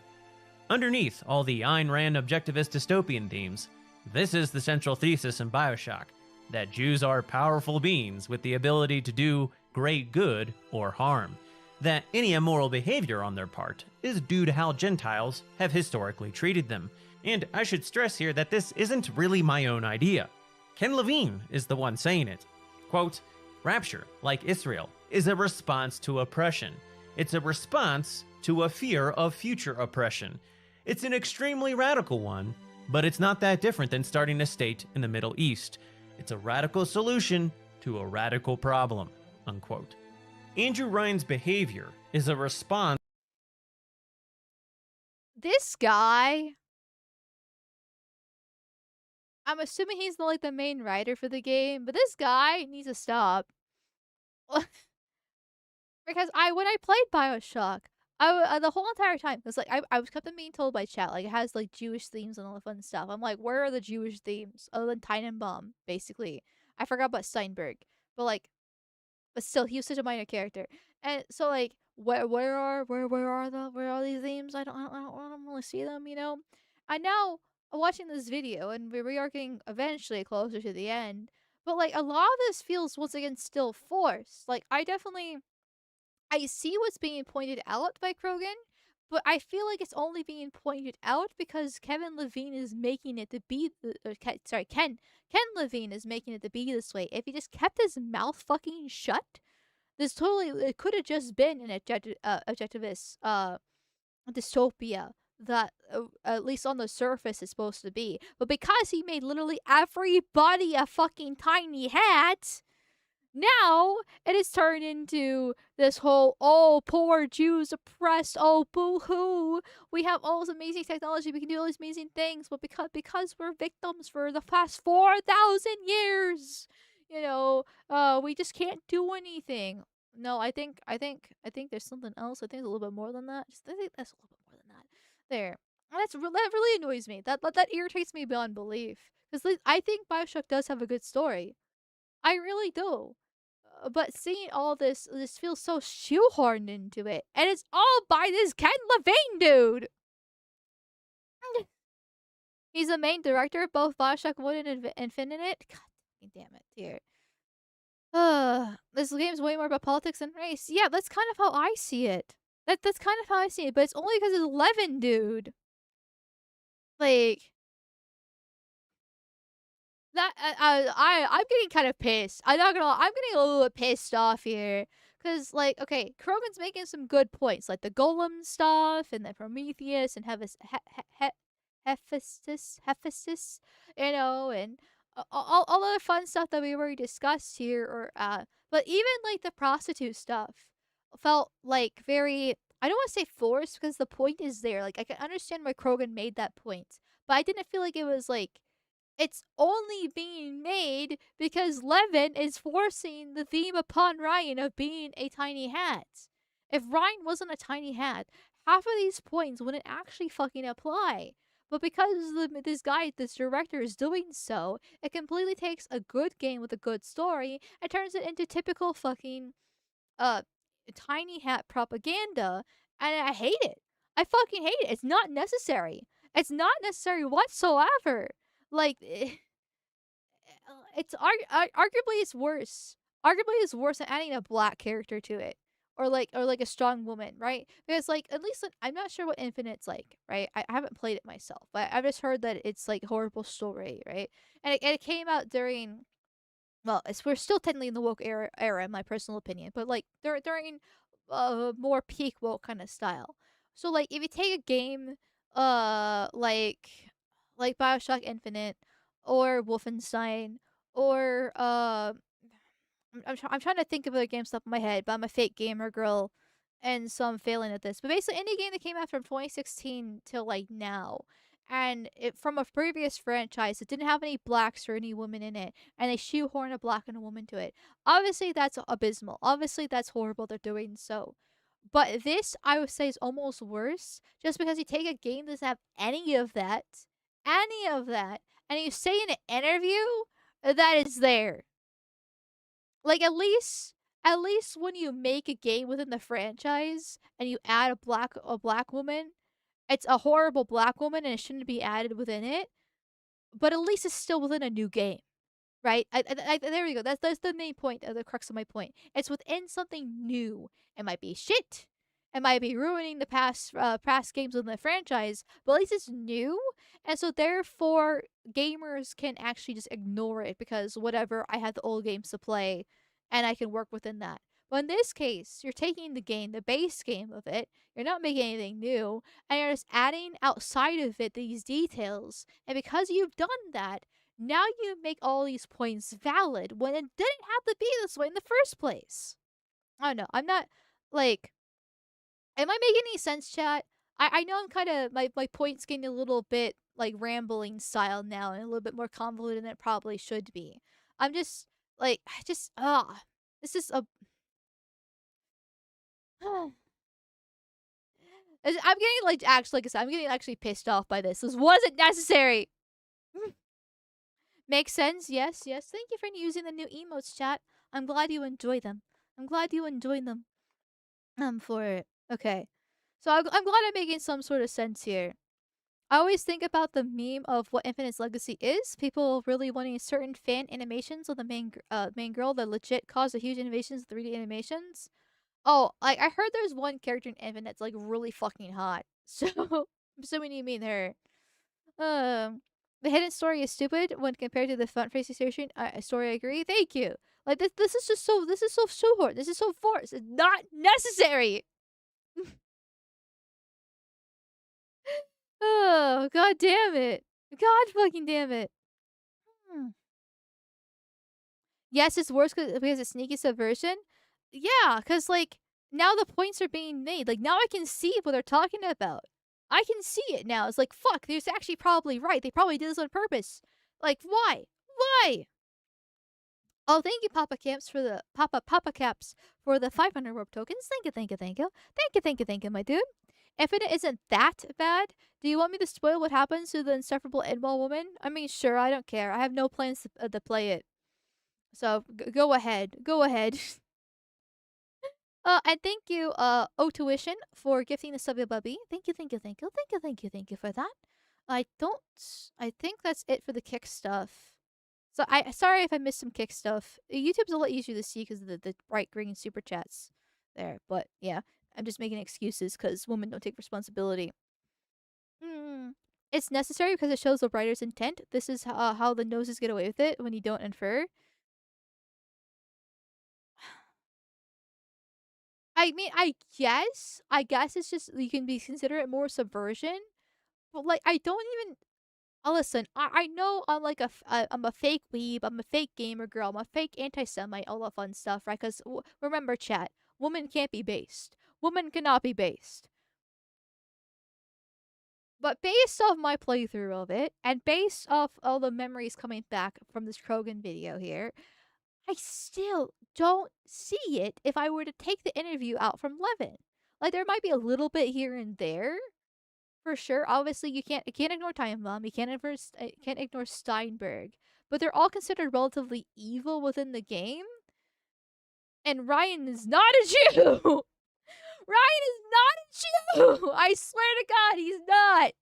Like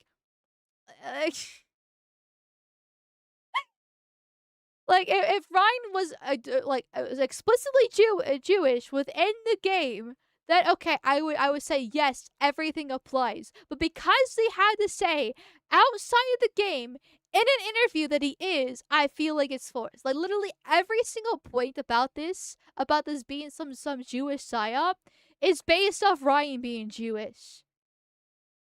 And that's the problem. That's the problem.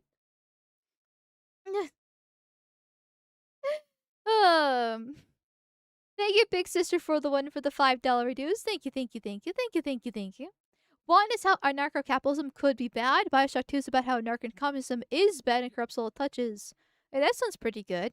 Like I said, I'm very open to playing Bioshock 2. It's just if any games is going to be after Wind Waker. Wind Waker is next. It's confirmed. Give me some Zelda. I love Zelda. I'll be babbling out about Zelda when Wind Waker starts on Monday, okay? I've done it many times already. I'm gonna do it again. You can't stop me. But yeah, but after that, then we'll see about Bioshock 2, because I am interested about it here.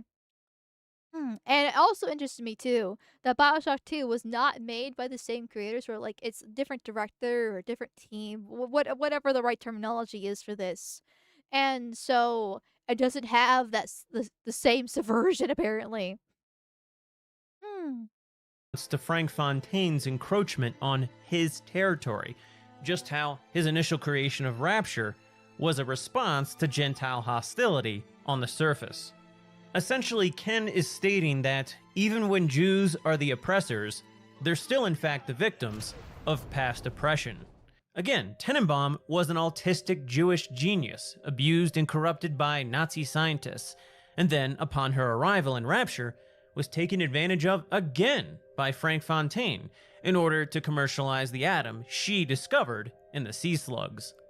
Dr. Steinman was a well-respected surgeon who lost his mind once Fontaine had corrupted Rapture with his commercialization of Adam.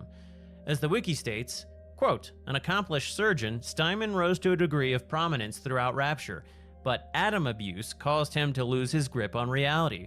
Dr. Steinman, growing so utterly obsessed with making his patients beautiful, began to hallucinate Aphrodite, the Greek goddess of beauty, and looked upon her down the road of insanity, unquote. Ken Levine couches Steinman's behavior as the result of his addiction to Adam in conjunction with his rejection of Judaism. Adam expands Steinman's rebellious spirit not to be held back by any outside force to unhealthy, monstrous levels. This does make some sense, but nevertheless, it's still quite bizarre that Ken felt the audience could deduce such a message when Steinman, surrounded by 3 corpses nailed to crosses, was yelling about the Greek goddess Aphrodite. Was this about scapegoating Christianity and Greco-Roman identities, or was it about an internal Jewish identity crisis? How exactly was Steinman's behavior the result of other people in America defining... I don't remember seeing the crosses in that scene. I probably just wasn't paying attention. But I do remember the Bibles being thrown around a bit. And plus all the splicers being like, Jesus loves me, yes he does. That whole song and dance they were doing, I just took it as a typical, modern left thing of, Christianity bad. And so I really didn't think much of it. But I just, once again, this irritates me. This loving guy irritates me so much. Because, okay, Christianity bad. Okay, fine. Whatever. I'm used to that trope in modern media. But Steinman is going schizo because he rejects God, but not just God for the Christian God, but the Jewish God, Yahweh. And it's like, really? Really? So Christianity bad, but Yahweh good. Okay, you do. I know the Jews don't like the Christians, obviously. But just okay, so rejecting God is bad, but only when it's Yahweh. Okay, whatever floats your fucking boat, you kike. him by his Jewishness. Sander Cohen, the Jewish artist and entertainer who went mad and became sadistically impassive to the suffering of others as Rapture collapsed into civil war, might also blame his behavior on Fontaine's actions. But more broadly, he's simply another Jew lost in his own genius. Again, this is an extremely consistent theme.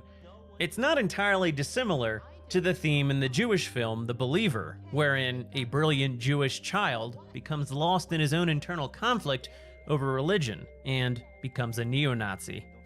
Cohen's level in the game is of particular interest because from a progression standpoint, it's almost completely imposed on the player, who simply needs to get to the Hephaestus core.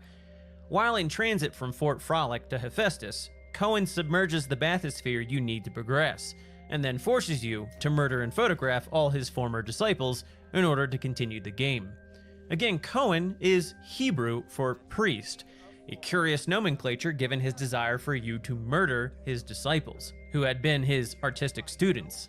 What's more, if you pay attention, there are several undertones of abusive homosexual behavior on Cohen's part.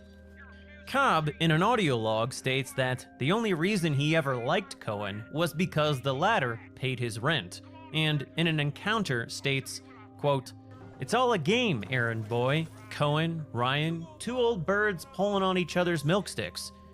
Okay, I don't remember that one. Did I miss that diary?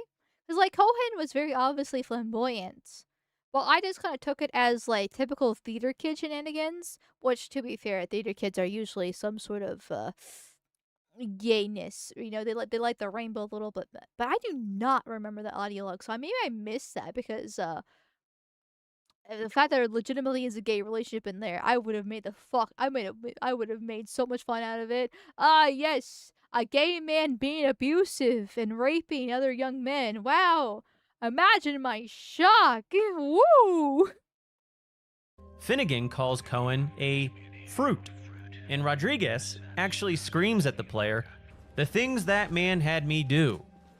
Curiously, none of Cohen's disciples are Jewish. So what we have here is the player being forced to kill the Gentile men, a Jewish priest, sexually abused and dominated. To be clear, there is no way to circumvent this. The player has to murder these people, or Cohen simply won't let you leave Fort Frolic. Or rather, Ken Levine won't let you leave Fort Frolic. There's no way for you to side with the victims or confront Cohen on any of his behavior. This is a somewhat disturbing observation, considering just how often Ken Levine and Irrational Games made a meta-commentary on how the players have no choice in video games and are forced to do what the developers want. The question naturally arises, why did Ken Levine want you to murder a bunch of victims of a Jewish homosexual? Let's listen to one of Cohen's audio logs entitled The Wild Bunny. The Wild Bunny by Sander Cohen. I want to take the ears off, but I can't. I hop, and when I hop, I never get off the ground. It's my curse, my eternal curse. I want to take the ears off, but I can't. It's my curse. It's my fucking curse. I want to take the ears off. Please, take them off. Please.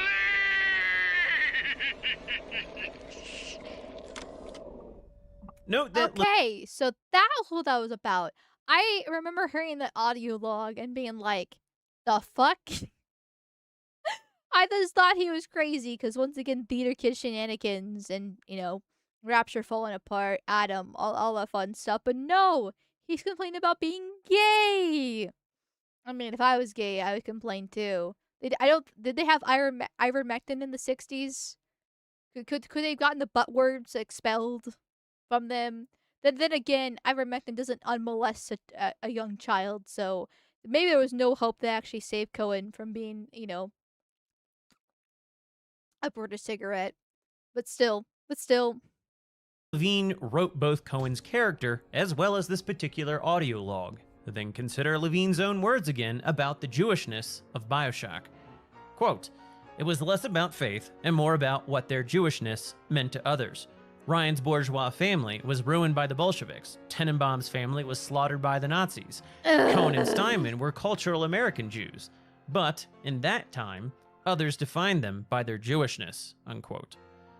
In my opinion, The Wild Bunny is about a personal struggle as a Jew in a world of Gentiles. Cohen is tired of pretending to be something he isn't. When he tries to hop like all the other bunnies, he can't get off the ground. He can't assimilate. Being Jewish is thus his eternal curse, because he simply can't be a rabbit. But don't take my word for it. Take Ken Levine's. Quote, "There's literal displacement, and then there's a feeling of not fitting in, of, I don't really belong here. I think Jews are always going to feel a little bit like they don't belong wherever they are. There's always that, what if we have to flee mentality," unquote. I am...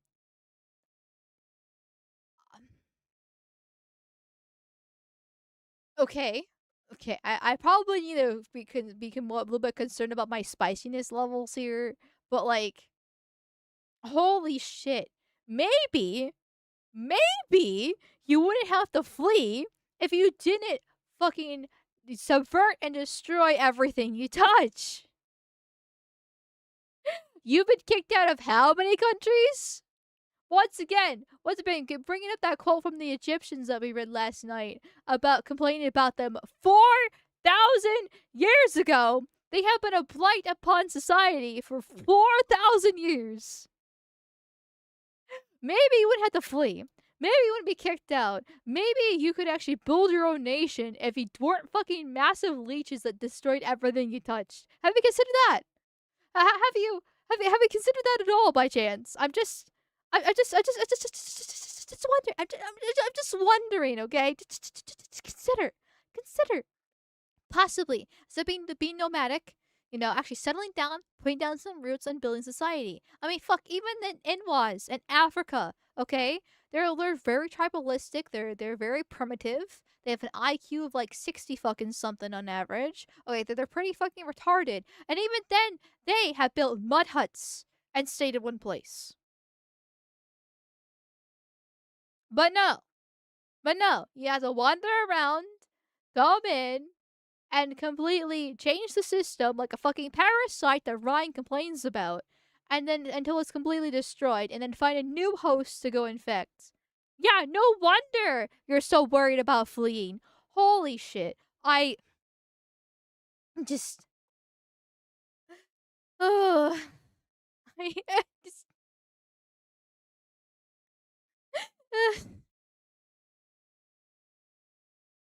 just fuck me. This VOD is probably cooked. I'm gonna see how long it stays up, but this VOD is probably cooked. Fair warning.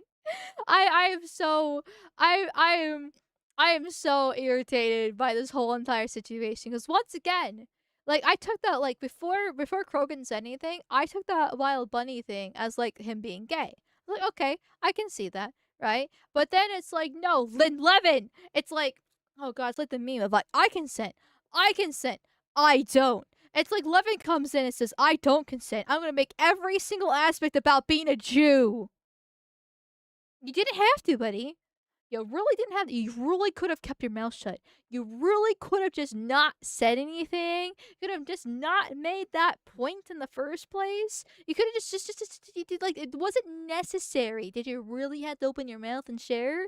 But now that you have shared with the class, congratulations. Because now Krogan has made an hour and 13-minute fucking PowerPoint presentation about how you ruin society.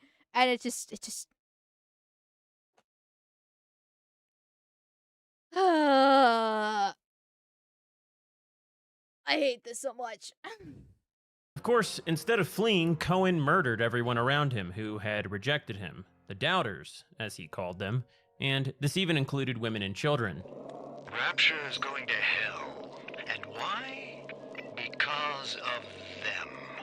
Always behind the scenes, at the Lyceum, at the galleries in Soho, even down here in this so-called utopia. The doubters. The idea seems to be that the men, women, and children of his dwelling doubted his artistic talent and genius. In the Game Informer piece, Ken Levine states that Cohen always felt, quote, constrained by little people, unquote. Now, does it not naturally follow from his statements that to be culturally Jewish in America is thus to be constrained, in some sense, by little people? Cohen's murderous rampage in Fort Frolic also seems somewhat reminiscent of Jewish revenge fantasies. To not be a victim of the Goyim, who may once again be engaging in a periodic pogrom, but to lash out against them. Again, this is a big theme in the Jewish film, The Believer, which sadly we don't really have the time to get into here. Of additional interest to me is that Bioshock's fanbase seems to admire Sander Cohen and Fort Frolic as much as Sander Cohen admires his own sadistic Quad-Teak.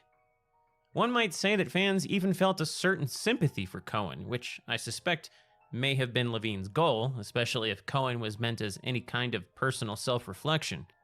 Everyone gawked and marveled at how Irrational Games had Cohen use a spotlight on the player to indicate that they were the star of Cohen's play, but no one really stopped to consider that they were the star of Ken Levine's play. Ultimately, Ken Levine could have given you a way to circumvent Cohen's orders for you to murder the little people. Now, technically, you can kill Cohen afterwards, thereby unlocking the achievement Irony. But the game certainly doesn't coax you to do this, and if you look at player stats, most people did not do this. Again, the most important thing to remember here is that you cannot refuse to kill his disciples. I mean, I wanted to kill him, but then chat told me not to kill him because I would get something better. Because I really wanted to get the treasure chest from there. That was really irritating me that I couldn't unlock it. And so chat told me to wait. And so I didn't kill him. Or else I would have killed him. I wanted to kill him. I'm a murder hobo. It's fine.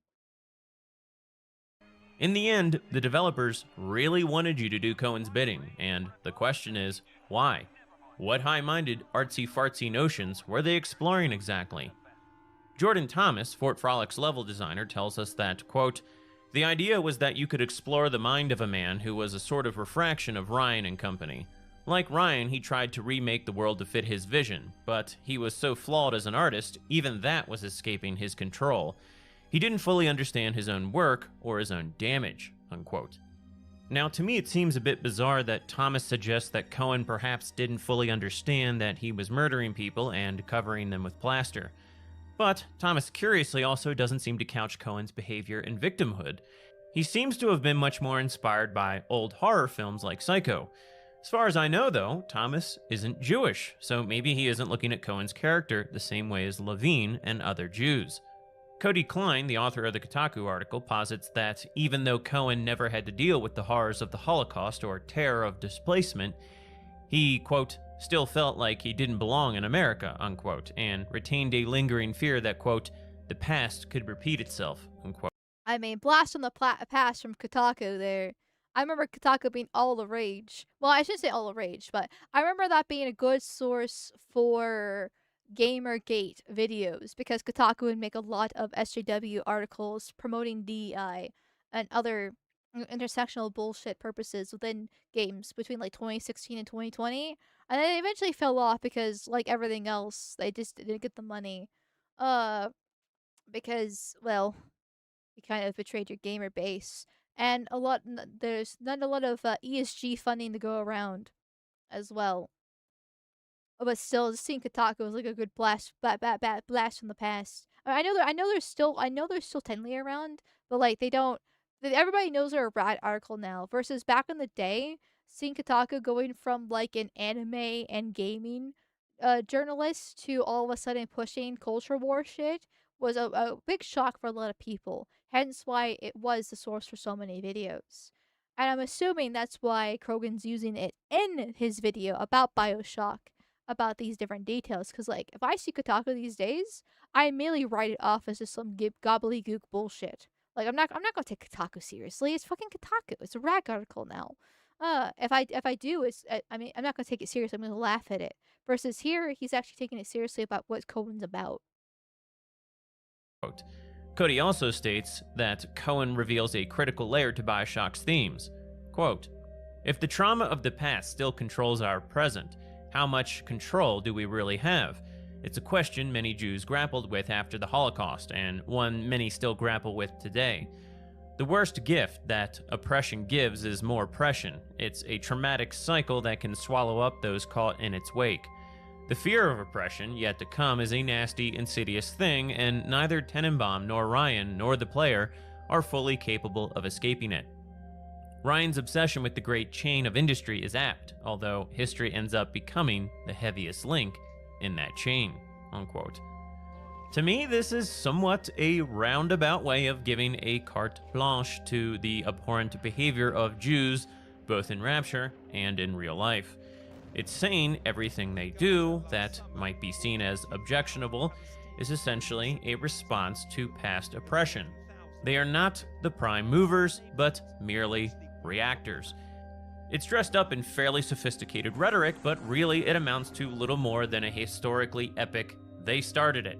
And that typically occupies a certain position within most people's moral hierarchy. Yes! Regarding the I mean, because to get a little bit deeper than that, at the end of the day, multiculturalism does not work. Having a multiracial society does not work whatsoever. Everyone is racist whether they want to admit it or not.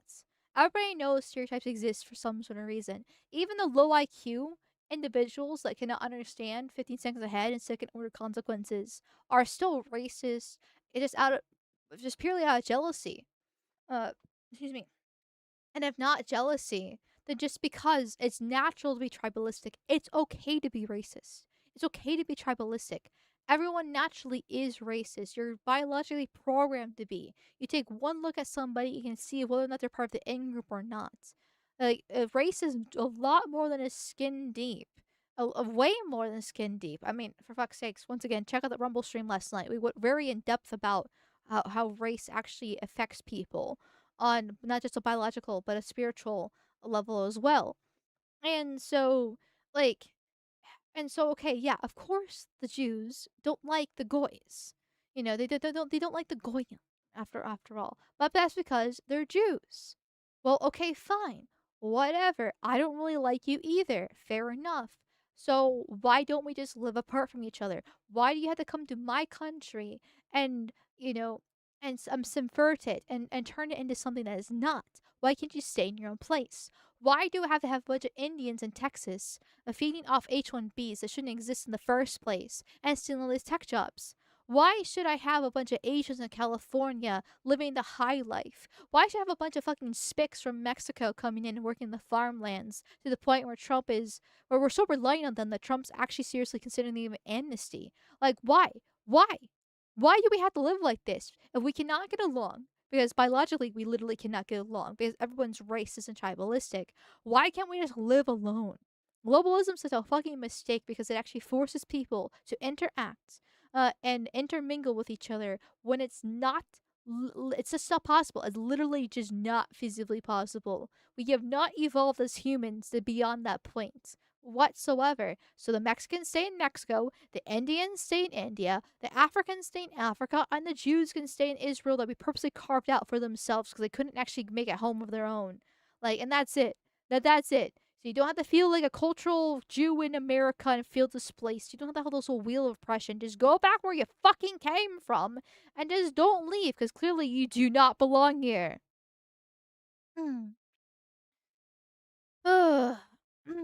Because then Jews wouldn't have a place. Well, I guess that's kind of the point. But that's the thing. I also don't really care. Okay, fine.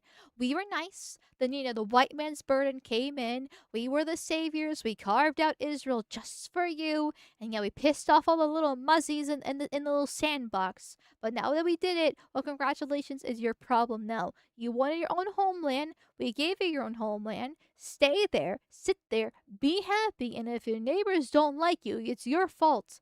As is your problem now. Deal with it. I don't understand why that's so hard.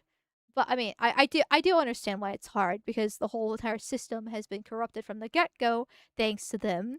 And now we have a whole anti-white system in place throughout the whole entire Western world, not just the UK, not just Germany, not just Australia, but it's also in America too. With it's a very cut and clear case with the Shala Hendricks trial happening here. Now we have to deal with multiracial globalist society. What it just wasn't necessary in the first place. Just leave me alone, and I'll leave you alone. It's simple. I think they need to wander around for another century. Thank you, Big Sister, for the win, for the $10 reduce. Thank you. You're convincing me on the Ken point of all. Death of the author should be heavily considered here. Ryan is not Tiny Hat and Cohen's an outcast due to being gay, not Hat of Tiny. Yeah, well, yes, thank you for bringing up Death of the author. I knew there was a specific term for it, but I could not remember the term, so I was just kind of beating around the bush there. So thank you for bringing that up. Yeah, but here's the thing. Now that Ken's pointed out all these details, I see it. So I'm not even sure if it's really Death of the author thing. I really do think it's genuine. These are genuine points. It's irritating. I hate it, but it seems to be that's legitimately the point that he was trying to make. He's just trying to be subversive about it because every single Tiny Hat's subversive at the end of the fucking day. I thank you, Useless Rabbit, for the $2 reduce. Thank you. Sorry for mowing your lawn. Hey, listen here, buddy. Listen. I mow my own lawn. It takes me 2 fucking hours, but I mow my own lawn. I'm not kidding. I mowed it Wednesday. I mowed the lawn Wednesday. So, yeah. Yeah, you can mow somebody else's lawn for dirt cheap. But thank you. Contrast between the first and third games in the series, Cody states, quote, Bioshock Infinite, the 2013 follow-up, also directed by Levine, might be obsessed with the cyclical nature of history as a concept, but the original Bioshock is just as concerned with the personal toll those cycles have on people, particularly Jews, unquote. In very, very stark contrast, while the first game implicitly addresses Jewishness, Bioshock Infinite explicitly addresses concepts such as white separatism, American jingoism, racism, and Christian zealotry. And it's done in such a way that is likely highly accessible to the majority of the player base. Now, I haven't run through the entire first game here because I intend to do so for Bioshock Infinite, which we're about to delve into. For the sake of anyone who has not played through the first game, it ends with Jack, Andrew Ryan's son, killing Frank Fontaine, or rather it ends with Jack weakening Fontaine to the point where a bunch of little sisters are able to accost him with atom-draining syringes. We'll play out the ending sequence here, since it's fairly short. I had you built. I sent you topside. I called you back, showed you what you was capable of. Even that life you thought you had, that was something I dreamed up and had tattooed inside your head. Now, if you don't call that family, I know what is. And now,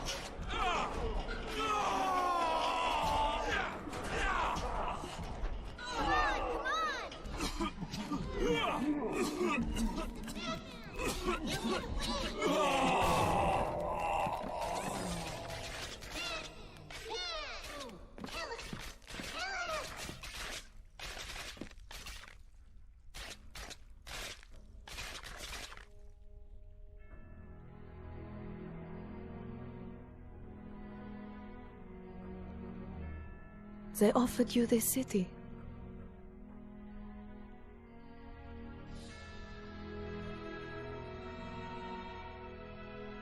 And you refused it.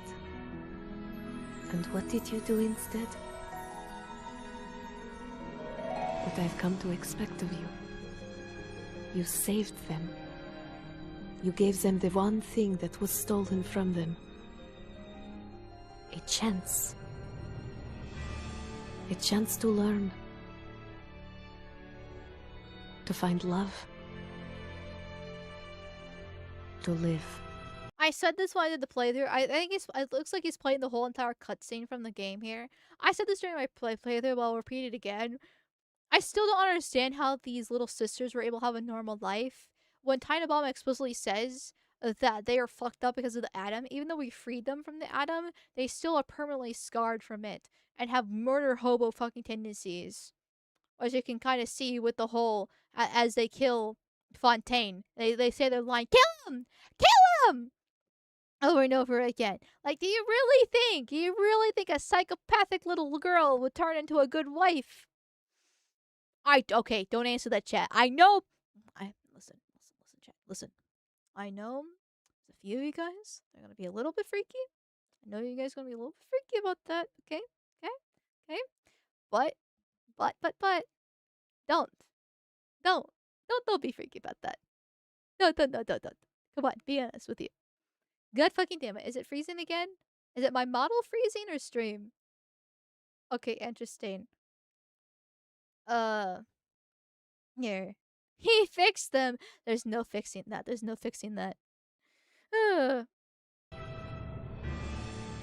And in the end, what was your reward? Yeah, notice the husband was a black guy? Yeah. Can't forget that. You never said. But I think I know. A family.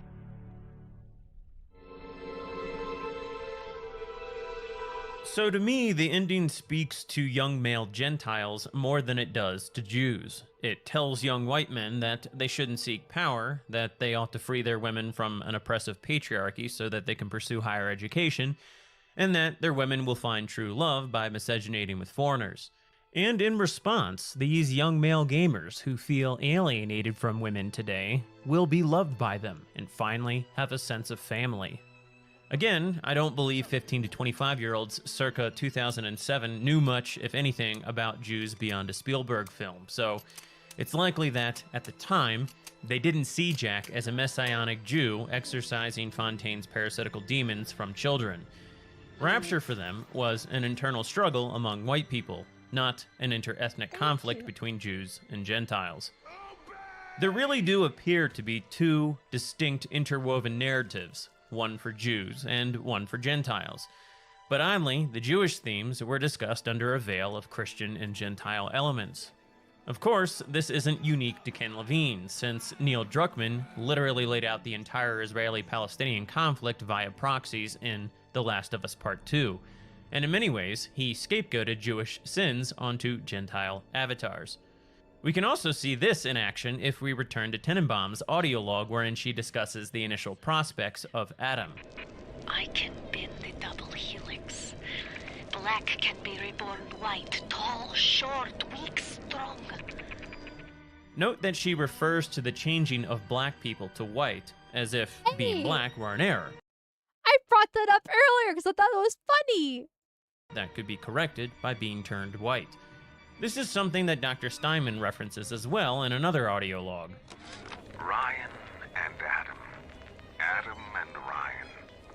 All those years of study, and was I ever truly a surgeon before I met them?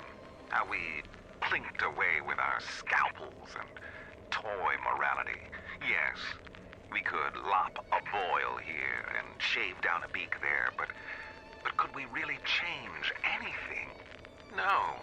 But Adam gives us the means to do it. And Ryan frees us from the phony ethics that held us back. Change your look, change your sex, change your race. It's yours to change. Nobody else's. Now, it's indeed curious that here we have two Jews implying that being black is an error to be corrected. Again, as far as most players knew, however, Tenenbaum and Steinman were just two more racist white people, lost in a paradigm of white supremacy. Moreover, one of Ken Levine's most... I mean, I guess if you're not kind of aware, because like I said, I'm not exactly the best at noticing, right? You know, I might have a beautiful schnoz that I'm very, very proud of, mind you. But I'm not exactly the best at noticing this, but Tenenbaum was such a blatantly Jewish name, and same with Steinman. Those are both really, really blatantly obvious last names. But then again, like, that even me, the 112 low IQ Floyd, was able to get here. So, yeah. But I guess if you're, like, playing this game when it came out, like, in, 2007 or something like that, and you're a young teenager, and, you know, this is kind of before the JQ was really popular, or you weren't on 4chan a whole bunch, then you're probably not going to notice it as much. motifs was that the Jews of Rapture were damaged by their time within Gentile society. Ah, fuck. We're doing this again?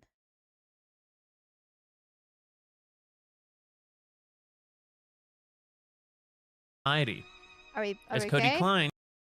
Hello, chat? Hi. I should probably keep on talking in case when I do come back, you can actually hear me.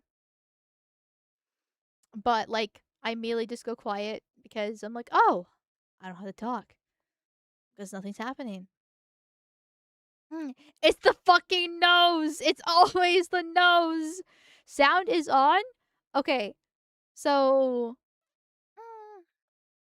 It is in fact the nose. The nose is the cursed object. I wonder if it has a hard time processing. I was kind of wondering if it's the model that's having issues because like it's such a highly detailed model with everything. And so maybe it's having a hard time using the nose with the tracking as well as the details of the model and everything like that. Maybe that's the problem. I'm curious if the P.E.P.E hoodie does the same thing. I'm also really curious if like the regular like base outfit has the problem with 100% is the schnoz here. I'm kind of scared to turn it off then because like if I turn it off, will it freeze again? Wait, is the schnoz being on in general the problem? Hold on, wait a sec. Okay, we definitely turn it off. If everything's dying anyways, this gonna turn off now. Okay. Okay, so the schnoz cannot be done. I cannot be a part of my people. I cannot represent my tribe anymore. That makes me very, very sad. Okay, well, sorry for all the buffering, chat. I guess I'm learning. It's a learning experience, to say the least.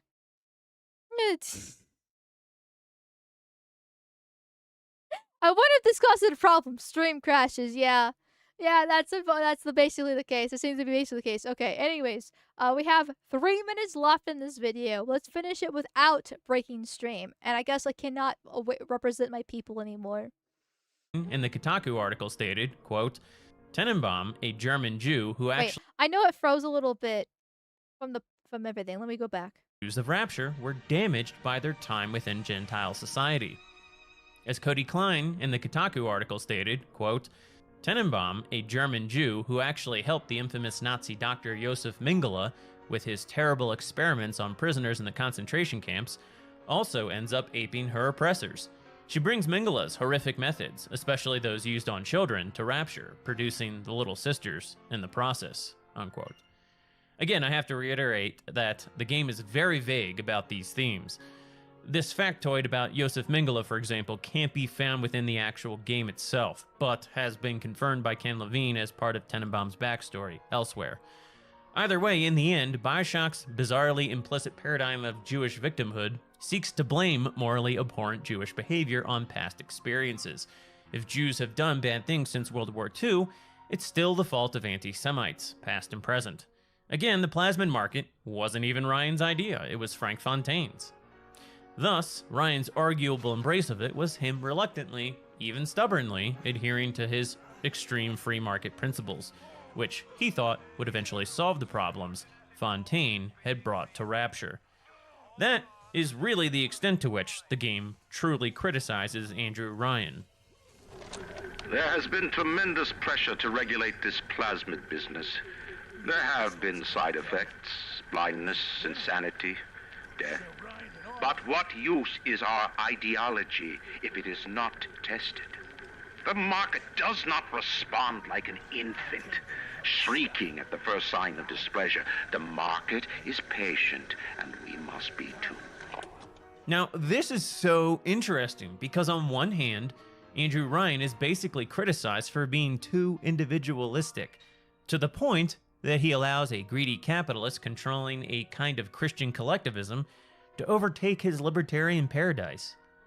Remember, despite the name, Atlas is not John Galt. Andrew Ryan is. It's ironic in retrospect given the current plight of European nationalists. We are a people plagued by individualist thought paradigms as huge swaths of alien collectivist peoples swarm into our societies. And that's the best part. In a certain sense, Ken Levine is attacking Ryan's individualism. But he also views white... You know what's fucking sad? Is that, so chat told me that this video came out like 2016, 2017. And the thing is, we've had the same problems going on for far too long at this point that you could say those images were taken today and I would believe you. Like, as someone who's been part of the culture war for far too long, it seems like, it irritates me, and actually, I didn't say irritate, it fully depresses me. It completely, this absolutely, utterly Vanto black pills me about how things are the same at best, if not worse than they were in 2016. Like, Trump winning was not the savior of our people. Like, yeah, Restore's in a better place in the UK than the Conservatives ever were able to do in their 14 years, but it's still significantly worse. Like, we're worse off in every aspect, even though we've been shouting from the rooftops since 2016 about this. And it's awful. Absolutely fucking awful. This has been going on for so long. And technically, I'm a youngin', right? Like, I'm a zoomer. I got into the culture war stuff at a very young age. Politics at 12, but I didn't start shifting more to the right. I stopped being an SJW when I was like about 14, 15 years old-ish. But we're gonna say 15 is when I started becoming more I stopped at least becoming an SJW, and I was on the Gamergate side at that point. But I'm so like I got involved at a very young age, but I'm still young in the grand scheme of things because there are people been shouting from the rooftops about this like before SJWs were a thing, before the Wall Street Occupy Wall Street stuff. Like there's Bowden, Jonathan Bowden was talking about multiculturalism issues back in the early 2000s, and then there is Enoch Powell in the 60s and the 70s, like talking about these different issues too. Now, granted, both of them are from Britain.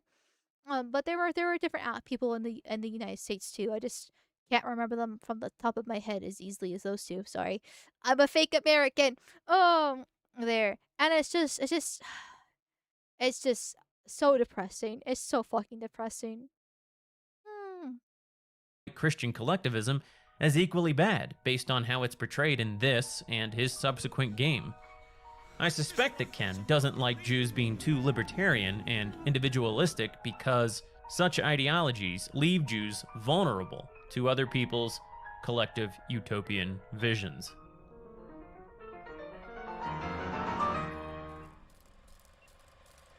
End of part 1, chat.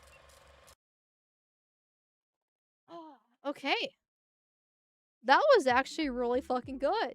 I mean, not that I'm surprised. You guys usually have pretty good recommendations, and everyone was telling me I had to watch this video after I got done with the first Bioshock, and everything's freezing again. God damn it. It's definitely has to be VTube Studio. Let me open my task manager here. Oh my god, it's using like 15%. No. How much is it using? Okay, it's...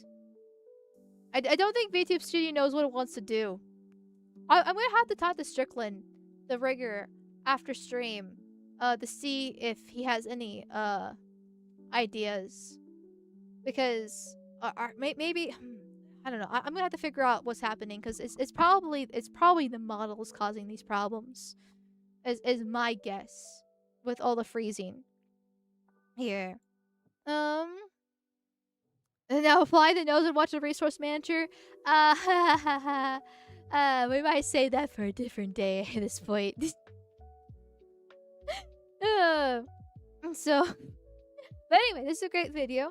If you want to watch it yourself without the void babble and interruptions, here you go. I'm putting the link in chat here. It's technically a re-upload by a guy named Trashman Guys Emporium. I'm not sure when this came out originally. It doesn't really say here, but like I said, chat said like 2016, 2017. So go down to American Grogan for being in the game for so long and making all these points 10 fucking years ago now. It's like I said, I'm a Nugent. I'm a youngin, right? I am. Oh my god, why is it struggling so much? I finished the fucking video. You would think I'd have more problems when the video was actually playing here. And it's not the schnoz. It's not the schnoz. Okay, what's causing the problems?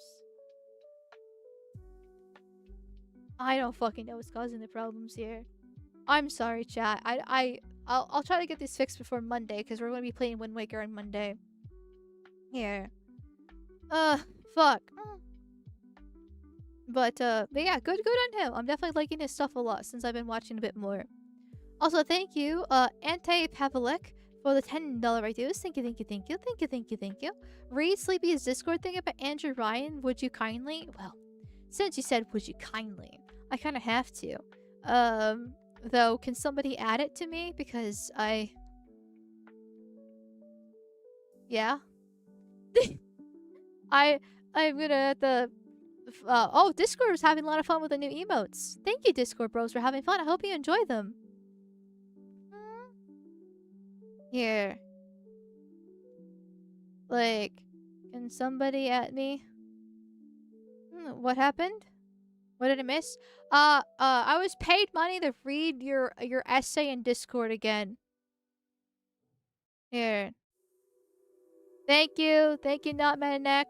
Mananak. I can never say your name. I'm so sorry, my dude. Okay. Okay, how long is this? Okay, it's pretty long, but I'm gonna do it. I was given shekels. Okay, I'm a good whore. I was given shekels. I will do it. Yeah. Okay. Bioshock's Jewish problem.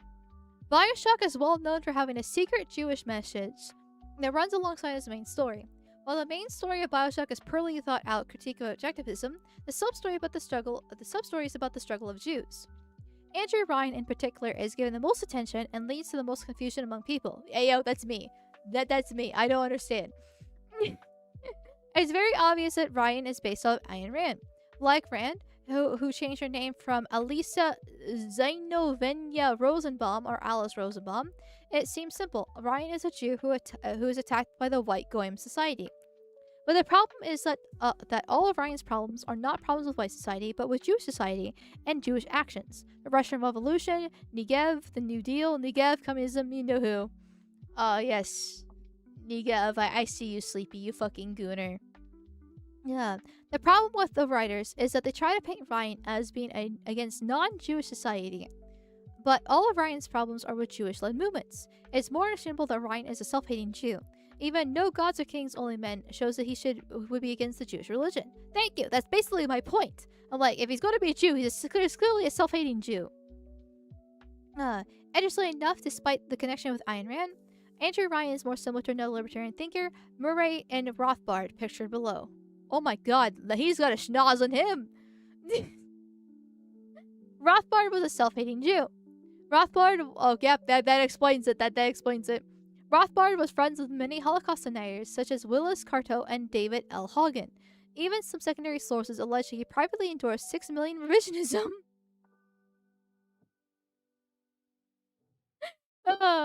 He was a promoter of World War II revisionism and denying the traditional view of the war, promoting the book The Origins of the Second World War by A.J.P. Taylor. Okay, Sleepy, link me that book because I want to buy it. He was known to privately use the term... I've already said it once, but I guess I'll say it again. The streams are already, like, melting my wings as it is. Kikes with students. He was a supporter of David Duke. This guy sounds amazing. Oh, for YouTube's sake, though, even though we're already literally at the sun right now, and I'm probably falling into the ocean, the 6 million is, yeah, that's a real number. It's bad. Bad. Real number, totally believe it. Bad number.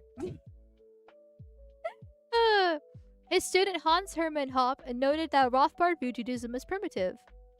Even Rothbard's ideology of anarcho-capitalism fits Ryan's society much better than Ayn Rand's objectivism.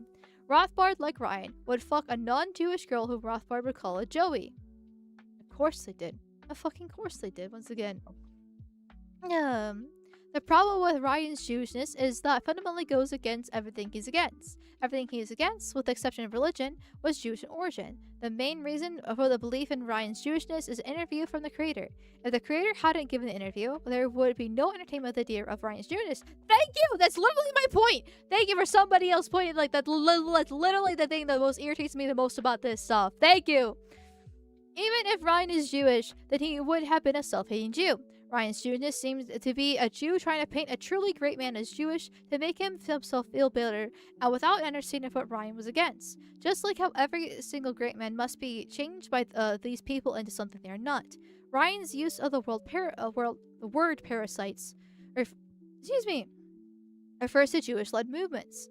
Ryan's Jewishness goes against everything he believed in. Agreed. That's amazing. Also, thank you Discord bros for using the new Giga Chat emote for it, because it's awesome. I like it when you guys use my emotes, okay? What can I say? I'm a simple whore, okay? You give me affection, and you can give me affection by using the emotes. I really like it a lot. So yeah, I'm glad you enjoy them. But enough about being a whore. But yeah, basically what Sleepy's essay is a more concise, more eloquent explanation of how I felt by watching this video by Krogan here. Cause like that's my main gripe when it comes to the whole discussion about Bioshock and the tiny hats here. 100% hinges on Ryan himself being a shekel shaker. And if he wasn't a shekel shaker, half the points, if not more, would not be invalid. Because it doesn't make sense. It literally doesn't actually make sense in any way, shape, or form. 12 billion! 6 million, maybe more. We're fighting more every day!